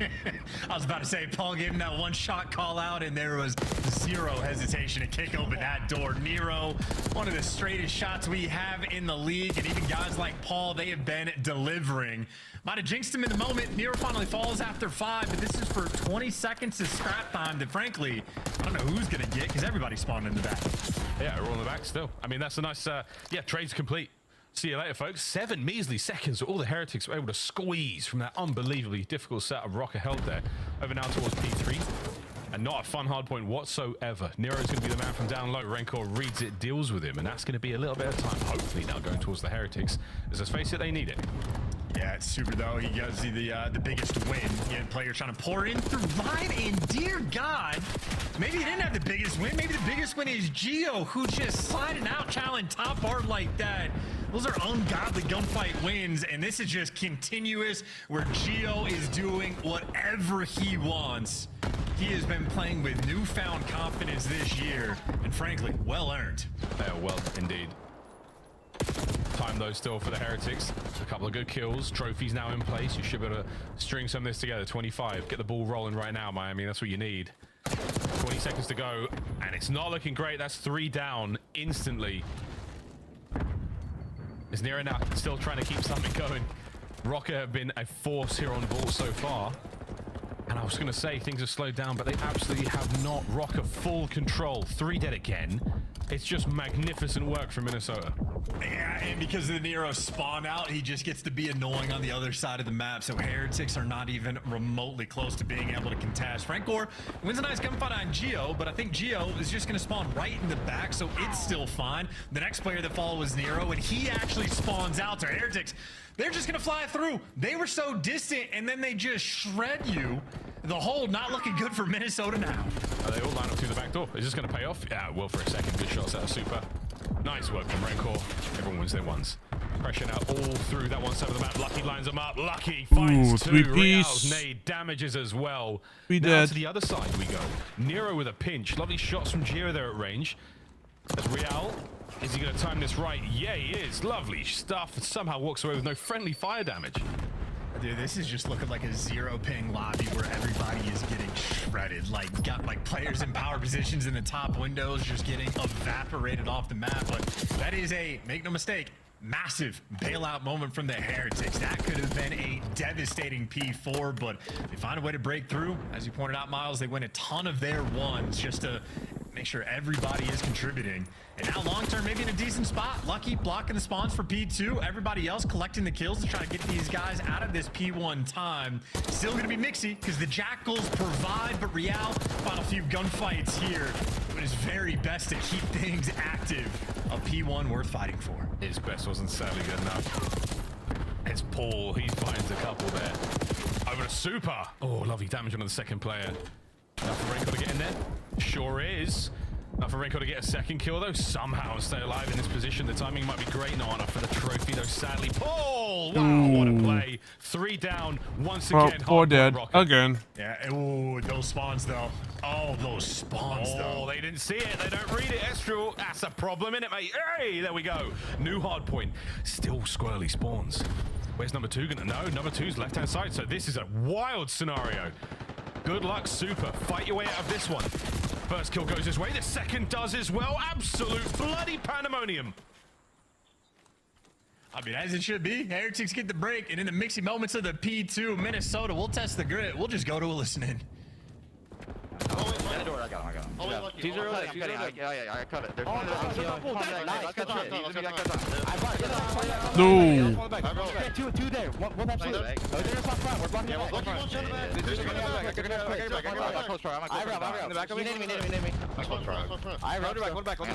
got it. I have a truck. Super. Nice. One's be front truck on you. Still I'm on closer. He's a big time. Nice. He jumped on mid, I think. He might go ball. Looking for middle. We're sitting in middle. I'm in pool. Diving out. I want that shirt now. This guy's gonna spawn gold. Missing rank core. He's close. One shot lucky. I swear to God. Top gold. He got, yeah, bottom art. I'm going bottom art. I'm going lion. I'm guaranteed gold. There's one gold and art. Bottom art on me, Real. Still gold. There's none going on. Good. Real, I'm holding middle left. Real, yeah, he's on the mid car. He's stunned in the car. I can't see him. Real, lucky one shot in the car. Real, one shot. Got all good. Next thing I'll get the top. Work the middle. Real's going lion. Top art. He's gonna be you. He's gonna go you. That is not a good. It's not a good nade. Heretics need to get in the point. What are they doing? No one's in the point. They cleared everyone else out. They just can't even get on the point. Palm tree. I do square. We're good. Yeah, there's one gate. I have all your red cross mark. I'll get Tom. I'm back it up. I'll get Tom. Deep left. I'm in new. Okay, there's two pool. I'm trying out right. One's going T0, one's going home. I'll get Tom. I'll get super. Bullet super. I'll get top square. Go middle. Nice. I left cross. Right. Left. I get bottom mark weak. Hold right now. No, he's not bottom mark yet. I'm one shot. Go clear. I'm going further. Back right again. I have right cross. You have my left still? Yeah. Back right cross. Back right rail. Nice. I want to be cold thing.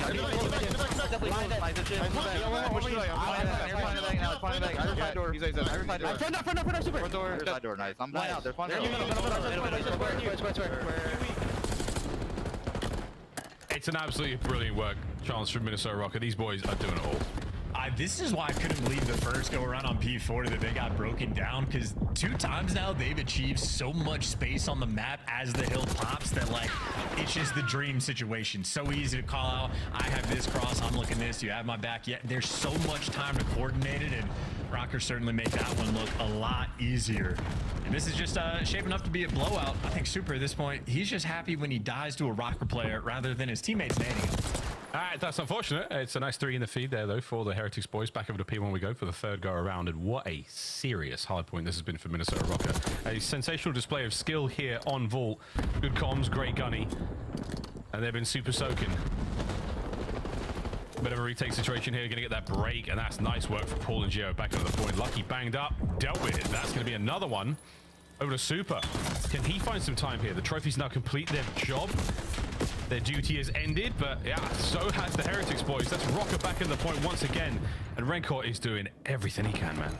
I mean, you know, we're trying, but it has just been a tough one here on Vault. Map never looking too good for them, and they've just gotten pieced up by a different player on Rocker every single time. This time it was, I think, Gio that threw up 2 in the feed. Previously it was Nero, and I think Rocker with a lead this comfortable, they're just allowed to play with a lot more freedom.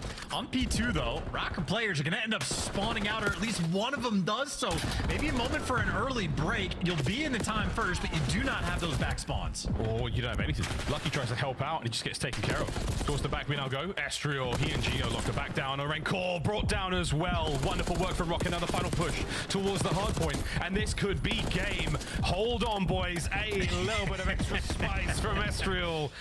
You don't see too much of that. 25 for the win.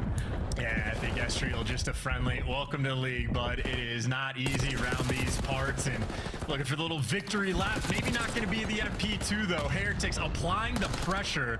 Super responds with his body getting shot by picking up 2 and breaking the hill, so they certainly got some another nade. 3 teammate deaths, this one being his own. Unlucky. Unlucky is the name of the game, not the name of the player right now. Rencor battling for the new time, and it's going to be a matter of seconds. Do what you can, Heretics. We like to say it has to be perfect play from here on out, but that is not possible, folks. A single second is all Paul needs. Brought down by Rencor. Estriel's trades. The last dive of Rocker. The last battle across the map. And a single second is all they need for the series. 249 to like 120. I mean, you know, we'll be testing the absolute ultimate, especially on a hill like this. The way you have to get tested, there's simply gonna be no hope. Polex though, so you could just throw in insane chows. This is the levee, the dam being held, Miles, the wall. It's been built. Yeah, and when the levee breaks, it's going to be something. Pulls in again and again. And GG's. Oh my God, come on, boys. It's over to Gio now. The race is on, and Heretics hold it. And Nero has had enough of this. He's just planting it in the new hard point. He's like, dude, I'm done. I'd rather we just get on with this. No one from the Heretics. No one on Heretics even rotated. So like, nah, they maybe just in time. Ooh. There you go. A single gunfight nearly push this series further, and I'd be laughing too. Minnesota Rocket get the job done. Oh, it's a tough one for the Heretics. Still though, Super, welcome to the league. An admirable performance and a wonderful, wonderful display in the S&D. Not quite enough to bring down Rocker though. Yeah, no, absolutely had some fantastic looks, but I think even just on the hard point we just saw, very difficult to coordinate with a new man on the squad. A sequence where he got naded by 2 different teammates in 2 different situations in like a 30-second span, and just little lack of chemistry moments there can absolutely be punishing long term. But decent production out of Super. I mean, good time in Hill, great number of assists, decent enough on the slaying category, but ultimately you're playing with a new roster on just a few days of practice. It's going to be tough, and Rocker just hasn't been one of those teams this year. If you're not bringing your absolute A game, they will punish you. In that teamwork they just displayed, insanity. All 4 players, double-digit assists that they were able to achieve. And Gio, I think, had 18 as well. So vibes and comms from Minnesota Rocker on that map were absolutely flowing. Without a doubt, folks. Again, to go back to Super real quick, give him further flowers. Very consistent performances across both hard points over a minute 40 time. You know, good damage, good kills, good assists, everything. He was really trying his best there. Battles, we hope you're doing well. We hope you're okay, and hope you're fighting fit for the squad. Hey, I'll be right back, chat. Coming into your next league match. But until then, a 3-1 defeat and a very memorable skyline. Go to the bathroom as well. Showing about that protocol, but there we go. I'll be right back. That is our series done, our second of the day. 2 more to go here. Chance, final thoughts? You know, Paul X looking better, I think, is a great thing for Minnesota Rocker. If they start winning map 1s, this team will be a lethal threat, which they already are. They already are indeed. Well, over to 3 lethal threats. It's the desk. I like that. Coming from 2 lethal threats. 2.5. Allie, you almost got there. They look good at the Whoa, start. I just got demoted to 2.5. Let's go ahead and take a look at why Allie didn't get the correct prediction, because our Minnesota Rocker had their full starting lineup, and they put it to use here in a game number 4, Nameless. Yeah, incredible plays, and I gotta say something. I think I know what Miami was going for, like leaving Bolton, trying to get super going, right? Like having SMG pressure. Yeah. I don't agree with it though. You should have banned it. This is a map that Minnesota are 5-0 on, and they ended up banning Hacienda, right? That's a map that Heretics have been good on, 2-1. Minnesota 2-2. That could have been the map that we have here in this game 4. Maybe we go to a game 5. So I think they dropped the ball there. But yeah, just too much pressure on the side of Minnesota. Breaks coming in exactly when you needed them to, and Miami just not able to keep up.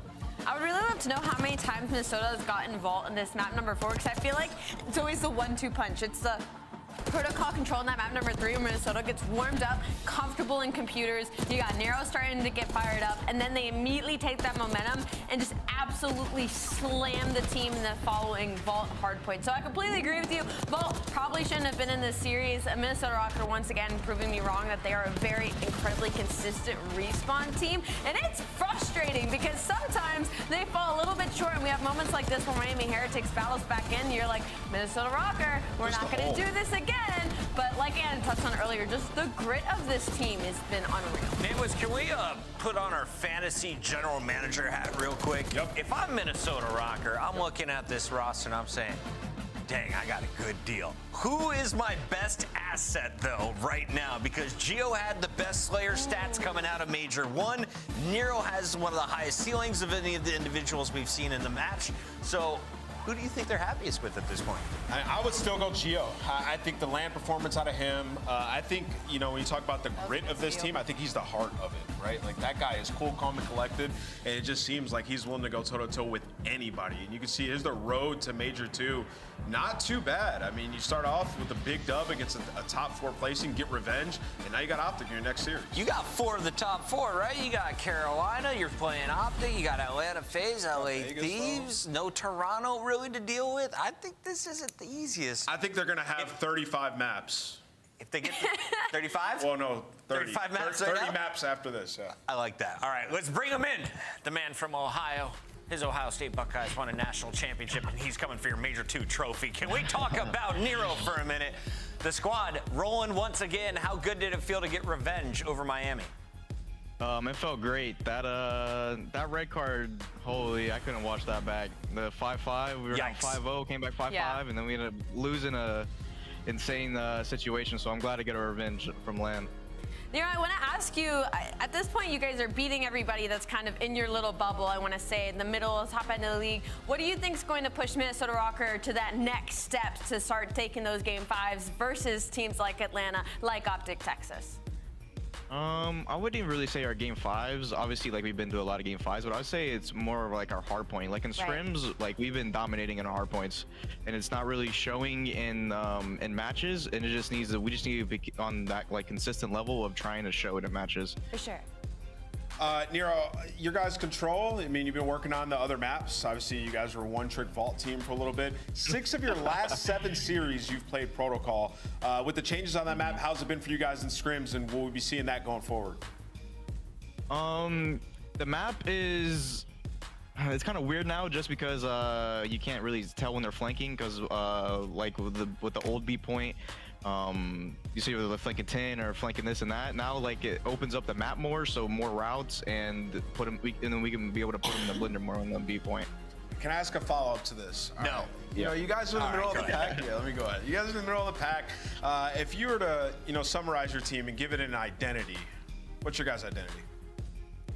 We're the dark horse. We're the darkest horse in the league. We can be anybody. We really can. I agree. I like that a lot. Nero, final question I have for you is we're seeing some new players from Challengers make the rise up, which unfortunately means some of the starters may be losing some of their roster spots. How important is Major 2 to the rest of the field, and who do you think might be in a position to make some changes? Wow, that's an op question. Answer it, bro. Come on. Yeah, all right. Major 2 is like would be everything for like these, not the lower pack teams, but the teams that are struggling individually. I would say like LAG. Yep. You needed an answer, so that's one of them. That's good. All right. And is there anyone from Challengers do you think could be rising up? I don't really watch Challengers. Sorry. I would say Neptune, obviously, but he already got picked up. Yeah. So, Nep was actually frying. Nep or like Fellow, like those guys have been frying. Wow, Lunar's crazy. Like, let's get them all in the league. Nero, come on. Lunar's crazy. Yeah, that team. It's great to see young talent. You guys got a bunch of it, and you're putting it to use. Well done tonight. Yeah, thank you. I tried to get him out. You tried. You tried really hard. Next time. We've got 2 more matches, 2 more tries. Will it be an Optic member or a FaZe member spilling the beans? Stay tuned to find out. That's the match next.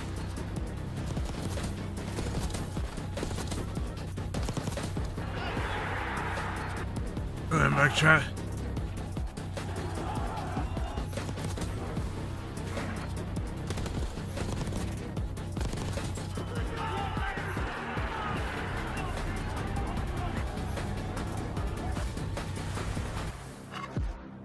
Upgrade your game with the Scuff, the official controller of the Call of Duty League.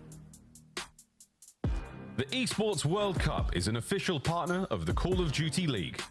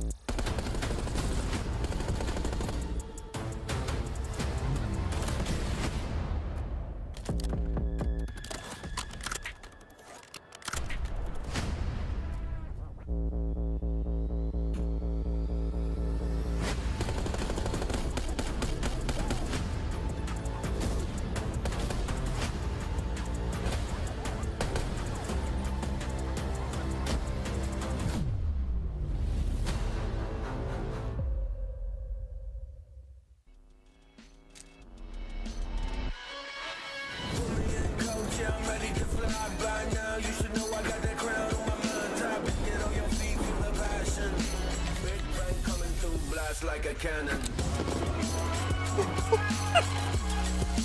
Blast like a cannon. Well, what's Optic do? This will be a very interesting play. Oh my gosh, yeah, look at Ant on the minimap.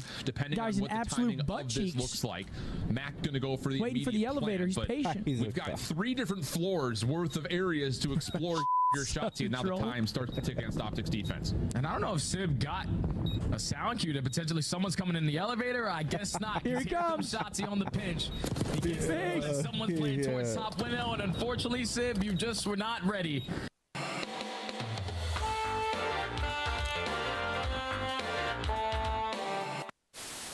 Yeah, weak, close. Nice. The one that calf. Yeah, calf killed me. Top out. Calf weak. Falcon. I'll jump down. He's still in yellow car. Weak. I can kill him.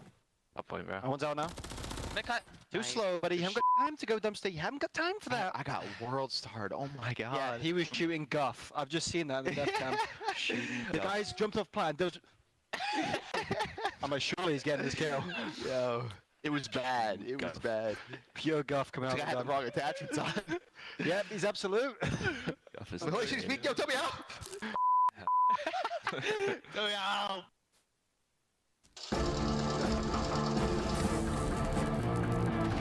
Wow.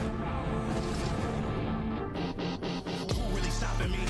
I did not come for apologies. I am not here for the politics. The confidence started with common sense. They go for acknowledgement. Here's the main battle. See how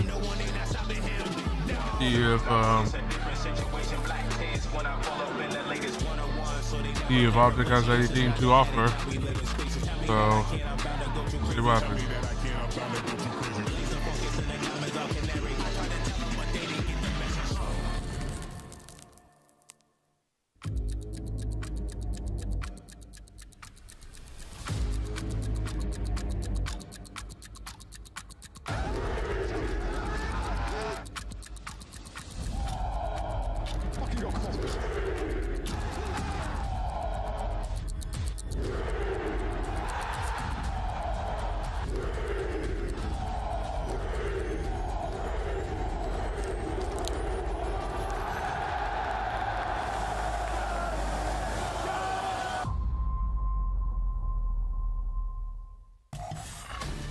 a little bit of pressure on your squad with an intro video like that. Optic celebrating their World Championship run with the roster they'll bring to the table tonight as they take on Atlanta FaZe. Welcome in, everybody. It's Rosalie and Nameless. And I want to start with you, Rosalie.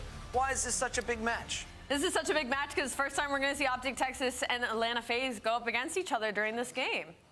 And Pred's back. And Pred's back, that's true.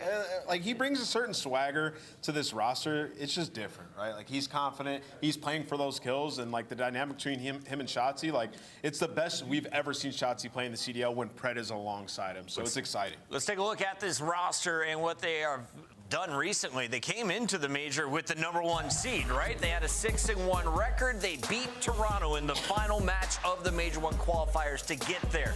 But in Madrid, this squad dropped to Miami early and eventually exited the tournament at the hands of Carolina. So Optic Texas with a new look at the front line. What impact are they looking to have? Well, the impact they're looking to have is maybe to kind of go back to the way they opened the season, right? They're still a top 4 hardpoint team, but they've only won one of their last 5, and 2 of those were a Skyline, one of their best maps versus Miami Heretics and Gentle Mates. So that's something to keep an eye on. And also bringing in Pred, he exited with a 1.25 and hardpoint, pretty similar to Hook as well, though, on a 1.2, so they're not losing a whole lot. Is the Aussie gonna fry today? I don't know. He's going to have to shake off the rust. And you're going up against an angry Atlanta FaZe that's coming off of a loss to the Surge, right? So it's definitely going to be tough. And to Allie's point, like, the hard point was slipping away from them. You look at the Major versus General Mates, they got cooked in both of those HPs. So got to get the train back on the rails. Let's take a look at Atlanta FaZe, the team that just won your first Major. They also took your first minor. So they banked $170,000 in just 2 months. But what are they doing now in February? Let's take a look at a lineup that struggled yesterday. Vancouver showing they were human, put an end to their 12-match run, Allie. It's a little bit of the same story when it comes to Atlanta FaZe. I mean, obviously, they're your Major 1 winners, and they were looking unreal heading straight into it after winning that minor, and even coming out during it. So for Atlanta FaZe, hardpoint also slipping, similar to Optic Texas, but what makes up for them is that they are still the best S&D team in the game, and their control has gotten so much better over the course of the last couple of weeks. Yeah, lost a double dose of protocol. It's kind of unexpected, especially to Surge, but just got caught off guard by the aggression of Neptune, right? But, you know, this is a matchup that last year they were super comfortable in. Like, beat them a ton of times, and going up against Optic here with Pred back in the lineup, you know they want to get that edge. You can see the vibes are now laughing, feeling comfortable headed into it. I lost my stat card, but I was wondering, how does Draza compare against the rest of the league versus Optic? Does he play even better against Optic like he does against Scrap, or is this one of the teams that gets the better of him? Well, we saw, like, the difference. Like, the year before that, Atlanta was getting cooked by Optic, right? So that was, like, the big difference. Like, we're going to pick up Draza, and he's going to give us that edge over them. And that's exactly what happened. The energy that he brings, his ability to be in the mix and slaying, right? So, obviously, he's familiar with Kenny, having teamed with him before, so he's able to neutralize some of the cerebral plays. Like, Draza is a big edge over them. Take a look at your maps and modes. We've got 5 coming your way. Vault, Protocol, Hacienda, and Red Card if we get to a Game 5. If you're Optic Texas, where do you want to finish the series? In 3. You know, I looked at it, I'm like, dang, FaZe love Vault, man. And then Joe and Clint were cracking some jokes in the green room. It's like, it's the ultimate map just to square up with Optic on. Obviously, Pred back, he probably just wants to be in the mix. And those first 2 maps, he sure can. For me, I see that protocol control and I get a little worried. I guess not worried. Maybe Atlanta's trying to expand it. They're a top 3 attack team, but they're weirdly really bad at protocol. They're on 2 losses on that map and mode combination. So maybe trying to test their luck versus Optic. Optic's bad at it too, so it could just be a square up. Allie, I owe you 1 favor this week, so let's go ahead and use it now. Nameless, you have to answer first. Who wins this matchup? What? This guy didn't even have an answer. It's a tough one. This is a tough one. I'm copying you, so choose right. I'm going to go with the green wall. I'm going with the green wall. Oh, my I'm going with the green wall. Allie, what are you doing? Oh, God. What's funny is I came into this wanting to pick Optic Texas, but God, I can't do it. FaZe up. I got red nails, Atlanta. I see the FaZe logo circled right here. So. No, I did. You just did So that. it does have it circled, like Optic fans. It's No, circled. Maven, you're 40 years old. Are you ready to go for round 42 of the Optic versus Atlanta FaZe fight? I'm trying to get locked in, brother. I'm telling you what, you saw that cake during our last series? I ate a piece like this big, and I'm going to have like a sugar crash, but this matchup's going to bring me back into it. It's got you. And we're going to get wild. No, this is an interesting one because I think if it wasn't for the Optic brand and like the Optic fan base, I feel for Optic right now, you shouldn't feel a lot of pressure. I mean, you're coming off a top 8. Pred's back in the mix. Any rational human being, which doesn't really describe their fan base, would think you're trying to improve over the course of this qualifier. You've been scrimming for a week. This is a work in progress. But I'm sure there are some that expect them to just be like world champs again. Yeah, I mean, it isn't like it isn't because like you had these guys. Well, you had Pred at the start of the year, but yeah, it's going to take some time to integrate. But it is. I mean, just talk about it. This surprised the heck out of me, actually, was that Optic is actually leading this series, but... well, just because of last year. Yeah, well, really did. Well, that's why I said, you said that to me, it surprised you. I'm like, yeah, but they got destroyed for 2 years. Yeah, I forgot about Vanguard as well, on top of that. Yeah. Like, they owned the matchup big time just last year. That shifted a bit. Yeah, shifted it big time. And then for FaZe, like... I almost think there should be more pressure on them in the sense you just won the major. It's just weird because of the series you had yesterday. You lose to Vancouver. For some reason for FaZe, you're matching up against the teams in the quote-unquote honeymoon period that just make a change right before this. You have Vancouver bringing in a player in Neptune. You have Pred coming back in. So this is going to be a test, but I feel like there should be more pressure on FaZe than Optic, but that's just not how it's going to play out because it's Optic, right? Yeah, I mean, listen, like FaZe, like they would never do this on land. Like we're playing 2 vaults. Maybe you see vault search. You never see vault hardpoint. Like Optic, no. We're foaming at the mouth right now if you're an Optic fan. Like Pred just gets to play 2 vaults to start off this series. I mean, they didn't lose one until the major. So you're happy about this. Like, and then vault search and destroy. Like, yeah, Pred knows how to play that. No, we talked about it a lot yesterday. Even FaZe playing some stuff they wouldn't normally hop into. We'll see them do that all the time. But I'm excited to see Pred back in this lineup, what he's able to do, and maybe brush off some of the struggles you had against this FaZe lineup last year. So as you said, we kick it off on Vault, and you imagine Pred's going to be right back in, slaying and frying, but the fact is, there's a bit of a break not playing with the boys. It'll take a while to grease this thing up. Yeah, we'll see. I don't know, man. Like, what like... you might be right. Maybe it won't, but, like, I think it's rational. I think it's going to take a little time to get back for into sure, but maybe, what was the biggest difference with Pred last year and what he brought? Like, the job was just energy, right? Like, on the stage... we've never seen Shotzi. I mean, he turned Shotzi into talking trash on Twitter. Like, he wasn't doing that before Pred. Well, we've talked about the fact that, like, Shotzi's kind of I don't know, unorthodox sort of sub. Not really your smashing in the mouth, not really just your raw slayer. Like, he's kind of unorthodox, and you always wonder, like, who's going to pair with him well, and it seemed to be Pred was the guy. You just get someone that's going to fry, play his life, maybe even play selfish sometimes, but get his kills, and it seemed to work well. Then that energy from Pred when he was doing that, because it's easy to be the hype guy when you're dropping a 1-5 or something, right? But it would elevate Shotzi, they start roaring, and even if I think, heading into champs, this isn't a team that's going to win this thing, the magic comes together and these guys become gods. So I'm excited to see how it meshes again. I was excited to have Pred back in, and after whatever the hell went down, I thought he might be down and out for a while. He's right back in the lineup. Even he did. I mean, there's a clip of him literally talking about it. I didn't think I was going to get a chance back on this roster. Yeah. And maybe the fact that their major placement was what it was, it gave him that chance. Whatever that team meeting was, we need Pred back. Here we go. So they're going to try to get back to the flow of things. A solid P2 there for FaZe. Simp off to a great start at 9. He really struggled yesterday. Well, really everyone did. The only player positive over a 1 was a Beezy, this man on your screen, versus Surge in that first loss. Yeah, he went on like a 6 spree. Simp did while we were just kind of chatting through storylines for this. But takeover time for Simp. He gets another double right off of the big streak. He's up to double digits quickly, and they'll be right into the hard point. The one player lurking on that left side of the map will be number 3 in Pred. So he's looking to pounce and maybe make a play. Not going to be able to disrupt too much. He does pick up Stellium, at least, but then he gets traded out. So it won't really have any impact on the spawns, but will open up things for Optic to get inside a third with 25 seconds remaining. Yeah, there's going to be a weird timing right here. Yeah, I'd say Simp's going to pounce because he actually spawns out due to that 1 versus 1. And well, a detonate, that's going to help out Optic. Maybe get some pressure on and pressure forward. You can already see number 2 Shotzi leading the way, and while he's going to win another gunfight, Draza is going to spawn all the way out as both teams trying to control this side of the map for P4 coming up. And this is the hard point we saw at the land. The teams who were holding so much better than it felt like we saw online. Becomes an insane situation for FaZe to deal with. So far, they have dealt with it, despite the fact that Draza spawns out. You now have all 4 players up, trying to sniff out where the opposition is. Cell able to sniff out 1. BZ, I thought the shots looked pretty good, but the movement's there from Shotzi, and he's got the close range advantage with the SMG at hand. Shotzi's still moving. That looks nearly disgusting. Cell gets the 2 HP. Shotzi moving right now. Yeah, they just spawned right behind Cell. Some unfortunate timing right there, and well, we're just back at 4th on this P4. Finally going to stabilize. Will Optic Texas? So they get the spawns, they find the break. Great job there. As well, we get a team change as well, or will we? FaZe right back to it. Simple get one at least. Not going to lead to too much more. Pred trades it out. One more player inside. Kenny, the tracking, maybe a little delay, but finally gets the shot on point. They'll take the final few seconds here.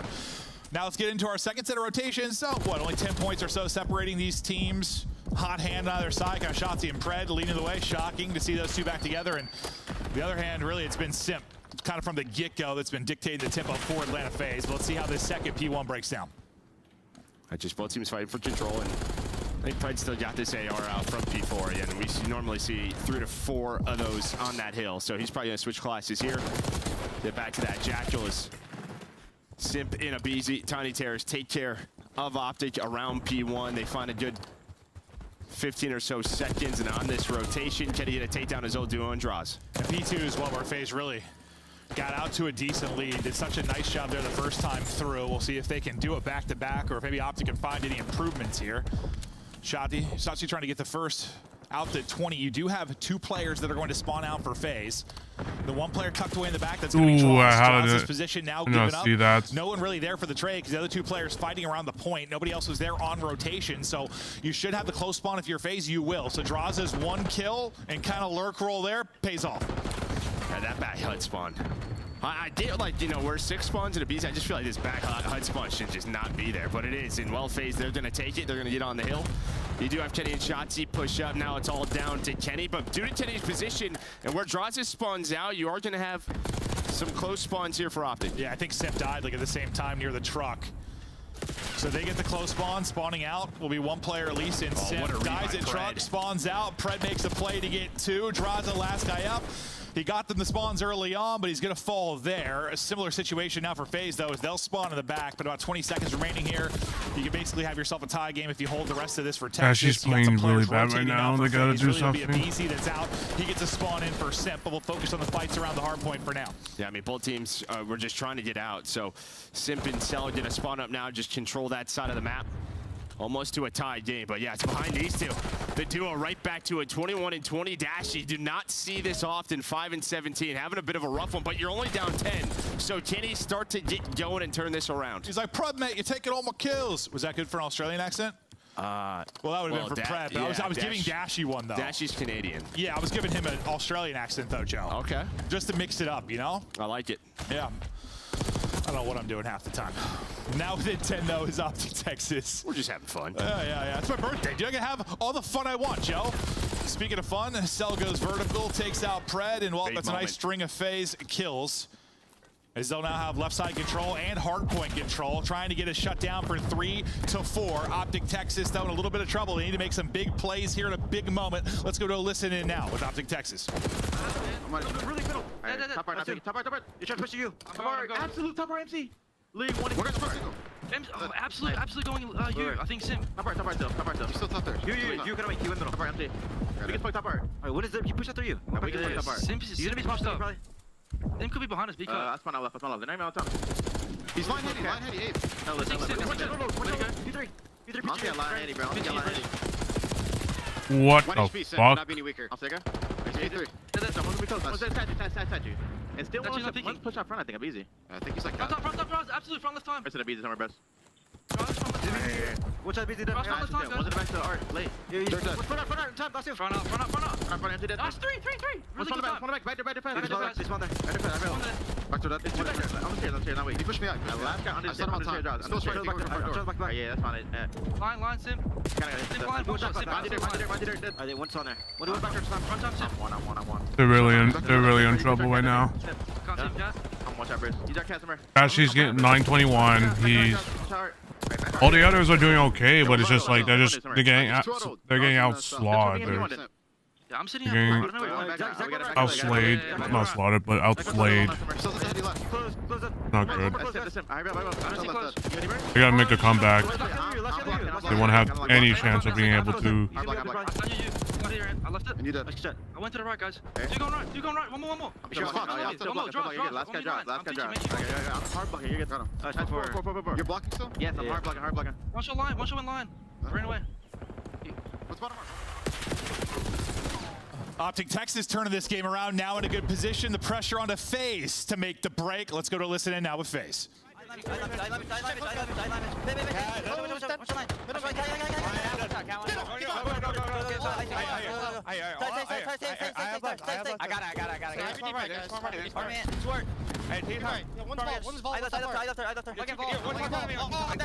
I'm blocking. Yo, one's deep right, okay? One's deep right. Weak, low cat. He give me money. He's taking right. Top cat. I'm taking right. Top cat, just the time. I don't have time. I don't have time. I can try to go get it, but I have to go to the back. From both. Come into the back. And pull. Almost made on me too. Pull. Money. I'm bugging. I'm staying down on ties. Staying down. I already bugged. I'm challenged. Here, one's behind me. I'm ready. One mid. I have Zach. I'm challenged. I'm pitching mid. I'm sending cat. I'm sitting in front hill. I'm starting in. AG, what's that back? Nice, great. Last guy front. Stand here if you can. Get time. I got it. One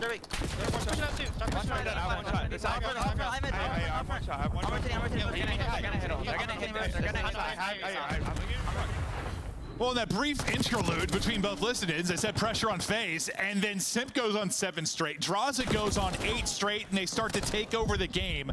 With 8 or so seconds remaining here, they'll get over the 2:30 mark, be close to a victory. You want a one-on-one on the other side of it for Art Control and Cell. The ball's in FaZe's court to close this out. Yeah, I mean, 19 more seconds, but what a P2, man. I mean, you heard it in the comms. A couple of them. Just, I mean, both teams, right? Just making sure we're blocking. You don't want those close spawns, but yeah, then Draws and Simp just got loose. Do whatever the hell you want to do. We got the spawns, we got the hill, and they cash in, grow their largest lead, but still alive as Optic, just trying to get some time at this P3, but you just think 19 seconds, you have the good spawn. Now you have Draza going on a pinch, and while he might find a couple of kills, he does just that. The other 3 are frying. BZ's double negative, and you got Dashy like double negative on the other side. The difference, the rest of the FaZe boys popping off. Simp up to 35 currently. Shotzzy with a multi, trying to make things interesting, maybe down the stretch, but you got to think just 13 points needed, and having left side spawns, you're going to need to fight for this time and then somehow get nearly an immediate break if you're Optic Texas. Okay, well, that's what you need. 3 down, here comes a flood forward. On to Draza to make the play, and Draza is making the play. Triple for Draza. That will ice the game. There's 1 player remaining, and Kenny Draza says, why the hell not? The CEO comes to battle and dominates late. Yeah, just a little reminder, gets all 4. You needed a big play out of him. There was a chance for Optic to put together a nice little game, but Simp with 2 more. You almost hit triple 40s on the side of FaZe on Vault, one of their weaker hard points. A great map one, and maybe, you know, you kind of heard the chatter. This is what we expected.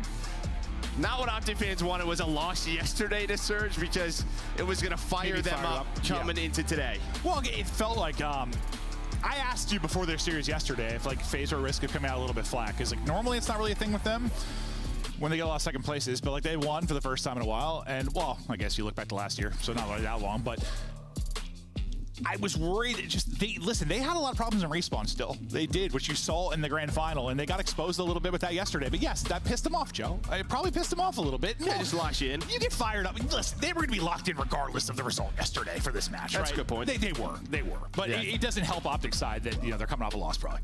Yeah, it's just a bit of a reminder. But yeah, I mean, 37, 32. BZ, he's saying great job, guys. I mean, that's just what you should do. He's got 11 assists on the other side. Yeah, Shotzzy and Pride. Shit, we have to keep. We saw this yesterday with FaZe, even versus Surge on this vault. Like, they are so strong at this. They have to keep shutting down Draza. Bullshit like that's gonna happen. Just deal with. I mean, good plays to them, but fuck me, dude. And it feels like every single time we go to this, every time Optic goes against Atlanta, Draza just goes up, and he's fucking shitty on that. I mean, you know what? It's pissing me the fuck off that we can't kill 1 fucking AR. Weaker. And it just reminded me that we finally had the hit markers, like visually and like the audio of it. And I just can't believe that we cast it without it for so long. It's so weird when you don't have hit markers. It's like, because I'm like guessing how weak people are sometimes, but there I'm like, yeah, no, that guy actually probably was like 1. But no, it's nice to have that fix, so makes commentating certainly a little bit easier. But yeah, Dashy, he was going through in that sequence and maybe going through it throughout the course of the map, but you expect a guy like that to bounce back, especially in Search and Destroy, one of our all-time kind of clutch gods. He's had the ice really his entire career, and he'll look to bounce back. Yeah, I mean, you saw right there was like, what, 150 to 120?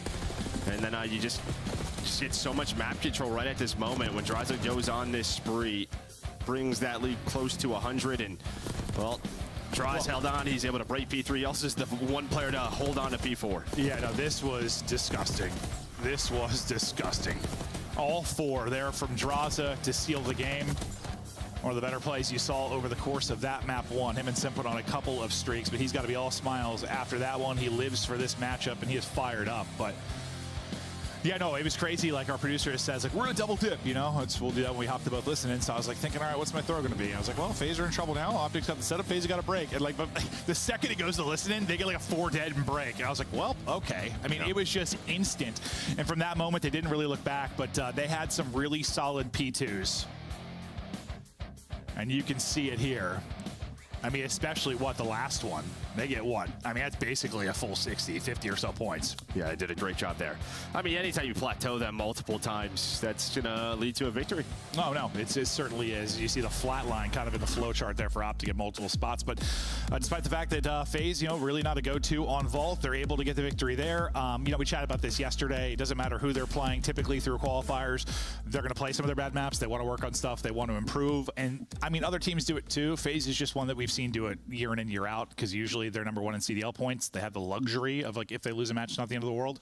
So we've just seen quite a bit of it. We know how Optic is. did it a lot last year. Yeah, there were moments where they played like 7 high-rise controls in a row. Yes, correct. Yeah. So yeah, I mean, this is you get a major 1 victory. You know that teams are going to touch on sort of your vetoes and try to focus on certain maps. So yeah, just what our teams do. But looking at these two. S&D major 1 between Shotzi and Abizi. Pretty darn close.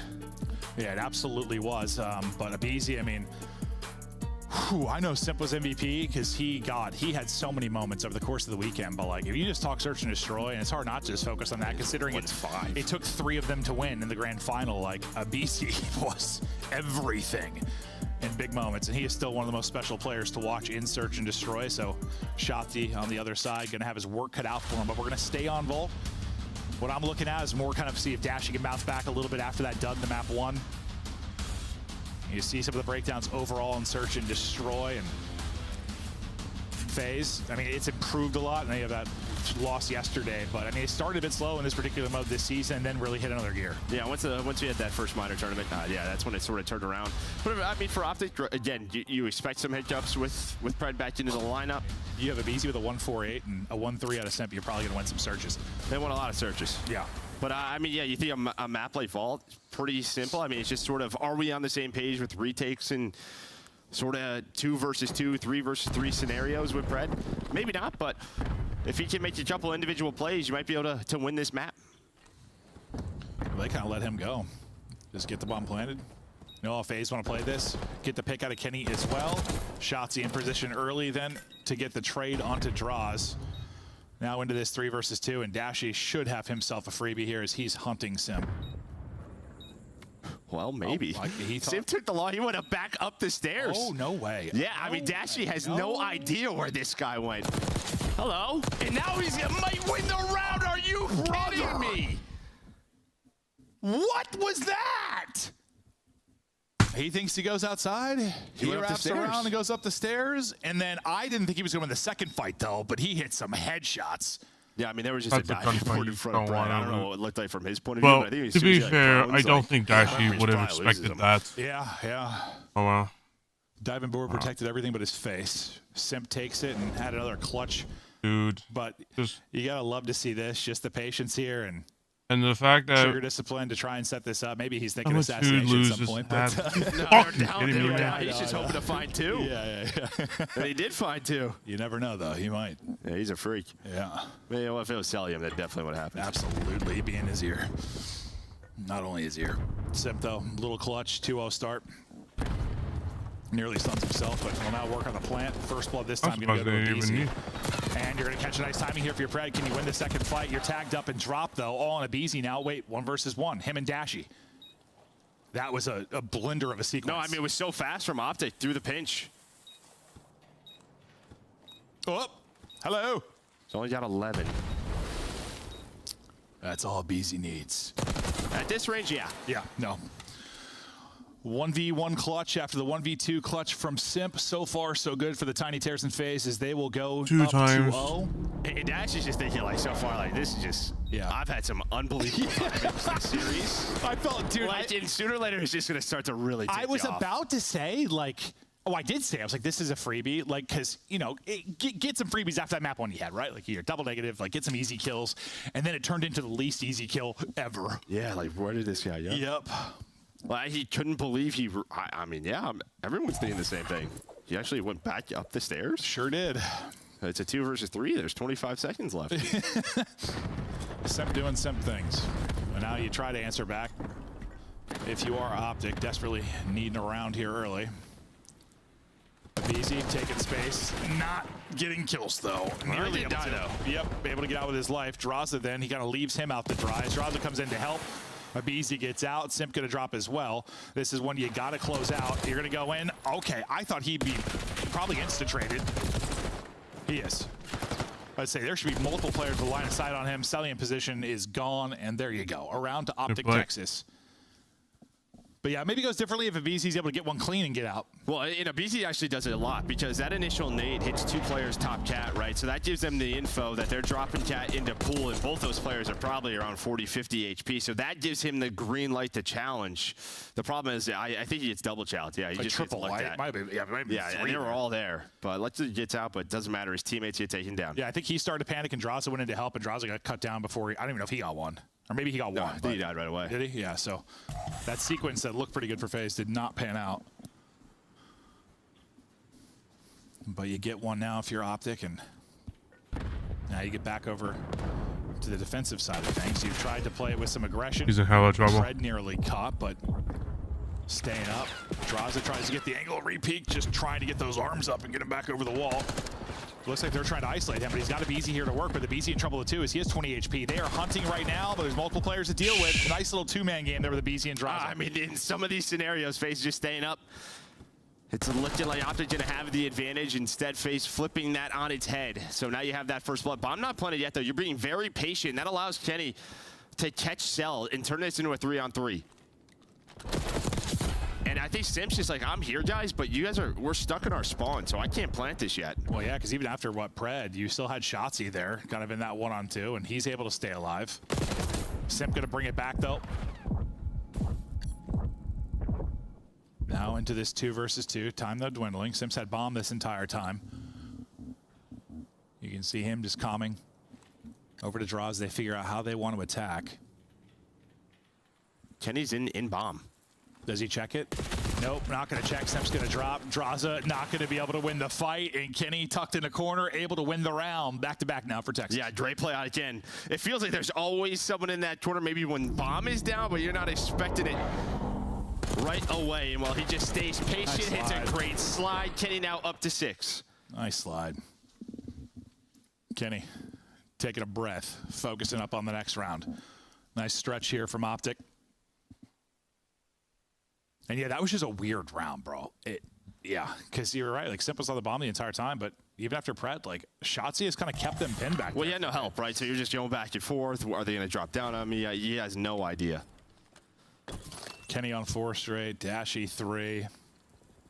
Back-to-back rounds for Optic. Slow it down a little bit this time. No kind of instant plant over towards A. Playing behind the trophy will be Pred for now.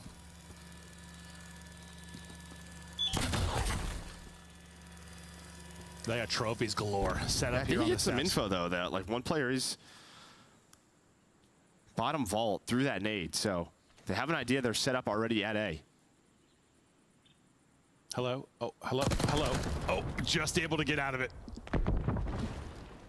Pred nearly the first blood, and then Walpeasy with the first drop. Draza insta-traded though, 3v3. Yeah, I think they're lucky that Draza doesn't get 2 there, so a nice trade. So keep it a 3 versus 3, and yeah, just the way FaZe is set up. I mean, you have art control. Did Cell spot him? I'm not sure. It looks like he's gonna slide out and get the kill, and the bomb doesn't go down. Yeah, I don't know if he saw a name or just saw him right before he slid across, but I wasn't really sure. Be tough to tell sometimes with X-ray, but bomb didn't go down as you said, so now they're gonna try try to get it down, gonna get caught again. Nice job and patience there from FaZe. Map kind of flipped a bit. Even if he dies there on that bomb, just the fact it doesn't plant, like you're in a really good position. It had to be close. 2-on-3. It had to be close. To maybe clutch that up. But yeah, he was like half a second away, I want to say. That's what it seemed like. He stopped the streak there from Optic. Get back into control in this map too. Kind of expect a battle back and forth on Vault, and that's what we got thus far.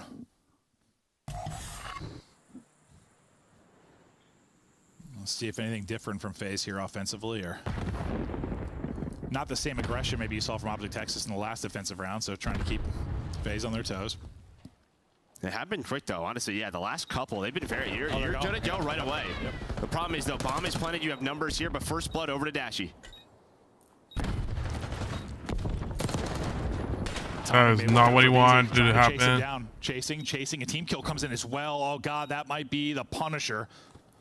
Kenny gets team nated. Now you give numbers on over to FaZe. Pred, the back of the lineup, can he make a play? He's got one on his right, and he's going to fall. So does Dashy. Teammate probably cost him in that situation because you had a 4v3. I didn't see exactly how it happened, but yeah, I mean, yeah, neither did I. But it's like just Dashy out of Kenny. Unfortunately, just Dashy just had some rounds. Fortunate things happening to him right now in this map. But yeah, it kind of changes the tide, turns the tide for Atlanta FaZe. That just opens up so much room, allows Draza to go on that pinch, finds the final two. Oh, and even the timing, like when Abizi was rotating off a bomb, like whoever was down low holding it with an AR, like the second they gave it up, like Abizi pushed, and like it just became this race. But 2-round advantage, yep, for FaZe. Pressure on Optic now to get this bomb down and get this round win. Shotzzy in his hole. You know, it could be a playmaker from there, but it's going to be easy with the first blood. Kenny getting caught early. Drop down at the wrong time. Easy, and there goes the other tree. Neither hit. Could just be on a Dashy, but he's going to get caught. He was just kind of lurking, watching the flank, all down to Pred now. A dominant stretch here from FaZe, and well, they're on the bomb already. Pred, doesn't matter if he wins this fight, because they've already got the defuse. One more round needed to take a 2-0 edge, and despite the frustrations and the loss yesterday, so far FaZe brushing that off and dominating these first two. I mean, I don't know what Cell's doing here, but Bred's thinking he's back in Australia doing this guy. He's like a kangaroo, hippity hop hop. That's just Cell. He's a freak. Yeah, he's just trying to waste time, right? His teammates on the bomb, but yeah, I mean, just nice adjustments here for FaZe. I think, honestly, Optic had some strong showings, and again, just some unfortunate rounds. Well, it feels like, yeah, I mean, it was really 2-2, and like Optic were looking good, and then I blink your eyes, and it's just 5-2 advantage for FaZe. And that just sometimes happens in Search and Destroy, especially against a team like this. It ain't going to be a game 5. Yeah, it was like, what, 4 straight for Kenny, 3 straight for Dashy. They tied it up, and then, jeez. FaZe just kind of take over. Nice adjustments, as you said. A chance to close it out here on offense. Oh, that's unfortunate. Just being annoying. Trying to catch Mr. Annoying and Shotzzy, and he's able to do just that. First blood to FaZe, advantage to FaZe. Bomb is planted. Cell will eventually get sniffed out, but a little bit more information over to the FaZe side. He was going for the knife. Yeah, now Draza, we've seen him a couple of times. Like, he's sort of the active one while Bomb is planted, trying to find the opening. Instead, he's going to find an Optic player. Nice nade from Sim, maybe to slow this retake down, but it's all down to Abizi as Ken. Some great shots. Nice job. You get the first blood of your FaZe, but Optic Texas do an incredible job bringing it back. Yeah, Draws just, yeah, he has been the active one there. That little timing, one on your left, one on your right. He holds there for another second. He might get a freebie and can finesse, but doesn't work out for him. And a good job just isolating Cell after that first blood, is making sure he can't really get anything else going. And Kenny, who started with like 5 or 6 pretty early on, now trying to get it going again. Yeah, now it's just, you kind of talked about it, sort of like, they always like try to hunt down Shotzzy. Right now, he's 2-8. It's just, can he get an opening? Nah, bro, I mean, that sometimes this matchup, at least talking to Crowder, like the FaZe boys, like last year, like that was like their game plan. Like, keep Shotzzy in front of us, play maps and keep him in front of us. Don't let him find openings. If he gets a kill, he needs to be called out and needs to be dealt with. And he's had some tough matchups against them over the last year or two. Obviously, you're not always going to be able to shut down a player. No, that's not going to happen all the time. But I think they feel like if they do, they win. And, well, last year it was true. He's trying to find it. Shotzi is Nothing doing A at the for moment. him quite yet. They're just reading him like a book. Like Shotzi, we'll see. they gotta change up. They gotta do something. Well, you can't really change him up. They can't really change him, but like he has to do something differently because right now it's like FaZe predict him way too much, and that's the big problem right now. They predict him way too much. So it's like, well, shit, this is not a good. Oh. Nice shots from Simp. I don't think it was all the way back to full, but I'm hoping still not. an insane slide, Chow. I'm hoping not. Or that was just a slide and just joked straight headshots. Abizi and Simp, tiny tears started us off. They're trying to clutch up. He's going to get headshot fried. Simp is just cheesing people. It's all going to come down to Simp down to 1 versus 2. This would be for the ace, and this would be for the map win. I'm trying to find an AR. Yeah, that would help as you're trying to retake B, huh?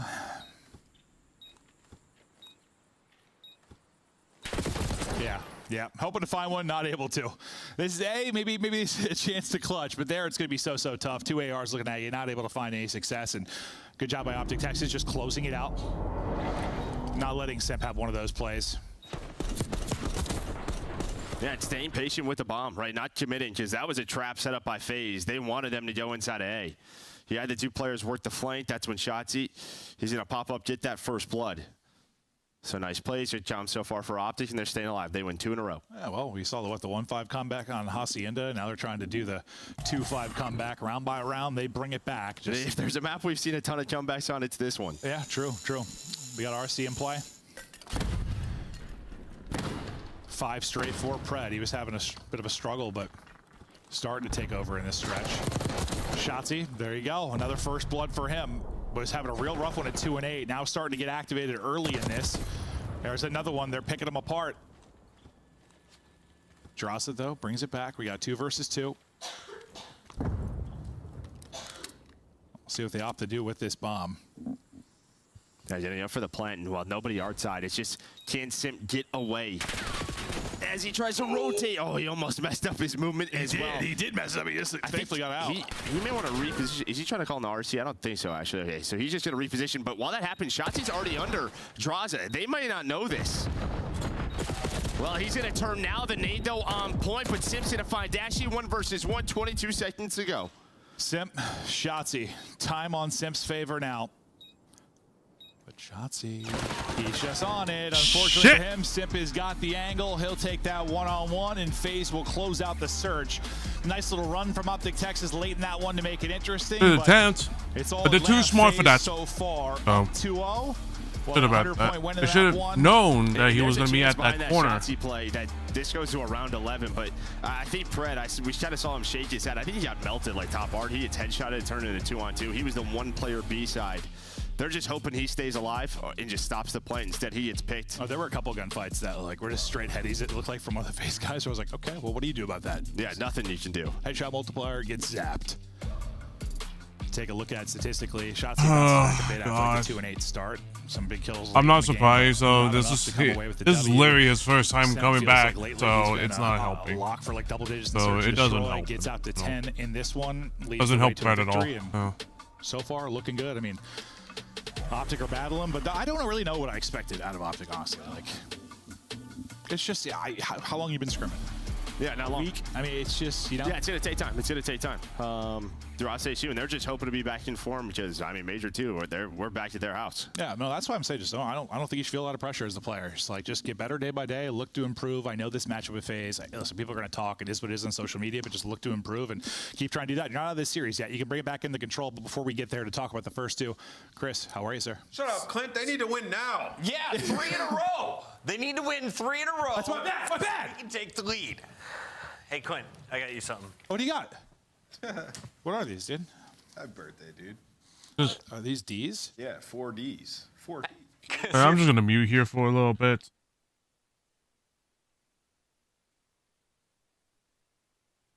That was 4 Ds. What damn There's so much. I wasn't allowed to say the real version. Thank you, Joe. Thank you. Let's take a look at your scuff play of the game. Game 1.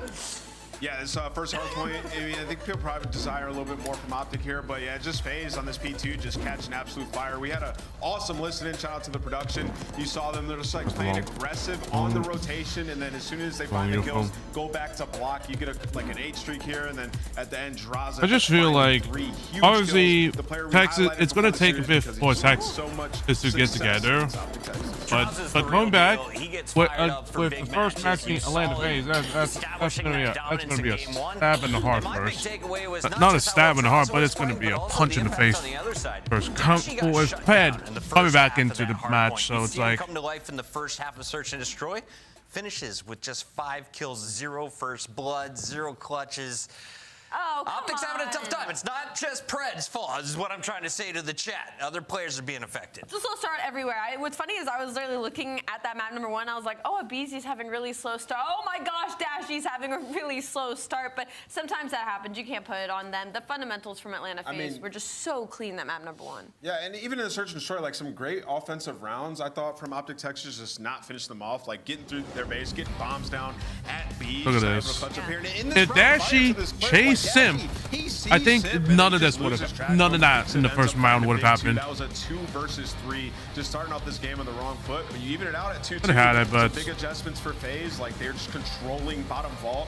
You saw when Optic did get that bomb down B, a big kill comes out from that bottom vault, and you know, just lost too many rounds early. This is what I'm talking about right here. Like if you get over towards B, you should just win the round. Yeah, from the side of Optic Texas, like they've already kind of been struggling in the attacks, middle of the pack overall. Their post plant has been needing some work, and so I understand why they tried to put Vault into the mix, just because it can be such a one-dimensional map at times. But that in turn is kind of what bit them in the end, because like Ant said, they let that bottom Vault for so much pressure to be put on from the side of Abizi and Sim. And for Atlanta FaZe, like they play this map much different than the rest of the league. They put a lot of pressure in mid and get controls of those hallways, which kind of puts a stop to a player like Shotzi, who's trying to like make a mess. this round, they shouldn't have lost. He got through and it worked. Atlanta FaZe quickly changed that game. Shouldn't have lost, and then of course Shotzi. I know what he was trying to do, but unfortunately, it just is too. Atlanta celebrating a tight game. Unfortunately, they're now on match point. FaZe is just too smart to think that they would try to do something stupid. But is Ali going to be gloating in the green room? Yeah, probably. I mean, you look at this protocol, and for Optic, like 0-2 on it, obviously with their last roster, but maybe Pred comes in, you know, just goes crazy. You never know. Magic can happen. He's warmed up now. I've been told we have some numbers. Let's take a look at them. This is main AR battle. Control at Major 1. I mean, yeah, they're number both 1 versus number 3. They're both incredible. I mean, Dashy has not had enough maps to really make this a really impactful stat if we're talking about the major, but has an opportunity here to go up against them. I have faith. I think it's going to happen. Major 2 is coming up. Optic will be hosting it. Reminder, get your tickets right now. It is going to be a blast. Al, you looking they have like a lot of weeks. Looking for it. I always love an Allen event. I think right now they have a lot of days that let's take a look Optic is going to have. Birthday surprise for the man. I think another. 14,610 when he was born. 2,087 weeks. That would be 480 months and over a whole lot of hours. Wait. Well done. Oh, this is just. Oh, how days, weeks, months, hours. Holy shit, that's amazing. Hosting Call of Duty events. Oh my god, that is crazy. You're a legend, Maven. Take it away. Thanks, guys. You're all so sweet and wonderful to me. All they do is make fun of me in the green room for being old. That's not true. No, actually, we all listen. I was just talking about this in the green room. I like how we all get along really well and have fun. Like it's nice. It makes your job easy when you get older. I just feel like Optic have a lot of work since Pred just came back in the team. So if Optic loses, it's not gonna be surprising. Wow. Not gonna be surprising. Well, I didn't say you smelled musty, Ali. I was talking about Chris. Yeah. You just got like your Ellen pantsuit on, or whatever that is. This is a highlights of me being a moron. Yeah, it sure is. Thank you to the production team. I appreciate you guys. Well, if that was like a highlight, that'd be every day. How Every many day. days was that? Every It day. was like every day. It's funny because like I'm not like an unintelligent human being, you know. Like I got my degree. I'm pretty smart dude, but like on camera and just in general, I like to be a jackass. So I like to just be. Hey, listen, it's a video game. We're having fun. I made a personality. I'm just being an idiot. And Yeah. it's a good time. 5, Because then no 9, one 8. expects anything of you, Joe. And then when you do something smart, they're like, "Wow, wow." I'll say one thing. Could be right about the different game, for they're like, Optic, "Nice breakdown," but we don't know. Thanks. Nobody says that. But we may, it's been a well, while. we may never know. It's So. been a while. I don't break stuff down anymore. I just leave that to you. I just sit That's here. good. That's I just good yap. I just yap the BS. I fill the silence, Joe, so then you can drop in the little knowledge nuggets. You love. Who doesn't love a good knowledge Dude, nugget? I love some nuggets. Mixed in with your chicken nuggets. How many chicken nuggets do you think you could fit in your mouth at one time? At one time? 6? Oh, double digits for you for sure. Oh, that's crazy. I'm thinking at least 10. Simps thinking 20. Oh, wow. 20 bullets that don't hit. Little Wendy there. He pops up, loses aim assist. and- Just great strafe. Yep. Sure. Shotzi with the Halo strafe, huh? Sure was. But we did see FaZe on this yesterday, and they kind of got beat up. We saw a different looking Vancouver Surge that just brought it to them. And this has been a map that FaZe have been solid at, but just not as of late with what the loss to Thieves and the loss to Surge. And now with the change to the map, they're looking for improvements here. I mean, that guy's POV is just different. I don't know. He just went up a staircase, down a staircase, up a zip line. At 40, I get tired watching that. No, I actually did. I'm out of breath. But yeah, Cellian picked it up. So great job by him. Not a lot of shots, a lot of freedom in their spawn, but he's right back to the point, just trying to do what he can. But FaZe for now, just trying to pause the clock. While Fred, well, he's hunting. He is out and hunting. And this is why you like to have this man just tuck away. Yeah, yin and yang. Annoy the opposition, and well, it's less annoying when you read that corner and Draza slides in and gets the kill. So then it just ends up being wasted time. BZ now, he's trying to get to work on the other side of things. Up, down, left, right, finding kills all night. BZ in your base, and well, can't quite get prone in time to stay up. Kenny will deal with it. Lives-wise, a little bit of an advantage here for FaZe. 35 seconds on the clock. They're trying to get this minute extension. Wow, I mean, Nice Fred shots. snapped. Fred snapped there. I mean, he gets some help from Sim. Yeah. Gets some help. Still not done, though. Dashing right off his spawn, able to find a double. And they're able to trade out on a beast. He's still 30 seconds. FaZe still have to work this point. And we're down to 11 lives on both sides. This is FaZe control sometimes. It's like objective second, kills first, it feels like. As a string of headshots come through, they take the advantage in the kills. They also get the minute extension, but not a whole lot of time. Minute 20 to go. Nice shots there from Abizi. That's just where he loves to get that right side lane. Yeah, he's always to like work around this house. Yep. Yeah, he'll be the one guy they'll send forward more often than not. Just kind of leave the other three to play a little bit more standard, but now Abizi looking to work the stairwell. He'll catch himself a freebie there. One more inside. He's ready for it. Needs probably one more bullet. He wins that with a hop from Pred, able to take it down. Sim gets a call out from Abizi. He looks to get involved. That's a great nade there from Pred. Sim drops right onto it, hit to half HP immediately. Pred's eventually going to die, right? No, yeah, he finally falls, but he gets 3. A nice sequence there from Pred. But the problem is you only have one player left. The life advantage was over to FaZe. It's going to be all on Dashy now. The efficiency out of Pred, not quite enough. Dashy, treat it like an S&D round. Maybe you come up with a clutch, but not going to happen. FaZe. The battle of attrition goes their way. Yeah, I mean, that's it. Like, they kept the lives just close enough, and, yeah, ended up winning the battle. But there was just a couple of gunfights, like the one on the Shotzi when he gets loose. I mean, finding Pred in that corner. You're in some spots if you're Optic to, like, just have the life advantage and be annoying. It just FaZe just efficient to make sure that their base is clear. Vibes high right now for FaZe. Draws and Simp there, all smiles, and well, feels pretty good probably when you're up 2-0 in the series, up 1-0 into control. Texas working on things and working to get it going in this round. We'll see if they can bring it back offensively now as they take their crack at it. So I think Simp's just waiting there for that play the entire time, right as he gives it up. Shotzi comes in, just game of timing. That's what you'll see, but Simp just repositions, ends up finding himself Kenny in that sequence. Dashy ultimately will trade it out. Pred trying to do what we saw BZ doing on the other side, but that's an AR playing deep. He's going to have to reevaluate his plan of attack. Shotzi, I thought that gunfight was going to get away from him, but nice kind of recentering and tracking there to take out Cell. Well, President's off the point here. I mean, you'd love to have... Okay, well, they're going to pause the clock over towards B. It's going to be Kenny Vujitane. So now you have Shotzi and Pred in your base. The problem is, though, is they're spawning them, on top of Ken. Pred, though, just going to back it on up. And again, just stay on this point. It'll hop off, just try to play his life. Abizi aggressive on the other end as we watch Pred lurk. It's Abizi that finds more success. Once again, Draza is able to sniff out Pred. Abizi now and kind of his hunting a little more efficient than what we saw from Pred on the other side of it. 4 straight for him, up to 12 and 6, trying to hit some pre-fires. Nate's in now to back him up, but he's just going to backwards sprint on out of there. Omni movement his way out over and take out another. He'll finally get shut down.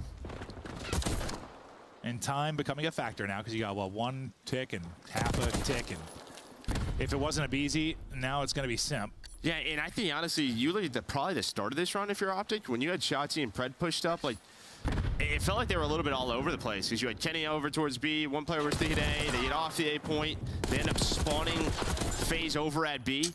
It just felt like they could probably have gotten that A objective done.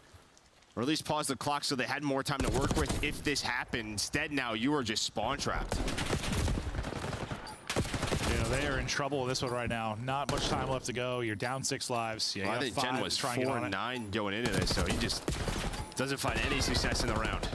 Yeah, I mean, I think the fact is right now, Atlanta FaZe are a better team than Optic is right now, but it's still early with Pred back in the mix. You probably have to, listen, even though you won a world championship together, it's still, they didn't have that much time on this particular title. The game has evolved a bit. This map in particular has changed. You got to get the comms locked back in, figure out how you want to play certain scenarios, and well, the fact is, this is a tough matchup to start it. I don't want to make excuses for him. It's just the reality of the situation. It's what it is. Yeah. That's why I was saying this wouldn't feel that much pressure. You're going up against the best team in the game, just won a major. Try to take this as a learning experience and not get too frustrated by it, but FaZe trying to put him in a body bag with a 3-0-3-0. One more round, they'll close this out. It was what the... Yeah, double neg from Dashy to map 1. Now Kenny having the struggles at 4 and 16.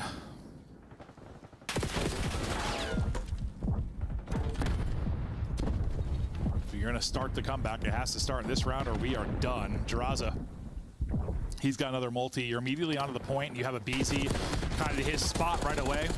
And Draza's letting him know because he's on 6 straight. And this is just sort of like this is what FaZe always kind of defaults to. Yeah, just sell, just stay alive. Put draws on the point of BZ, gets pushed forward. Try to get done with this 8 to have the life advantage. To 7 in a row. Spot Shotzi in the window, ready for it. Has the AR snapping right now. Yeah, he is snapping. He is shooting. That is for sure. BZ, after he got his multi kind of deep in the spawn of Texas, right back into it. Nice movement there, but couldn't quite finish off the shots. But they got their extension. They got a nice little life advantage. They're in prime position to now shut down this round. Draza is absolutely snapping. I say he wins that gunfight. Lordy, he's not even back to full yet, but he falls, and the FaZe boys, I mean, unlike yesterday, they're playing with some confidence today. But that's just, bro, that's this matchup. It's going to bring out maybe not always the absolute best, but damn near close to it. Well, I think that's just, I mean, Surge was... They were lasering yesterday. Surge is disgusting. Yeah, dude, I don't know what they were doing. I saw that the post stats, like Nasty's post game stats were. Oh, that's the best we've seen him this year. That's for sure. Yeah. He was unreal. Excited to see more of them. No, I am too. Like, that's what I'm just wondering. Was that like FaZe a little overconfident and flat, or was that all just Vancouver improving? It's so hard to tell, bro. Like, I don't want to down talk Surge. I don't want to make an excuse for FaZe, but it's like I don't know after one series. That's just not the result we expected. It's not. And yeah, we'll see. We'll see. Time will tell. We're trying to close out the game right now with the second kill done. Looking for the third. We're halfway there. BZ still eating. Draza finds a kill, and this map and this series is done, folks. Not much to chat about. FaZe give him an old-fashioned ass whooping, as Optic just couldn't find any success over any of the 3 modes. And well, listen, you got work to do. You expected to have work to do. Pred's back in the lineup, and I just think if you're a fan of Optic, like I wouldn't give panic. Him time. Yeah, it's give him time. Hey, losing is learning. Absolutely, Joe. Losing is learning. Fact. Some VOD to watch and maybe what went wrong, but yeah, I mean, the fact is, I had their team right now. They're hot. Obviously, I had Atlanta winning, even though I don't want to do it, but with Pred just coming back in, that's going to take a lot more time. It's going to take a lot more time to try to get back into the group. Easy has himself a map. Tried to get back into the you were talking group about kind because, of their default, like, what they like to get to offensively. They come just on, got it over and over again. let's be real. When someone plugs, when you just plug someone in, you gotta get. It's like hiring. If you hire someone, you gotta get them to learn. So you can't. They won't be able to learn. You're trying to fix is just being. They won't be able to learn instantly. So they need to obviously do a lot of work. I'm not surprised that Optic just couldn't get their shit together. Seeing a Hacienda or a Red Car was hoping this was a series that might go the distance. I was wondering just purely because, I mean, I think logically you thought FaZe would win this.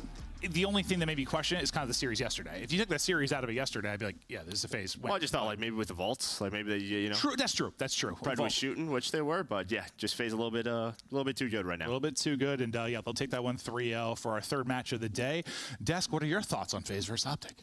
You guys are making excuses for because honestly, no, like being serious. Let them be real. We're gonna open a dialogue about it. Like Vancouver came in with Neptune on a week's practice and beat Atlanta FaZe. If this is Optic's like trap card, bringing Pred back into the lineup, I expect them to be a little bit more competitive than that. I do understand that they haven't played together in a little bit, but in some of these moments, like it's the same problems I saw early on, right? So I don't know. They gotta figure some out. They gotta figure some out quick. Is it a matchup thing? Can Optic go to Game 5s regularly against Atlanta FaZe throughout the rest of Black Ops 6? They should be. I feel like that's where the expectation kind of lies. The fact that I think Ant put it really well. This was an extremely lackluster performance from the side of Optic Texas, considering how high our opinions are of them. Yeah, I picked them to win. They also, like, they haven't been looking that good across the board. Their hardpoint's been taking a really big dip. Their S&D is either they are slamming teams or they're getting slammed. And then for Control, they're number 9 defensive team in the league right now. So loading out on this protocol, the way the offenses went were to be expected considering how bad their controls look when it comes to defense. But again, Optic Texas, I mean, they were the favorite seed coming into Madrid when we were going into it. So it's kind of like, I mean, listen, is it a bad day? Coming into this series, like, it's not like Atlanta have been world beaters in hardpoint. Like, they were 5-5 in HP, right? So you come into that vault, you're thinking Optic has a really good opportunity. And it's like, you're all inside of a P1 on that last rotation. FaZe just runs in, immediately breaks a 4-man setup, and then flips. Then we get to this Control, a protocol where Optic does need to make some progression, 0-2 coming into the series on it, but we just saw Atlanta FaZe on this yesterday. Did not look great, right? No. What happens? Flip it around, and Optic gets smoked. The chemistry doesn't look there. You don't answer any questions either because Kenny's it's just right now the chemistry is just not there at the moment. So that's what I'm thinking right now. Because again, Pred just came in. You know, you remove, you get rid of Hook just because of what happened in Major. But nothing happened. So, I mean, yes, it's going to take only like it's going to take more than a few days to get their shit together. But like, that's like, well, Pred just came back. But it's like, come on, you should be able to at least get a little bit. You should be able to at least be more competitive than that. So, like, I'm just being like, no one needs to be dropped, and I know Optic, obviously, but they have to get their shit together. How you doing, my guy? I'm feeling great, man. Great 3-0. Causing problems for Optic once again. What is it about this matchup that gets you extra fired up? I think just playing with Ken back in the day, playing Optic, I kind of stole his whole thing, and I think I just can't be killed when I play those guys. Jocelyn, this win is so unreal that, like, I would ask you about yesterday more than I want to ask you about today. Do you guys feel like you kind of just came out a little bit flat versus Surge? Not to take it away from them, but, I mean, you're our major winners. Yeah, I think we definitely were playing a little slow in some situations yesterday, and I think we were also losing a lot more gunfights than we normally do. And I think if we come up flat against anyone in the league like that, they're going to be able to take maps / win. So I think, you know, for us today, we just had to lock back in, playing the big dogs, and take care of them. Oh, yeah. Jocelyn, the control on S&D has been phenomenal, you know, throughout the major and coming into this split. The hard point been up and down. How do you guys equal it out and become dominant at HP? Yeah, I think just keeping our fundamentals correct and playing a full 10 minutes of those ideas that we have is big for us, because I feel like sometimes, like I was saying yesterday, we're playing a little too slow in certain situations and we're not being quick in some other ones. So it's kind of just trying to click and get it all to go together, because in the minor it happened and we were 7-1 at hardpoint. So it's kind of trying to get back to clicking as for the full 10 minutes. FaZe has been pretty good at major 2s. How you guys feeling about this one coming up? I was looking at your strength of schedule. It doesn't look too tough this time around. Yeah, I mean, I'm excited for LAN. I want that three-peat, so that's what we're going for. I'm super excited, and I'm super confident with the team that we have here. Love that call out from the minor to the major, now major 2, and then remember that $1 million+ tournament called EWC. 3.5 beat. Land of FaZe pretty darn good at this game. We'll see you soon, Draza. Thank you, thank you. Awesome stuff from that guy. Love to hear from him as always, but we still have one more match to go. And Ali, I feel like this one may be the most impactful for the players involved. Who are you more worried for, Toronto or New York Cloud9? You gotta say New York Cloud9 because they might be on watch and maybe calling for a roster change.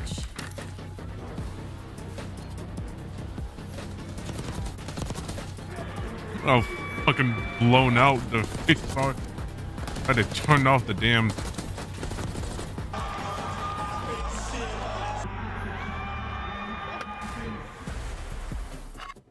But yeah, it's not surprising, but again, they should be able to at least take a fucking map, but you know, it's whatever. Is an official partner of the Call of Duty League.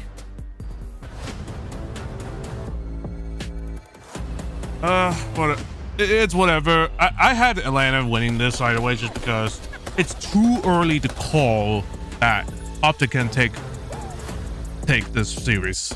It was not gonna. It wasn't even close. It was like they got completely shit on. So it's like, okay. There's nothing. You can't blame the players. They just got together. You just got pred. So come on. Let's not play. Oh. Kent should be dropped. Dashy should be dropped. No, don't do that. That's stupid. You just got pred. You know, you have to give them time. But again, time is money. And time, they don't have a lot of time. There are three majors down. So there's 3 majors down. So there's 3 majors down. Come on. Singers, really. We got 3 majors down. We got 3 majors down. 3 majors down. Am I got my thing to work properly? We got 3 majors down. So right now, they are in hell. So right now, they gotta get it together quickly, or else they're gonna. Or else they're not gonna go back to back world champs with Texas. Not like it's gonna happen, but it's like unlikely. Different games, different people are gonna be fine, so it's gonna be difficult.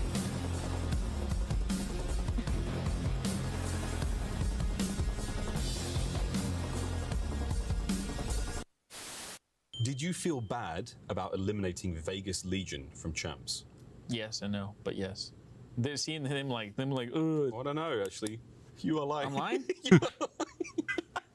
Them guys. Yeah. My bad, Clay. Keep that shit together. Holy shit.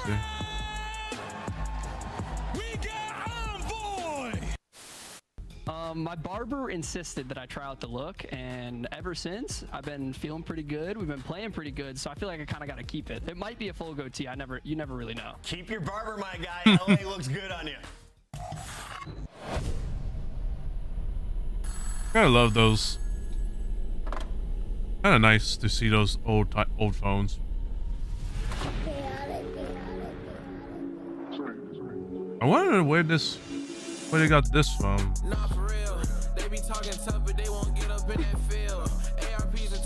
But yeah, if New York can't win this one, then they got major issues, because if they can't get their shit together, well, they got major problems. Probably New York. What, in terms of changing their team?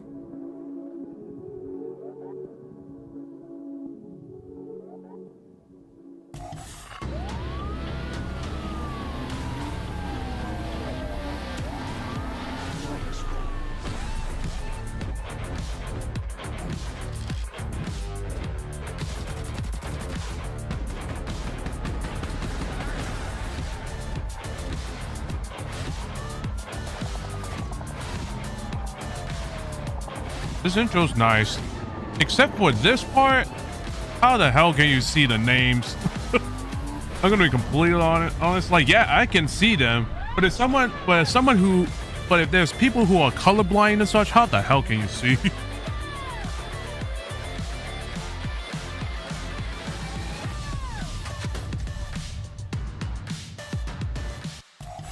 Welcome back to the Call of Duty League for Black Ops 6. Chris Bucket alongside Rosalie Parker and Mr. Nameless. Wheeler, I want to start with you. Yep. Toronto Ultra, you love this team since the get-go, since this squad was put together. They had their host major in Madrid. Did they live up to expectations as a squad coming in with the top 2 seed? Nah, I think, in that Carolina match, they were hoping to get out of that with a victory and extend their run in that tournament. I think the biggest difference for them is just losing the close search and destroys at the end, right? Like, Protocol was a map that they were super good at. You end up losing 2 of them at that tournament. You go 1-3 in S&D, which was the pillar of this team. Like, coming into it, they're kind of 50-50 HP team, so they have to be dominant there. So this is something I'm looking at them to pick up throughout this split. It's just become even better in search. Ali, that was going to be my question. Was Toronto Ultra was dominant in search and destroy. Joe Deceives, incredible numbers both objectively and also first bloods. What happened on land, and is it something you expect to continue as other teams start to get more familiar with the game? It's like they lost their identity on land. It's like they lost their aggression that was working out so early on, because you'd go on the side of Joe Deceives and Kleenex when it came to search and destroy. These guys were first blood demons. They were taking absolute space on the map, and it felt like when it came to land, that just wasn't the same. It felt very much second guessed, very much they were hesitating. Yeah, they give it 8 bloods. Now they've won 1 in their last 5, which isn't good considering their hard point was already pretty 50-50. Toronto Ultra has been pretty darn good when it comes to qualifier matches, though a 6-1 record coming into today. It's just the minor and the major bracket they didn't do so well. On the other side, Cloud9 New York has been riding the struggle bus since the start of the season, and this team did show some life while we were in Madrid. If they're looking for the good from Cloud9, where is it? Yeah, I mean, well, on land, Sid played a lot better. The search and destroy was like cleaned up. You think back to that Boston series, like Game 5 ice when they needed it. You had Sib and Attach holding down each lane. They were able to win, right? But then we get to the next series with Minnesota, and it's just tough, man. The hard points for these guys is a team you look at, and they're built to be a respawn slayer, like a dark horse team that can contend with the top teams in HP. Not been the case for them, man. Online, Sib had like the worst split we had ever seen Crap from him. is taller than everyone else in New York on the Cloud9 team. Into this stage. But yeah, this has to be. This is one of the teams. This is the team that I am worried about if Cloud9 wants to be. Oh my God, Max webcam. But Cloud9, if they can't win this match, there's problems right there. Who's on the chopping block, though, Ali? Keep it real with me. Whoa, it can't be your veteran. Me, who's on the chopping block? What's hard is that you can't pinpoint a single player. It's completely up to them to decide like where they kind of want to make a role change, because it's not a single player that's holding the rest of this team back. Everybody's had bad games. Nobody's putting everything together at the same time. The only player that should realistically be completely safe is Mac, because he's been putting them on their back in the past couple of series. Let's take a look at their maps and modes, and remember, this whole conversation goes away if you start winning. Whereas three Haciendas, Jesus Christ, this it's a Hacienda. I mean, I love the mayhem dose of Hacienda. You know, both these teams needing to expand their map pool. When you look at it for Toronto, at least in HP, like they've been solid. Gonna be interesting.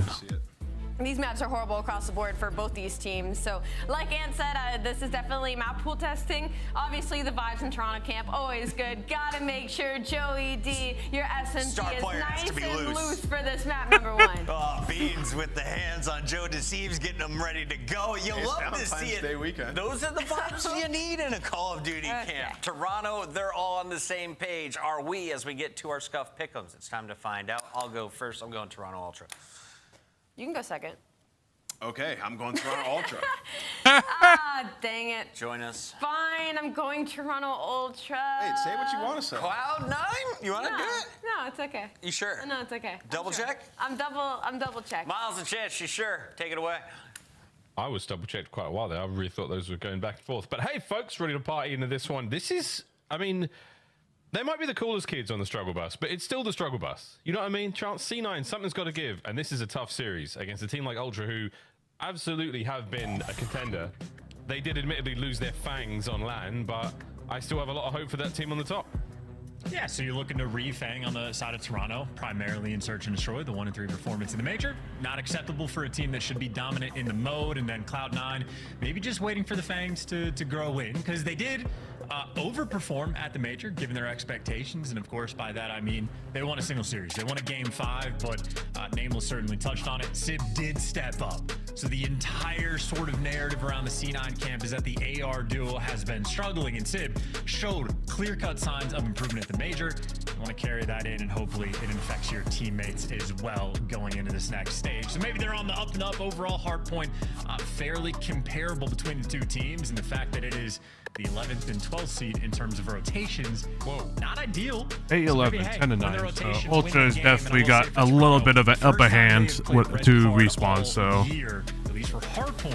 the rotation rank, that is very interesting. Let's see the two worst rotation teams. Let's see how both of them do. We'll be staying on board with the boys of Toronto Ultra until somebody dies. Beans the man, not just in game a superb shooter, but a masseuse out of game. See how loose Joe Deceives is feeling. And so far, it's a great start there from New York Subliners. Cloud9 as well. Oh my god. Fines. How are the Paris Legion doing these days, huh? That's the first one. Forget it. Keep going. Keep going. Right into it. Thanks, Kleenex. You dived on the point and saved me. That tomato in my face would go real nice for some beans right now. A nice 2 spree for him. Back into the time. 20 to go. And culinary lack of knowledge is certainly something that some British people suffer for, but they do not suffer for the hill time. Beans currently the main collector, 15+ seconds inside the time. And for the teams that are 11th and 12th in rotations, Ultra is comfortable as you're gonna want it over towards P2. I mean, they're free and clear there. The ARs have been dominating these outer lanes. Oh yeah, and the submachine guns are dominating the inside. Apart from Thatch, who nearly picked up insight there as well. A 4 spree right now for Jamie Craven, 4-1. Kind of interesting that. Ooh, that's fine. That I gave them. That's a big.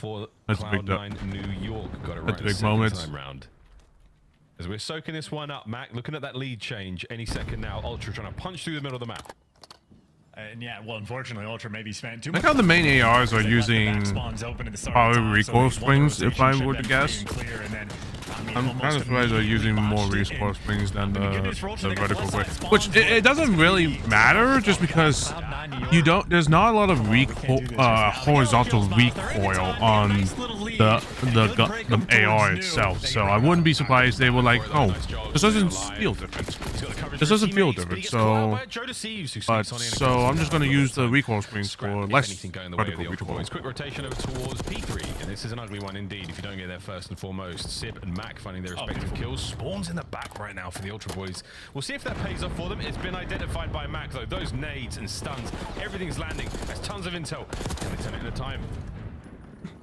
Yes, they can. This is going to be gorgeous. I mean, that was great comms rolling through for C9 just to put Mac in a position, and reading on the back spawns is easy. Now you just win the gunfights, and Sibs there is cleanup crew to give you the final 2. You get to maintain the spawn trap. Words are difficult right now, but for C9, the game looking very easy. They're not in Spain anymore, my brother. 76 and climbing. C9 New York, you come out hot here on Red Card, boys. Mac, statistically one of the stronger players here on C9 New York, and he's going 10-5 so far. Wonderful red card hard point out of him, and this has been great, man. I mean, you touched upon it earlier. Rotate and seemingly win, and C9, they've been the boys in the hard point first, and they've got the lead by a considerable margin now. Yeah, I mean, really just, you know, Toronto dropping the ball on P2 and C9 fully capitalizing on everything after the fact. And Mac continues to be consistent. I mean, that is a super clean POV on his side. You see, even in the feed, picking up a couple extra errant kills. So it's a 5 spree, and he just gets to oscillate, buy you so much time, and really his boys on time, completely safe, but finally as he falls. What's going on with Toronto? They are dropping the ball right now. Shots from Sib. Not the third, though. Beans and Joe C's dive on in, hold on to the hard point. 30 to go here. Attached now. Process of elimination. Where can he be? There he is. Nice slide. And the other Price gets himself in the time, gets himself a kill or 2. Can't get the second. Joe's right back in there. A very active player right now for Toronto Ultras, and at 9-9 with the early time. And that 12-9 out of Beans, so we'll keep an eye on him. He's been the fry man. Ooh, nice shot. Back though. Okay. Laser vision. That's a big gunfight too, because I mean, you know, that's 8 seconds for his team that Ultra don't get. Little 16-point gunfight there, and that's one that doesn't show up on the scoreboard, but what shows up on the rotation and mini map is a little bit of a scrap battle. Jodeci is here to keep it open and honest for his squad because Matt can't told he wasn't there for new, but by the time he makes it, comes through like a wrecking ball. This is about to be a battle to try to get this time. Man, yeah, Mac is playing hot right now. He's gross in these attacks. 3 down again. Joe's got to go big. A couple of players to deal with here. 2 down, 2 to go. Yeah, right now, Kleenex is in shit. Is in a shithole right now. He should be slaying. He's not right now.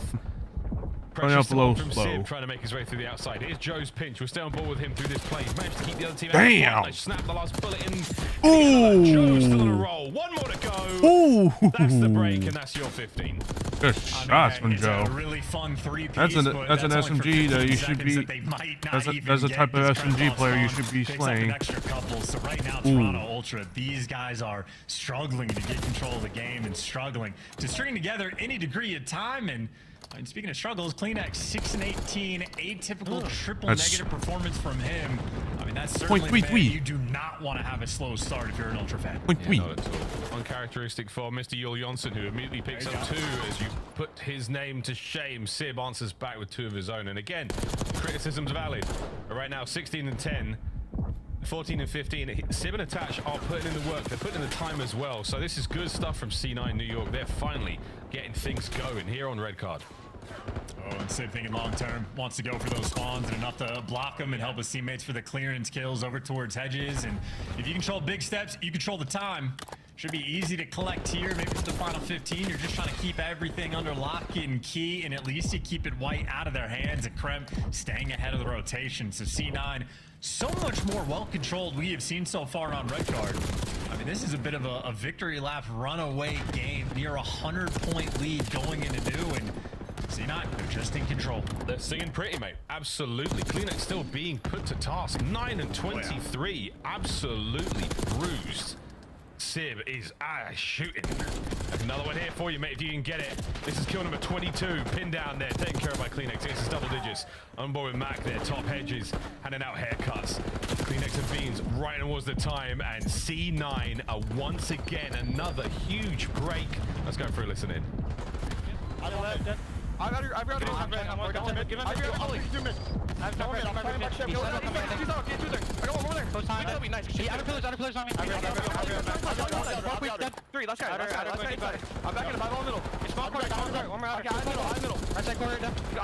I think, let's be honest, I think, I'm backing up as well. I'm gonna go on each one. I think LA, I know what it's Ultra have kind of fallen off a little bit, or they're probably starting off very slow. Because there's no way they should be losing. No way Ultra should be losing like this at all. They're spawning the back. Yes, you're spawning the back. I have all your middle, okay? You can be out on me. Yeah, I sent you mid. Back to middle.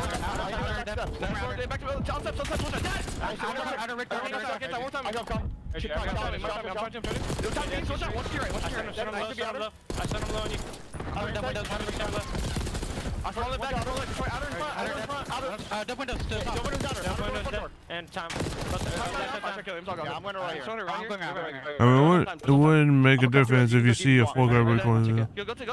Recoil is non-existent. Yeah, that's what I'm thinking. Like, do I make my main AR weapon just recoil springs only? Like, comms are so good. Look at the scoreline. They're rotating. They're picking up each other's trades. They're locking down lanes. They sound good. They look good. I'm very happy. And everybody's contributing as well. So you are getting the full team effort. And I would say the opportunity to 100-point club, but Ultra will be able to at least get the first few seconds on stage. I'm watching Mac. There you go. Calling in the Hellstorm. Guesswork on whether or not you can use it. To how good of effects can he find? At least gets insight, but might not be super impactful. It's going to be Mixy to try to break through the P2 side of the map. Hey, why not? Okay. We still on this one. Sim Mac finding their kills. Big pitch here from Beans. Picks up a pair. Lovely work there now. Over to the front. It could be 3. Over to Joe. Finds himself the first at the very least. Ultra starting to get things rolling. A couple of big kills here. Through the top side of the map as Joe finds another. Hardpoint still purple. And you can already feel it now. We already know Ultra is a team that is willing to fight. They are based on momentum too. If you start hearing those dead comms flowing, it could get spicy, but on rotation, C9 staying ahead of the game, and Attach already pushed so far out. I mean, he just single-handedly pinned 2, if not 3 players back, and even though he falls, good comms to his teammates who were in time first. They're in time as well. Here we go, Krem. Soaking it away, mate. This is for the map 1 win. Here we go. Ultra winding up for the big hit. Coming in through the ticket windows. Oh, and it's Mac and Attach. They're doing the kills, and they're finding it, and it's still Krem who's yet to fire his weapon. Holding the time. There we go. Massive work, and a second from Mac. 25 for the win. Yep, that's probably GG's at this point. That is a great setup and a great spot coming in from Kremp and the boys on the time. Wow. They knew exactly how they wanted to play it, and already on this hill, it feels like they've done enough. You stop the bleeding. You're 17. I'll just try the recoil screen setup for rank play. Number 1, and now The recoil set, I have recoil screens on one of my AR classes. It's meant to be for flex. This is nice work. What do you call it? It's meant to be for flex plays, but next hard point. Here we go, folks. The game's not. But I guess I gotta switch it. C9 within spitting distance of With the main, win. I gotta Ultra use with the recoil presence screens in on the my middle main of the map. AR class, contend when the next and wave of use C9 and players. 2 of my flex flex AR classes. And I feel like that is the well, flex misses. So I'm probably gonna use other trades prowling around ticket, and Beans almost doesn't know where to look, and by the time he figured it out, could have been too much, but he's got the help. 2 kills there in the feed by Ultra, and hey, they're staying stable. They're keeping themselves in it. And it's Kleenex 20 and 32, finding an absolute maelstrom on the inside of ticket. A couple more there go to his name. Ooh. Guns down, Mac. No, that's going to be 3 in the feed. That should be game. 10 for the win now. C9, hold on. Next wave of attack now from Ultra. The last chance to stay alive here on Oh yeah, everyone's just going to be there. Hadley Ho to Hacienda, and Mac finds another 3 spree. Still soaking away the time. No one. Someone needs to get in. What are they doing? New York take map 1. Super solid stuff. And they should have just went in. Continuation of Max dominance. They played. So far this year. Top hills in the line. I think he had the top hill time as well, and multiple times he was going on sprees. He even had the Hellstorm, which maybe not the greatest impact with it, but it's nice to have, you know? It's fun to have these things like a map 1 win. Like a map 1 win. Sometimes you got to call it in. Let them know that you got it as well, even if it's at the end of the game. Just let them know. New York certainly letting us know. From the major to online, a nice turnaround here for New York Cloud9. Absolute bars out your boy Ross. They have not been the strongest looking squad, and especially with a lineup like that, high expectations going into the season. Finally, we're starting to see that turnaround. Big game from Sib. Huge damage from Mac, but hey, what else is new? Yeah, again, you can't say anything more. I mean, Mac just dominated every single category. We used to have like the 99 Kiz jokes when Kismet was main slayer, all the hill time collected.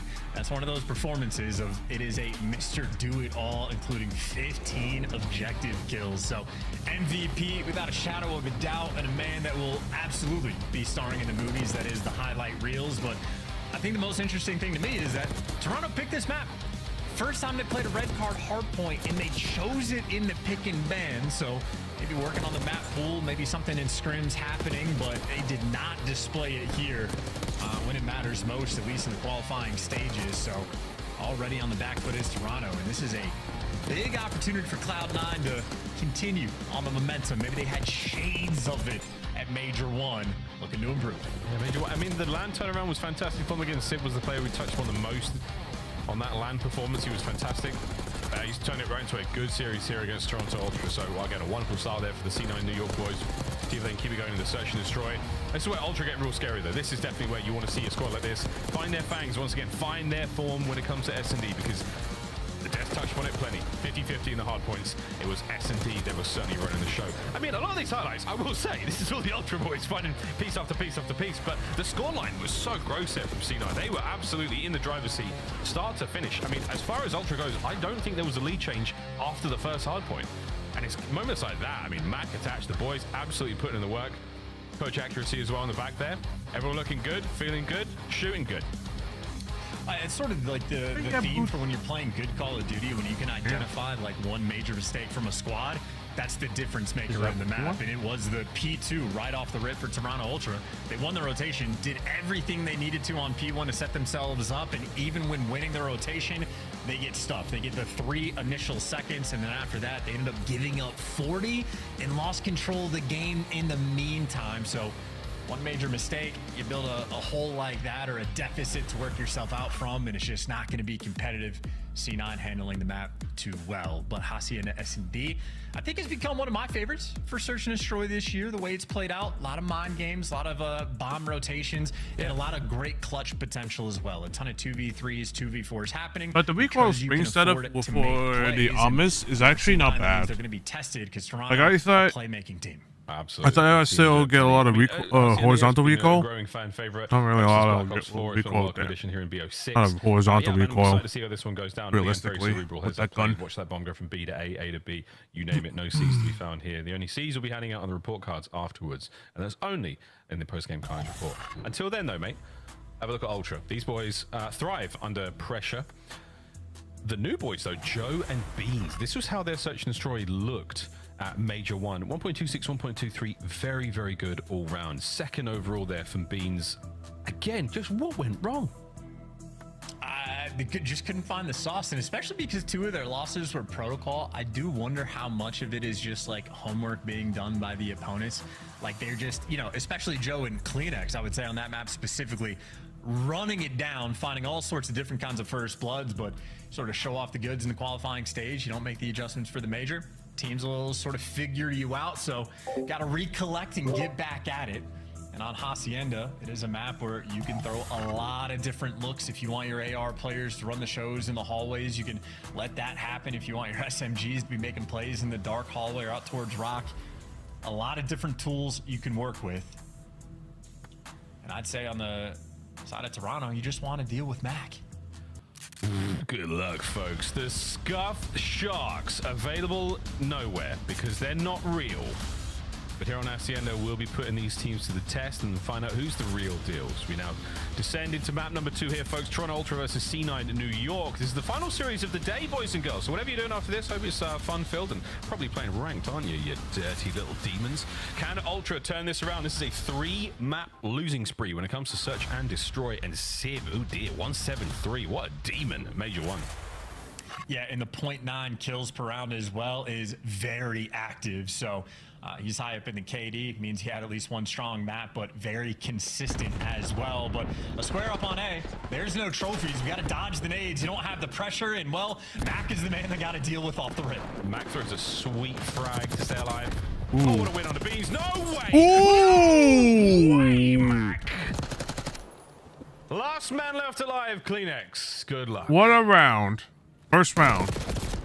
And we're not. Goodbye. Yep, Mac's the man you got to deal with, and Mac is the man that is a problem. That is a round no that is a scenario you cannot let happen. Space, and that is Mac pushed up towards that little hut, and he had 2 players there with him for a little bit of help. So, I mean, the first blood he had on Beans is honestly was perfect. no one even pay attention and be like, oh, hey, someone's on your right, someone's on your right. You nowhere nearby, but playing for the 3rd guy first, and well, then it's just a bit of a gift, a bit of a surprise, but I think actually, good comms and great no. 2 of them were. I think both of them were weak in a way. One was one shot. Play with accuracy back in the day, gum chewing. Very consistent from accuracy over the years, keeps you calm in game, helping Mac out there.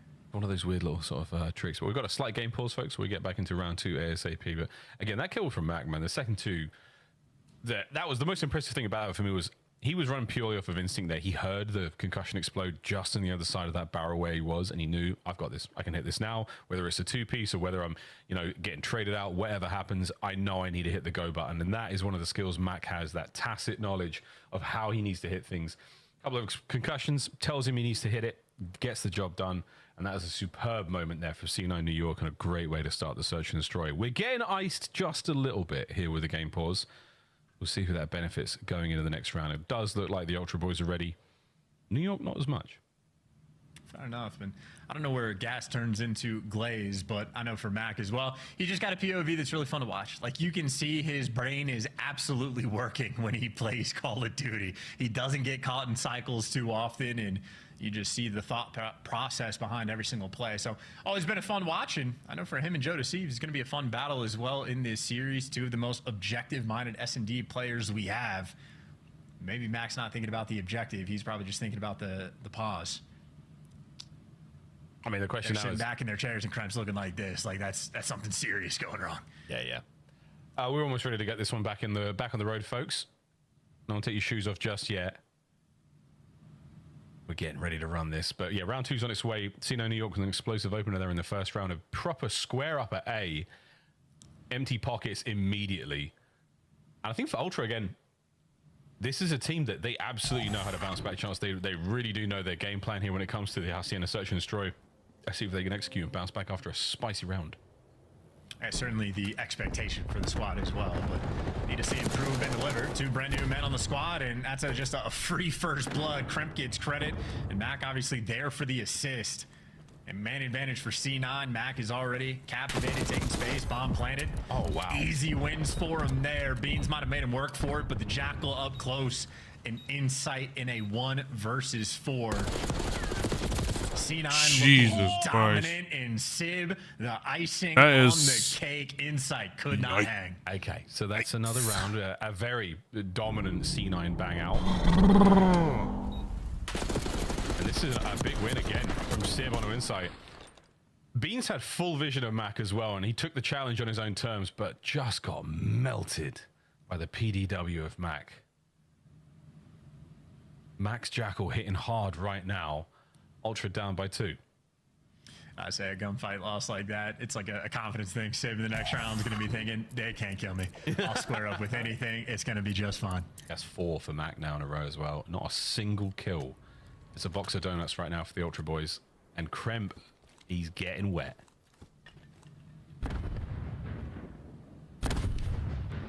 Mac now making his approach towards the bomb site. He might have stunned up Joe Deceives. Oh my god, Kremp. Count him. 1. And done. Beans on the immediate trade back. Mac now takes over the bomb site. The front line now being pushed forward. Civ finding himself kills in the feed. A pin down Beans. And now Kleenex all alone. Destroyed. Ultra. A single kill is all they can take from the round. That is gorgeous work as well from the long-time duo of Mac and Civ. Those are 2 players. They were on the come up together, even all throughout Black Ops 4, however many years ago. They were the tight duo. They have plenty of chemistry, and they show off the goods there. Mac doing a Look how the animation just just staying alive stops over it. towards the bomb. Sib covering his boy and Look calling how the out, hey, animation the just guy in this stops rock right there. corner is 1 shot. I'll protect you for number 2. And then he's there for the clearance on the final kill. Chemistry like that, it is difficult to teach. It is only formed over time, and Mac and Sib, they got it. Like a nice fungus on a piece of blue cheese, C9 New York. 3 delicious rounds now. 5 for Mac. Will he get a 6th here? I'll tell you what. Nah, if in doubt, pull out. You know what I'm talking about, boys? Doesn't see anyone there. He's not going to go back to mid. And speaking of future swimmers, Kremp doing it again as well. He's going to be able to get to boat for free. So if you get this bomb planted on this B site, it is going to be very tricky Ultra's for kind of Toronto to playing check. You see scared Max now. going to be the guy posted up for the flank. He might be dealing with Joe Deceives and Insight potentially, but we're just 4 corners up.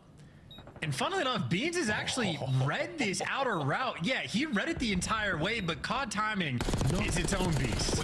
He's still in the back, but he hasn't necessarily spotted that player out. He's cost his player a teammate. He's cost a Kleenex. Joe Deceives now from the front.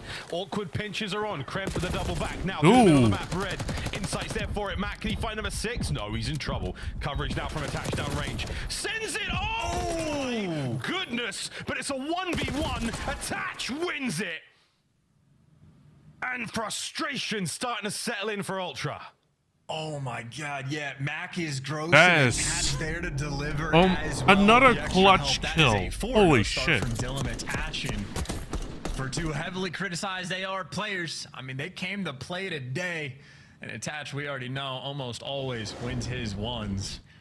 Dude. And here's a second look as well. That is a nail-biter moment where they deliver. And I was going to start giving gas to Ultra because they read the Kremp route. It ends up like the comms were perfect for Beans to say, okay, he might have gotten out. He got through. Here's where he's coming. Insight picks it up. Like, Ultra did so many things right. And then they just got gunned. Just got gunned as well. Attach on that force. Yeah, He may Toronto is switch just out now. they're very slow at the moment. They are just Kleenex still having a tough day. His teammates have too well done. Donuts down. He is. They're being cooked to well done at this point. There's the Thatcher's streak as well. All right, Co. Actually, no, cooked. This is What am I saying? one hell of a search and destroy. They're not cooking yet, so they're being cooked. You left all the bad juju behind you. Now you go to Madrid, you look much better on land, and all of a sudden online you're taking ultra like this. Nades up over towards the A side we go. Beans is in trouble. Playing it perfectly so far, boys. Oh, shit. Doesn't quite check the left corner. He gets himself into trouble. Mac lands. Joe deceives. The RCXD, it aims to please. Oh, Kremp is like a shark. He loves in the water, and if he smells blood, he is just going to attack. That is an insane chow, but hey, you got a 3v3. Bomb planted. No Hellstorm for the retake. They're going to be doing this with their guns. Maybe waiting for Mac to clear a little bit of space and then trying to time it together, but inside perfect spot for the picks. Good wins, and that should solidify the rounds. I mean, that's a delightful two-piece from JB Craven. Attach. Shit. Wow, okay. Okie dokie, Attach. Yeah, you're absolutely back. I'm sorry we doubted you. We've certainly missed you. You got 15 seconds to clutch this one. And he's trying to make something of it. Attach. Wow. The second kill was great. The third is not going to be found, but a very worthy attempt at 6-0. Make it 7.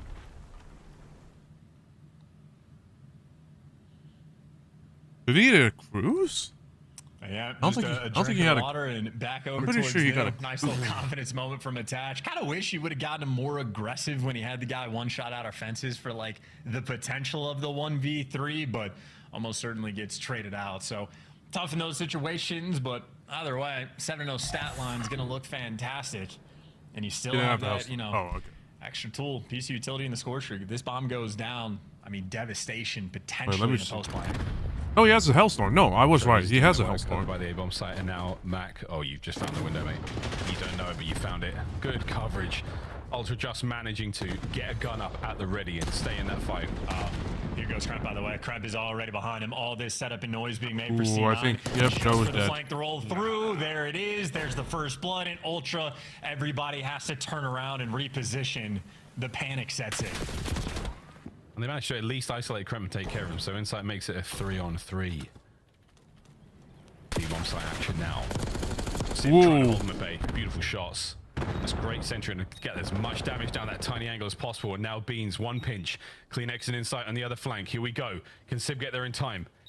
Can he time? Oh my, he got him. He saw them. He saw them. Here they go. Into the jaws of Sib. At least one is good enough for now. Insight, last man. Mac on the other side. A 1v1. And Insight. The damage is dealt. And Mac's on the run. Yeah, Mac's not that kind of player. He's not going to ego chow. He's going to play the clock. He's got the clock and he's got the angle on the bomb. Insight. Yeah, Mac's gone. That's it. That's the round. Mac is going to retreat this one out. Perfectly played. Gets the gunny as well. Beautiful stuff out of C9 New York. Yep, and shutting down Inside as well. What could have been for the clutch could have been Ultra's path back in, but Mac, he's too quick with it. And Insight, not the player that you're expecting to absolutely sprint at you. So the second Mac is tagged up, just gets out of dodge and plays for the shoulders.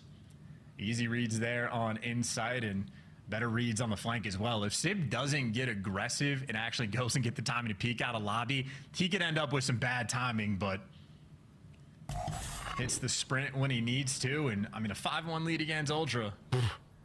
This is looking dominant. And Kleenex with, he said, another stinker performance. These have been a tough 2 maps. Yeah, tough couple of maps out of him, but plenty of time to turn that around. Problem though, attaches first blood. Zoom, zoom. Oh, look at that. From one piece of cover to another. Sib has got routes with his RC car here on Hacienda. I love it. Bomb Planet A, trophies in position as well. It's a war on one front.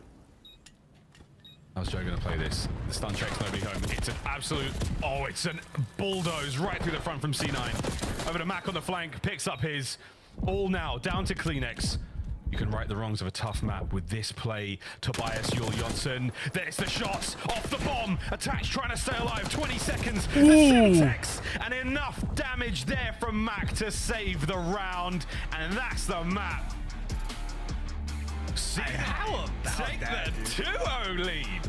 Well, Yeah, this is real. That is so clean and so quick. I thought Kleenex was going to have the magic sauce there for the 1v2 because I was going to say Joe Deceives actually planted in a great spot for the potential of that clutch, but attached. Well, Ultra almost had that last ARs round. for C9. Unfortunately, no health. Nate didn't hit, so it's unfortunate. You couldn't ask for anything more. I mean, 10-1. Jesus Christ. 10-1. Defuses, even got a first blood, and I know Matt got that initial highlight reel play, really set the tone at the start of the series, but then Kremp, 4 first bloods and 1 first death. I mean, that is a perfectly executed game of Hacienda for C9. I mean, accuracy's got to be over the moon. You could not ask for anything more. That's what we do. That's what we do. We're practicing. That's how we practice. That's how we play, baby. 6-1 and attached with a 10-1 performance as well. I mean, vintage Dylan Price. Exactly what you want to be seeing here. And C9 New York, man. I mean, 178, 6-1. Woohoo! Control coming up in a moment. Toronto Ultra have some very serious soul searching to do back in the purple locker room before they come out for this next one, because so far it is not working out. Kleenex has got a splash and rot on his face or something. Yeah, it's not been a good map for him so far. Desk, take it away. Allie, why didn't you pick Cloud9? I got peer pressured, I feel like. We tried to help you. We did. We wanted you to really go with your I heart. didn't want it. Well, I did want that, but I didn't do it. What we didn't expect was the aggression from the ARs to be of the level we saw through games 1 and 2. Let's take a look at some of the highlights and see the impact that playing fast has made for players like Attach and Civ. The search and destroy, though. Mac is saying, let me showcase my skills here in the SMG. It's not even just Mac. I mean, honestly, I have to tip my hat to Attach. He's had an incredibly slow start when it comes to this Cloud9 team, and it's just kind of, we've been playing this waiting game. Like, all right, this team is supposed to be really good at respawn, and their search and destroy is supposed to come later on along the way, and a lot of that's off the veterans of Attach. A lot of that is off of Attach. So for him to go into that map 2, going 10-1, I just want to talk about going into this for Cloud9. Like, they had an awful post plant, an awful attack, one of the bottom 4 in the league, and they come into this Hacienda, and it's just aggression. It's that top hallway control. We're typically used to seeing Mac and comfortable in hallways and kind of saving Cloud9 when it comes to Hacienda search and destroy. They're 1 and 2 on this map mode, but this time it was Attached. They put the ARs in that position for that success in that middle map control, and I really love the game plan from the side of Cloud9. They're just locked in, man. They put in a ton of work. They look really improved, Chris. Yeah. And the league gets super interesting if Cloud9 becomes what we thought they should be coming into the year, especially because, like, Civ is a dynamic slayer. That's what we've known of him over the years. And that first map, which we'll jump into in a second, they seemingly have fixed a lot of their issues. Just a reminder, all 4 of us, that includes you, chat, picked Toronto Ultra to win this series. Not yet. Not till the game. Not till the match series is over and his pace is safe. Fair enough. Said winning shuts up a lot of people. Cloud9 hoping to silence the haters, but now the attention has been turned to Toronto. You bombed out of the minor, now the major, and you're off to a rough start. Can they clean up their respawn? Let's find out by drawing some conclusions. Yeah, let's talk about this. We're going to focus more so on the side of Cloud9 New York. It was 250 to 178, but I don't think that was indicative of how dominant this map was from Cloud9 and just how structurally, like, they're changing the way that they play, right? So at times we've been very hard on the AR duo, like not playing the objective, playing individual, playing slow. So we're gonna see a rotation here, and what you're gonna see is you're gonna have the subs pushed out. You're gonna have Mac pushed out here, just trying to play pressure, trying to alleviate pressure on that rotation. Then you're gonna see Kremp going to pick up the pinch out here, just taking space. And we're gonna see is the 2 ARs playing around the hill, but it's the teamwork that comes in, right? So you're gonna see Civ and Attach inside the hill here, Civ playing the cut.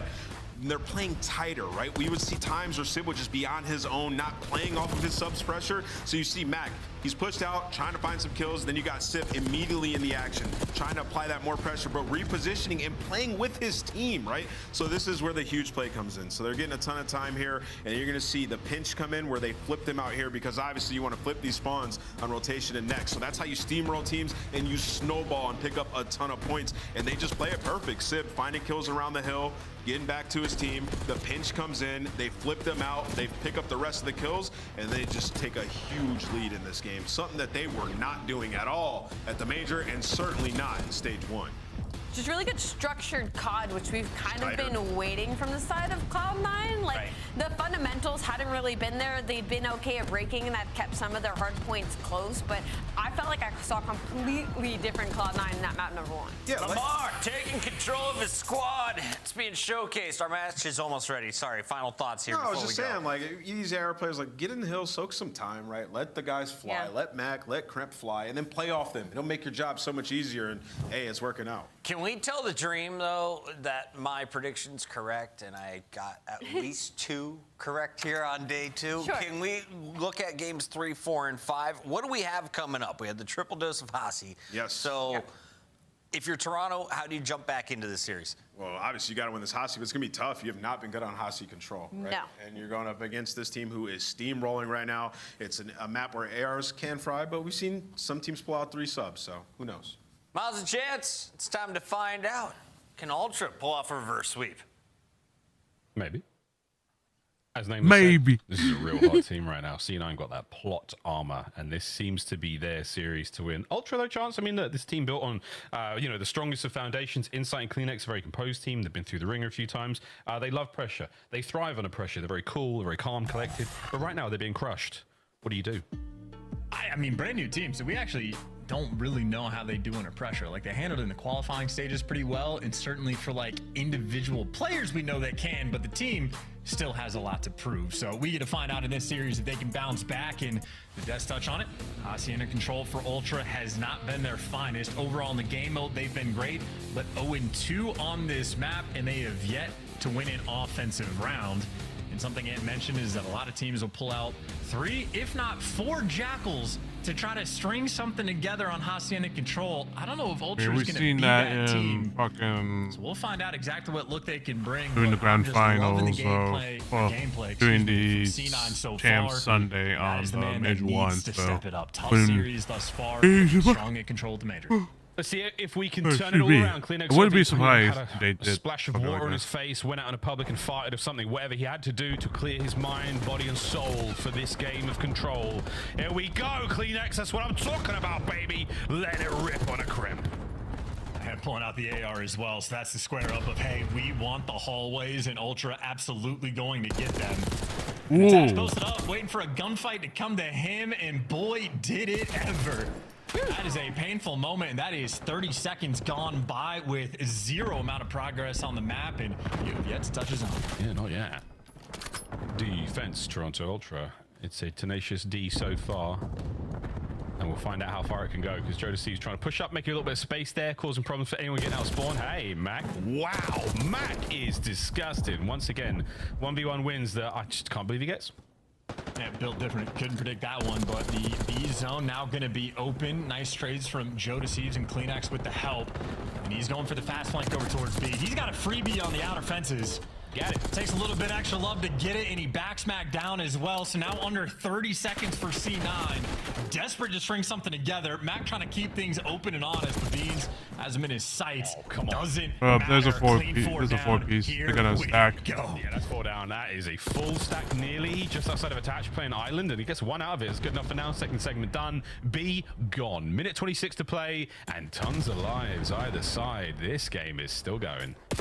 And that's a moment for Mac where he was tagged up, 1 shot inside at 10. They knew exactly where he was, and he walks out of it with 2 extra kills and the zone. So this is efficient work from the SMGs thus far, and where Attach faltered in that gunfight down low. Cramp right gun for the job, and more pressure over towards A. Oh yeah, onto A as well. 2-man stack. Beans can barely get a foothold in here to try to contest the play, but 1 segment gone. CleanX now trying to fight his way forward. Sid with the coverage down low with a Jackal PDW of his own, and Joe deceives. Oh, can't get the second. The teamwork from C9 just a little too spicy right now. I tell you, 3-0 here, this would be a faith-shaking moment for Toronto Ultra fans. Excited about the new team, but this could be a painful one if they falter. Gonna have to dig deep, because C9 still in a great spot. As hard as they got outslayed off the break, now they actually are the team with the life advantage. Decent advantage for a second. 12-12 even Stevens, second segment collected. Pressure now on, the trades are there, there's CleanX in from behind. Joe deceives from the front line, and you manage to sandwich the C9 players, draining some of the progress there on the A zone, but you need to buy some space. A slight life lead for now for Ultra. And that's all 4 down, so now you're just trying to reposition and look for Interesting that the little the little caution thing doesn't pop up on the screen because Modern Warfare 3 had Modern Warfare 2 and 3 had that, so I'm confused why they don't have it in this game. In terms of COD-caster stuff. On the runabout. In terms of COD-caster. I better make something happen here on the time, but you've still got 10 seconds to rock. That's 2 dead. Opportunity to get something going. You have to stop the clock. 5 seconds. That gunfight would have been ideal. His teammates there for the trade. Krem wins a big one. A huge one. 4 seconds to go. It's 6 3 lines seconds. either side. No, and you stack that bad boy real fast. That's a round. New York, what a round. Breaking him down too. Krep had a monstrous first attacking round. I mean, great stuff, and they just get to stay all about their business. Yeah, 12 kills in round number 1, and the best play as well. Doesn't really get any better than this, and not only is it the best play, this is exactly what happens at the end. Wonderful stuff from Krempin. Poor insight, not running Ninja, his boots so loud. Boom, boom, boom, boom, boom, boom. I mean, that second gunfight from Mac, this was it. Unbelievable. Beans and Kleenex, that was moments that they could have ended the game there, but Krem said no. Wow. C9, round 1.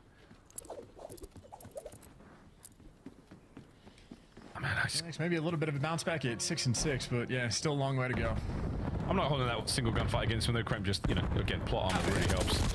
Sensational opener here thus far. The A zone, we're going to be diving in feet first as Kleenex gets himself a bit of time. Joe's got top corridor covered. And Max somehow makes that gunfight nearly winnable, which is unreal. But Joseph finds himself too.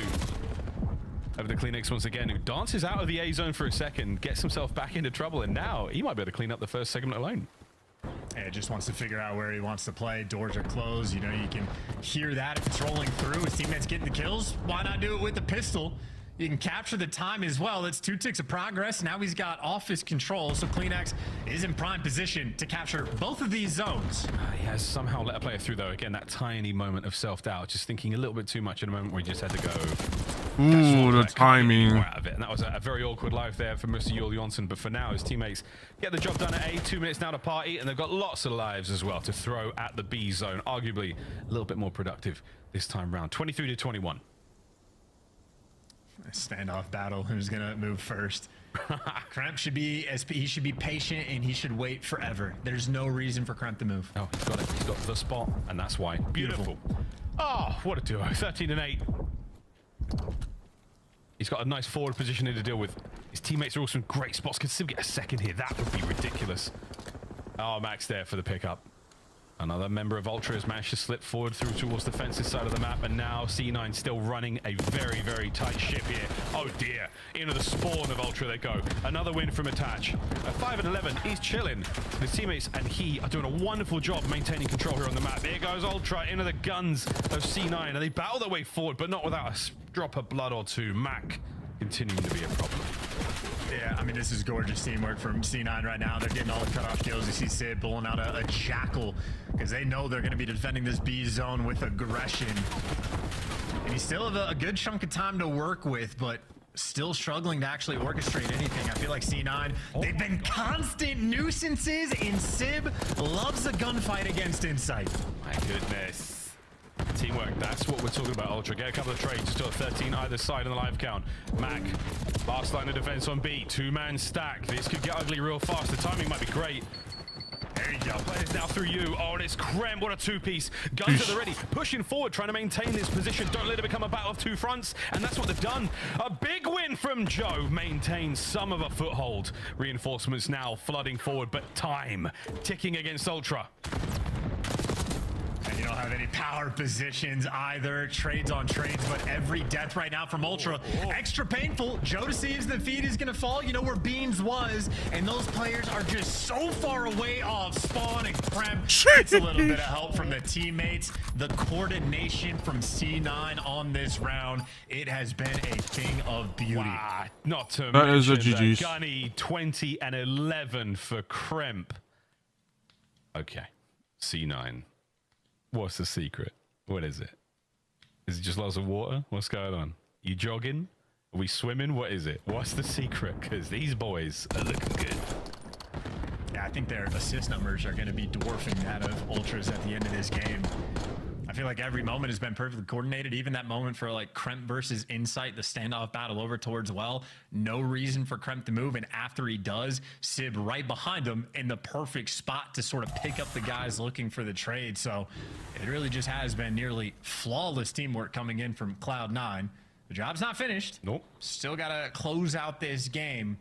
And around the offense, not the easiest thing on Hasi, but obviously they can get it done. Ultra, it's time to channel your inner Falcons and take flight here in the reverse sweep game of control. We saw one yesterday, we could see another one today. And oh my word, Sib just knocked Insight out with a stun. It's just, that's just unlucky at this point. Hit him with a straight bonk straight onto the point. Here we go. Trophies are in place. And Oh, that's going to be in the jugular if they manage to get beat immediately. Fast here with Mac and Attach putting in the work. Kleenex sends it. Oh, inside with the coverage. Beautiful work. The trades are done. Look out for Kremp though, making his way through top plat. That's going to be an issue in a moment, boys. He's just keeping the play alive as long as he's in this spot. You see number 1 and number 4 on the mini map. Beans and Kleenex have to take so much time just to clear them out. And then you're going to slide in with an AR and just guess wrong, so they don't even try to clear them out together. No coordination there from Ultra, and Kremp will continue to be a thorn in your side. You can stay in this power position. This is a lovely place to be. Good real estate here on Hacienda, and Kremp. Feet are up, folks. As he's dancing and jigging around. There comes the hits. Nice tags from Insight. Joe deceives on the cleanup now, straight on the point, but it's attached. Oh my goodness, from the hip. Joe deceives 5 spree. Here comes Sib, taken care of as well. So a single segment A and less than 30 seconds to go. And there's the hot hand. 22 for Joe deceives, 23 from Kremp. So he has been attempting to keep pace, and those are some clean gunfight twin there by Beans. And now you got the spawn trap almost fully set up. Sib maybe founds the route to get through up top, but Joe deceives is going to be calming this out. Everybody else through well. Unfortunately, he just guesses wrong, but hey, Kleenex is there for the trade. Yeah, straight away. Immediate trade, love that. 9.1. Get these kills. Oh yeah, Kleenex, I'm feeling this one. Over the top. Manages to find the trade as well. Beans is there, but wait, who snuck in from the back? It's Mac! He's managed to dive on in onto A. An awkward moment right now. You deal with one. Over towards the A zone. And a war of 2 fronts is now Dunsky. Attach might be able to make a last-ditch attempt, but Joseph is here for it. There we go. Ultra. Well, good attempt. You stay alive. You build a little bit of confidence. 2-1. Yep, finally better on the defensive end. First round, they weren't able to spawn trap for long enough, even with the good opening break. This time, take care of business. Even guys like Kremp getting through, being annoying, picking up an errant kill here or there. Eventually, they get the trades, and everything else was nice and clean, just like those shots from Beans. Problem is, though, for Toronto, they still have yet to win an offensive round of Hacienda Control. This is their 3rd time playing it, so 0 for 5 in that category. And they need one here. Might need 2. Whew. Attacking around out of Ultra, but the kills have been great, man. I mean, the 4 sprees for Beans and Kleenex. Joe's 24 and 16. I mean, statistically, this is a lovely bit of work. Hit, though. Hello. Straight in or towards the fences, and so far, Ultra have paddled. Ooh. Nice work out of Kleenex. Kill number 6 in a row. Now directly onto the zone. Eyes on the spawners. 2 men on it as well. Well, make it 1. Kleenex wants to play for the kill, so he's going to get pushed up.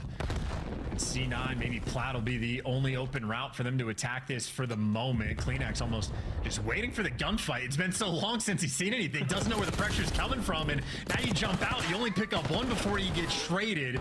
Your teammates, though, keeping the play alive, but with the flanks rolling through, this stick is oh so close, but Beans can't get it done just yet. Oh, he's doing it. Is there going to be a last-minute contest there from Attach? There is, and he saves the zone as well. That is unbelievable. Kleenex now speeds his step directly towards the B zone. Check every possible corner and try to catch this one out. He's doing it alone. Sib wins a massive gunfight. Saves B once again. Under a minute to play. Yeah, you needed that stack to roll through. C9 were so slow off respawn as well that he could have captured B, but they gotta finish B or try to at least get A, because right now they're getting absolutely pissed. So many tough gunfights against Sib. At least you trade him out, but it is another flank. Max there in the B for 2. And Ultra, I mean, they are just struggling to get anything going. They squandered their 1 real opportunity. It was so close as well. Oh well. Couple of kills going their way. Nice win from Kleenex on a Mac. That's tremendous. Less than 30 seconds. We are in the red, and this is it. Ultra last chances. And Kremp takes a dump on the boys coming out of spawn. Good news, though. You get one player on the zone. Bad news. It's Beans alone, and he's gone. Kremp continues to flush Ultra down the Hacienda toilet. This is disgusting work. He's got timing. He's got teammates. There's 12 seconds to go. One last push through fences. Can Mac bring them down? Can Mac do it all alone? No attach with easy pickups. Last seconds, and I don't believe it, folks. Ultra down 3-0 to Cloud9 New York. Here you go. Welcome to stage 2.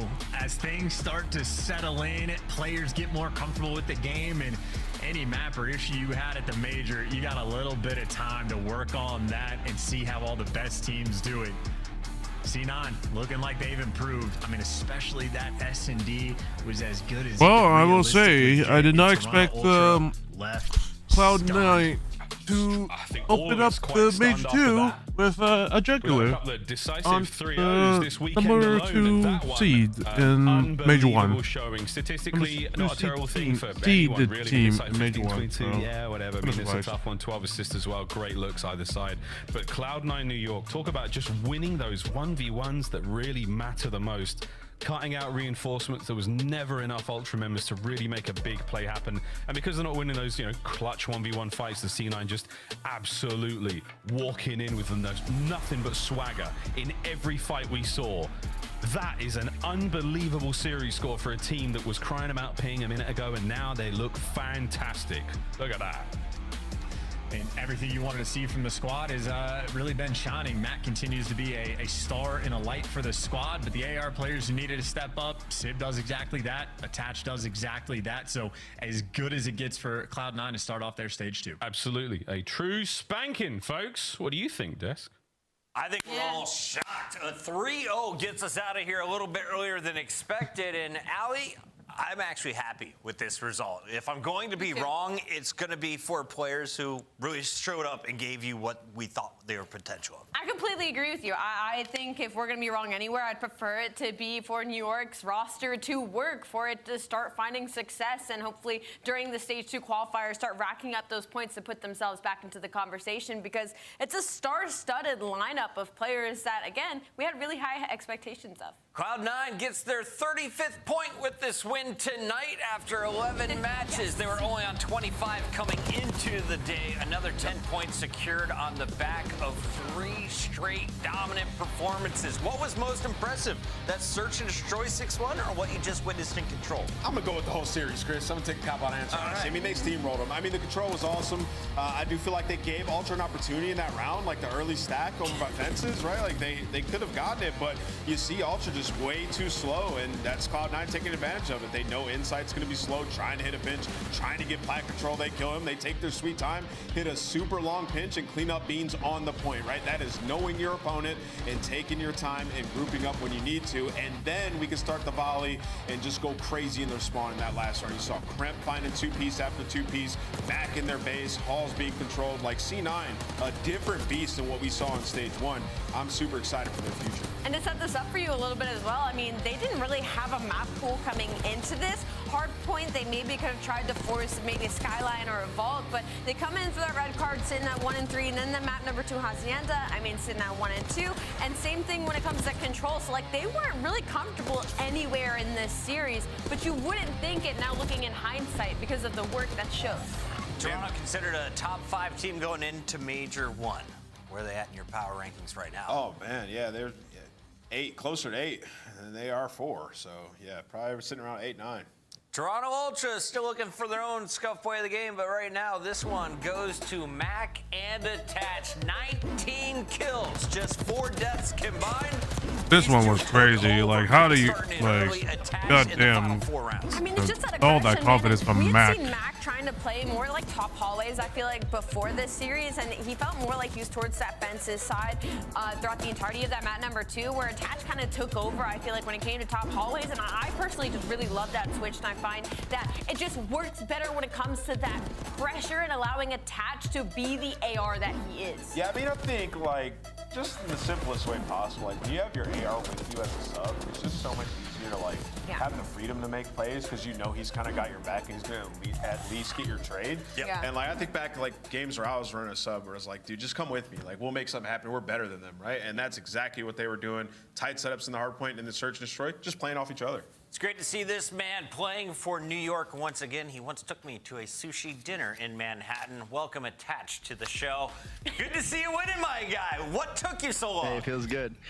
Yeah, I mean, honestly, we just had to figure some stuff out as a team and just trust each other. Like in control, Mac and I didn't have the best game statistically, but we were just hopping on the points and then letting Dante and Kyle just run around and fry for us. So we have the talent. Just need to make sure we have the chemistry, and we've been working on that. Good to see you today. Attach, talk to me a little bit about the team and the makeup of this roster, because most of us saw it, and obviously our expectations were through the roof, kind of similar to the way the Gorilla Mates were built. So just talk to me about everybody's roles and kind of what it's like playing alongside. I'll be going to the one that's I mean, the one that's more near me, which is the one in Anaheim. And communicate. So sometimes we like all call out too much and we miss some comms and everything. So we had to like figure that out. Now like I just got to be giving direction, looking over people, getting in the hard point, and everyone just like playing around each other with it, whether it's hard point or control, just getting on the point, making the other team make a play, and then just working together. And S&D just running around together and just being confident in our plays. And yeah, definitely finally feels like we're starting to like figure it out. Excited for the next matches. Yeah, I mean, you guys are like a way different team, Dylan. Like that was not the same C9 in stage 1. And I heard you say the word together a couple of times. It seemed like from watching that series, like there was a focused effort on you guys kind of playing in a pack, and especially the ARs being closer to the subs. Was that the main thing coming into this stage? Yeah, just really just trying to be as efficient as possible and get the most points with a little amount of kills, because the kills were never really too much of an issue. But yeah, just working together and just keep building on that. So it's a good start, but we still have a long way to go. So keep working hard. Tatch, awesome to have you in the winner's circle once again. Look forward to your next visit. Thank you. That's Cloud9 New York getting a much-needed 10-point victory to close out our night, but that takes us back to the start of the show. And Allie, it was a 4-match day. How did Boston take home the first 10 points of the day? I mean, it's just game 5. Nothing new. The graphic says everything. We went all the way back to search and destroy, which was the biggest pain point for Boston for me. I mean, their hard point's been looking a little wonky, but their S&D has just been on a slow decline. So to see them winning those game 5s are really important for Boston Breach moving forward, because again, S&Ds, that's going to be winning your championship. Gentlemates now 0-5 in game 5s. It's an issue. Time to address it. Let's move it on to the second match of the day, Nameless, because this one showcased your favorite squad from Minnesota. Yeah, I think they have the most exciting matches, in my opinion. I love this Minnesota team. You know, we get a 3-1 finally, didn't have to go all the way to 5, and they get their revenge. Them and Miami have incredible series. Obviously, this time a little bit different. Super was in this matchup. I think he had an awesome performance in that search and destroy. Definitely like missing medals though in the respawn. Yeah, right? We had a 250, 248 to start, and then around 11 search and destroy. Then Minnesota kind of took over in 3 and 4. Protocol looking especially clean. Minnesota, where they at in your power rankings, Sally? I mean, they can just keep moving up, and I keep betting against them. At this point, I am scared to pick Minnesota Rocker, because it's going to be the one time that they end up losing. But they have been nothing short of just fantastic. I just feel like every time we see them, they're slowly getting better. And like we said, we finally got a game 4 out of this team, which is good because it means they're not having to keep like definitely. I feel like Super is definitely good. I don't think we've had a team in recent memory that epitomizes that more than the Rockets. Look at him yelling at the camera. Nero's fired up, and these 4 were as well. At the end of their LA Thieves fight, they were crowned our Madrid Major 1 champions. But then they got bopped by Vancouver. Today, you take on Optic Texas. The return of Pred was short-lived. A hot 3-0 from FaZe. Yeah, that's awesome for Atlanta FaZe, right? You get your bounce back. You play up against Optic Texas, who obviously hype bringing Pred back in. You just steamroll them. If you're Optic Texas, though, like definitely concerning, especially if you're a fan. I know people want to maybe make excuses like they haven't played together that much. Like you still expect a better performance, so look for them to improve going forward. That I can agree with. Yes, I definitely agree with Nameless. It's definitely you expect something different, but you expect not different, but you expect them to be popping off like they should be. But Hopefully across they just didn't the do much. first 2 days of our qualifier, and we're not done. We got like a whole nother day coming up. Yeah. Another day? We celebrated Clint's birthday today. We had some 3-0s, some game 5. And we want to give a big shout out to all of you who Gotta give props to the production team who edited that shit out. Edited that shit. Looking great for 40. I agree, Miguel. Man still got it. Who let him take this pick? He was best friends with George Washington. That's facts. Absolutely. It's the fact that it's the same guy. He had 2 of them. All right, if you want to go wish Maven happy birthday, you know he'll be reading it all night long on Twitter. In the meantime, reminder, we have our show tomorrow. It begins at 2:45 with our Oh, headquarters. Falcons versus LA Fees. This is business as usual. Carolina versus Toronto. Numbers against Hydra. Well, let's see what they do. And Vancouver versus New York. That one's gonna be a blast. And Texas versus Minnesota. That one's gonna be. Did you just say you're picking Rocker? Yeah. This one's gonna be I interesting. won't be here, but I'll tell you guys now, Rocker. Nameless picked Rocker. Do you want to pick your other 3? Yeah, I'll go. I'm gonna go C9 because they looked unbelievable. Yep. Against Surge, oh wow. Yep. I'm gonna go LA Thieves. LA and then Thieves. what was game 2? Y'all remember? We're gonna have to put that graphic back on. Can we get the schedule graphic one more time? All right, for LA Thieves. Thank you, production. LA Thieves 3-0. I got Carolina 3-2. It's gonna be a banger. Okay. I got C9 3-2. 3-2. And I got Minnesota Rocker 3-1. Nameless's picks are officially in the book. I wanted to get those in before reminding him that Maven comes with a gavel. That'll be live tomorrow. 2:45. That's for Allie. Thank you for watching the show. We'll see you then.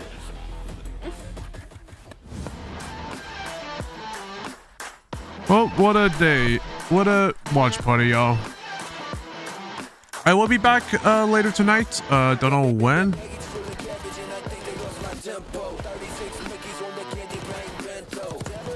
I will be back later tonight. Probably around same time, around 10. It's gonna be a short stream like yesterday, just because I'm gonna be obviously gonna be tired. So, and I'm not gonna be, depending on what the next event's about. If it's gonna be just XP, that's gonna be easy for me. And I don't want to play too long of the game. I don't want to be playing too much COD today, just because of my issues that happened a couple days ago. So I'm gonna just probably.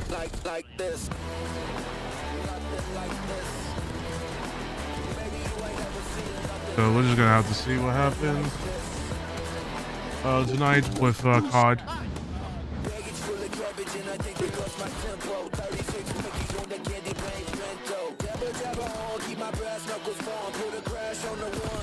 From the pawn.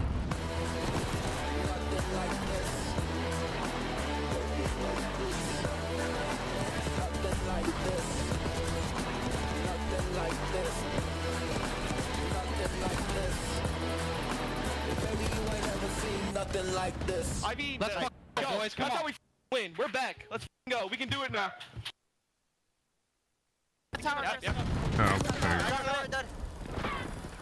Grandma's in top tower. Or Kenny dead. Grandma's in top tower rally. Grandma's dead. Let's get mid. Let's get mid. Let's get mid. This is so It's so dumb. Oh my god. Jeez. Hey, welcome back, baby. Welcome back to. Welcome back. It's hard, huh? No 0-3 star this time, guys. Let's go, boys. Of course they had to show that, but whatever. Anyways, y'all, I will be back later tonight. I'm not gonna do the aftermath stream right now. Jeez. But yeah, I'm not gonna be doing the aftermath stream immediately. I'm gonna be, because I'm gonna be going out to dinner later. But I will be back later. It's gonna be the same time. I will actually schedule my thing after this stream. I will schedule my thing on YouTube immediately. I might actually need to edit a little bit of my thumbnail, but we'll see. But I will be back later tonight, same time. Don't know. Actually, I don't know if I'll be able to do 10 o'clock, but maybe 11. I'll let you all know if I'll be if the stream's gonna be a little delayed, but the scheduled stream will be still up. So I'm probably gonna end that. I'm probably gonna schedule the thing around like 10:30 or something like that. But thank y'all that came to the watch party. Really appreciate y'all. And but yeah, for those who are new here, make sure you like the video, you like the stream, and subscribe to my YouTube channel for future VTuber content, and also just, you know, all future exclusive watch parties that you're only going to be seeing on YouTube. But yeah, I will be, but yeah, do be sure to, but yeah, check out everything, check out the socials right here, everyone, and the sponsors that my esports org that I'm a part of, Cosplays, is sponsored by, and the merch as well. All right. Anyways, y'all. I will be. Anyways, y'all. I will see you all later tonight, and y'all stay spicy for now, and happy Single Awareness Day, everyone. I'll see y'all. Have a good night for now.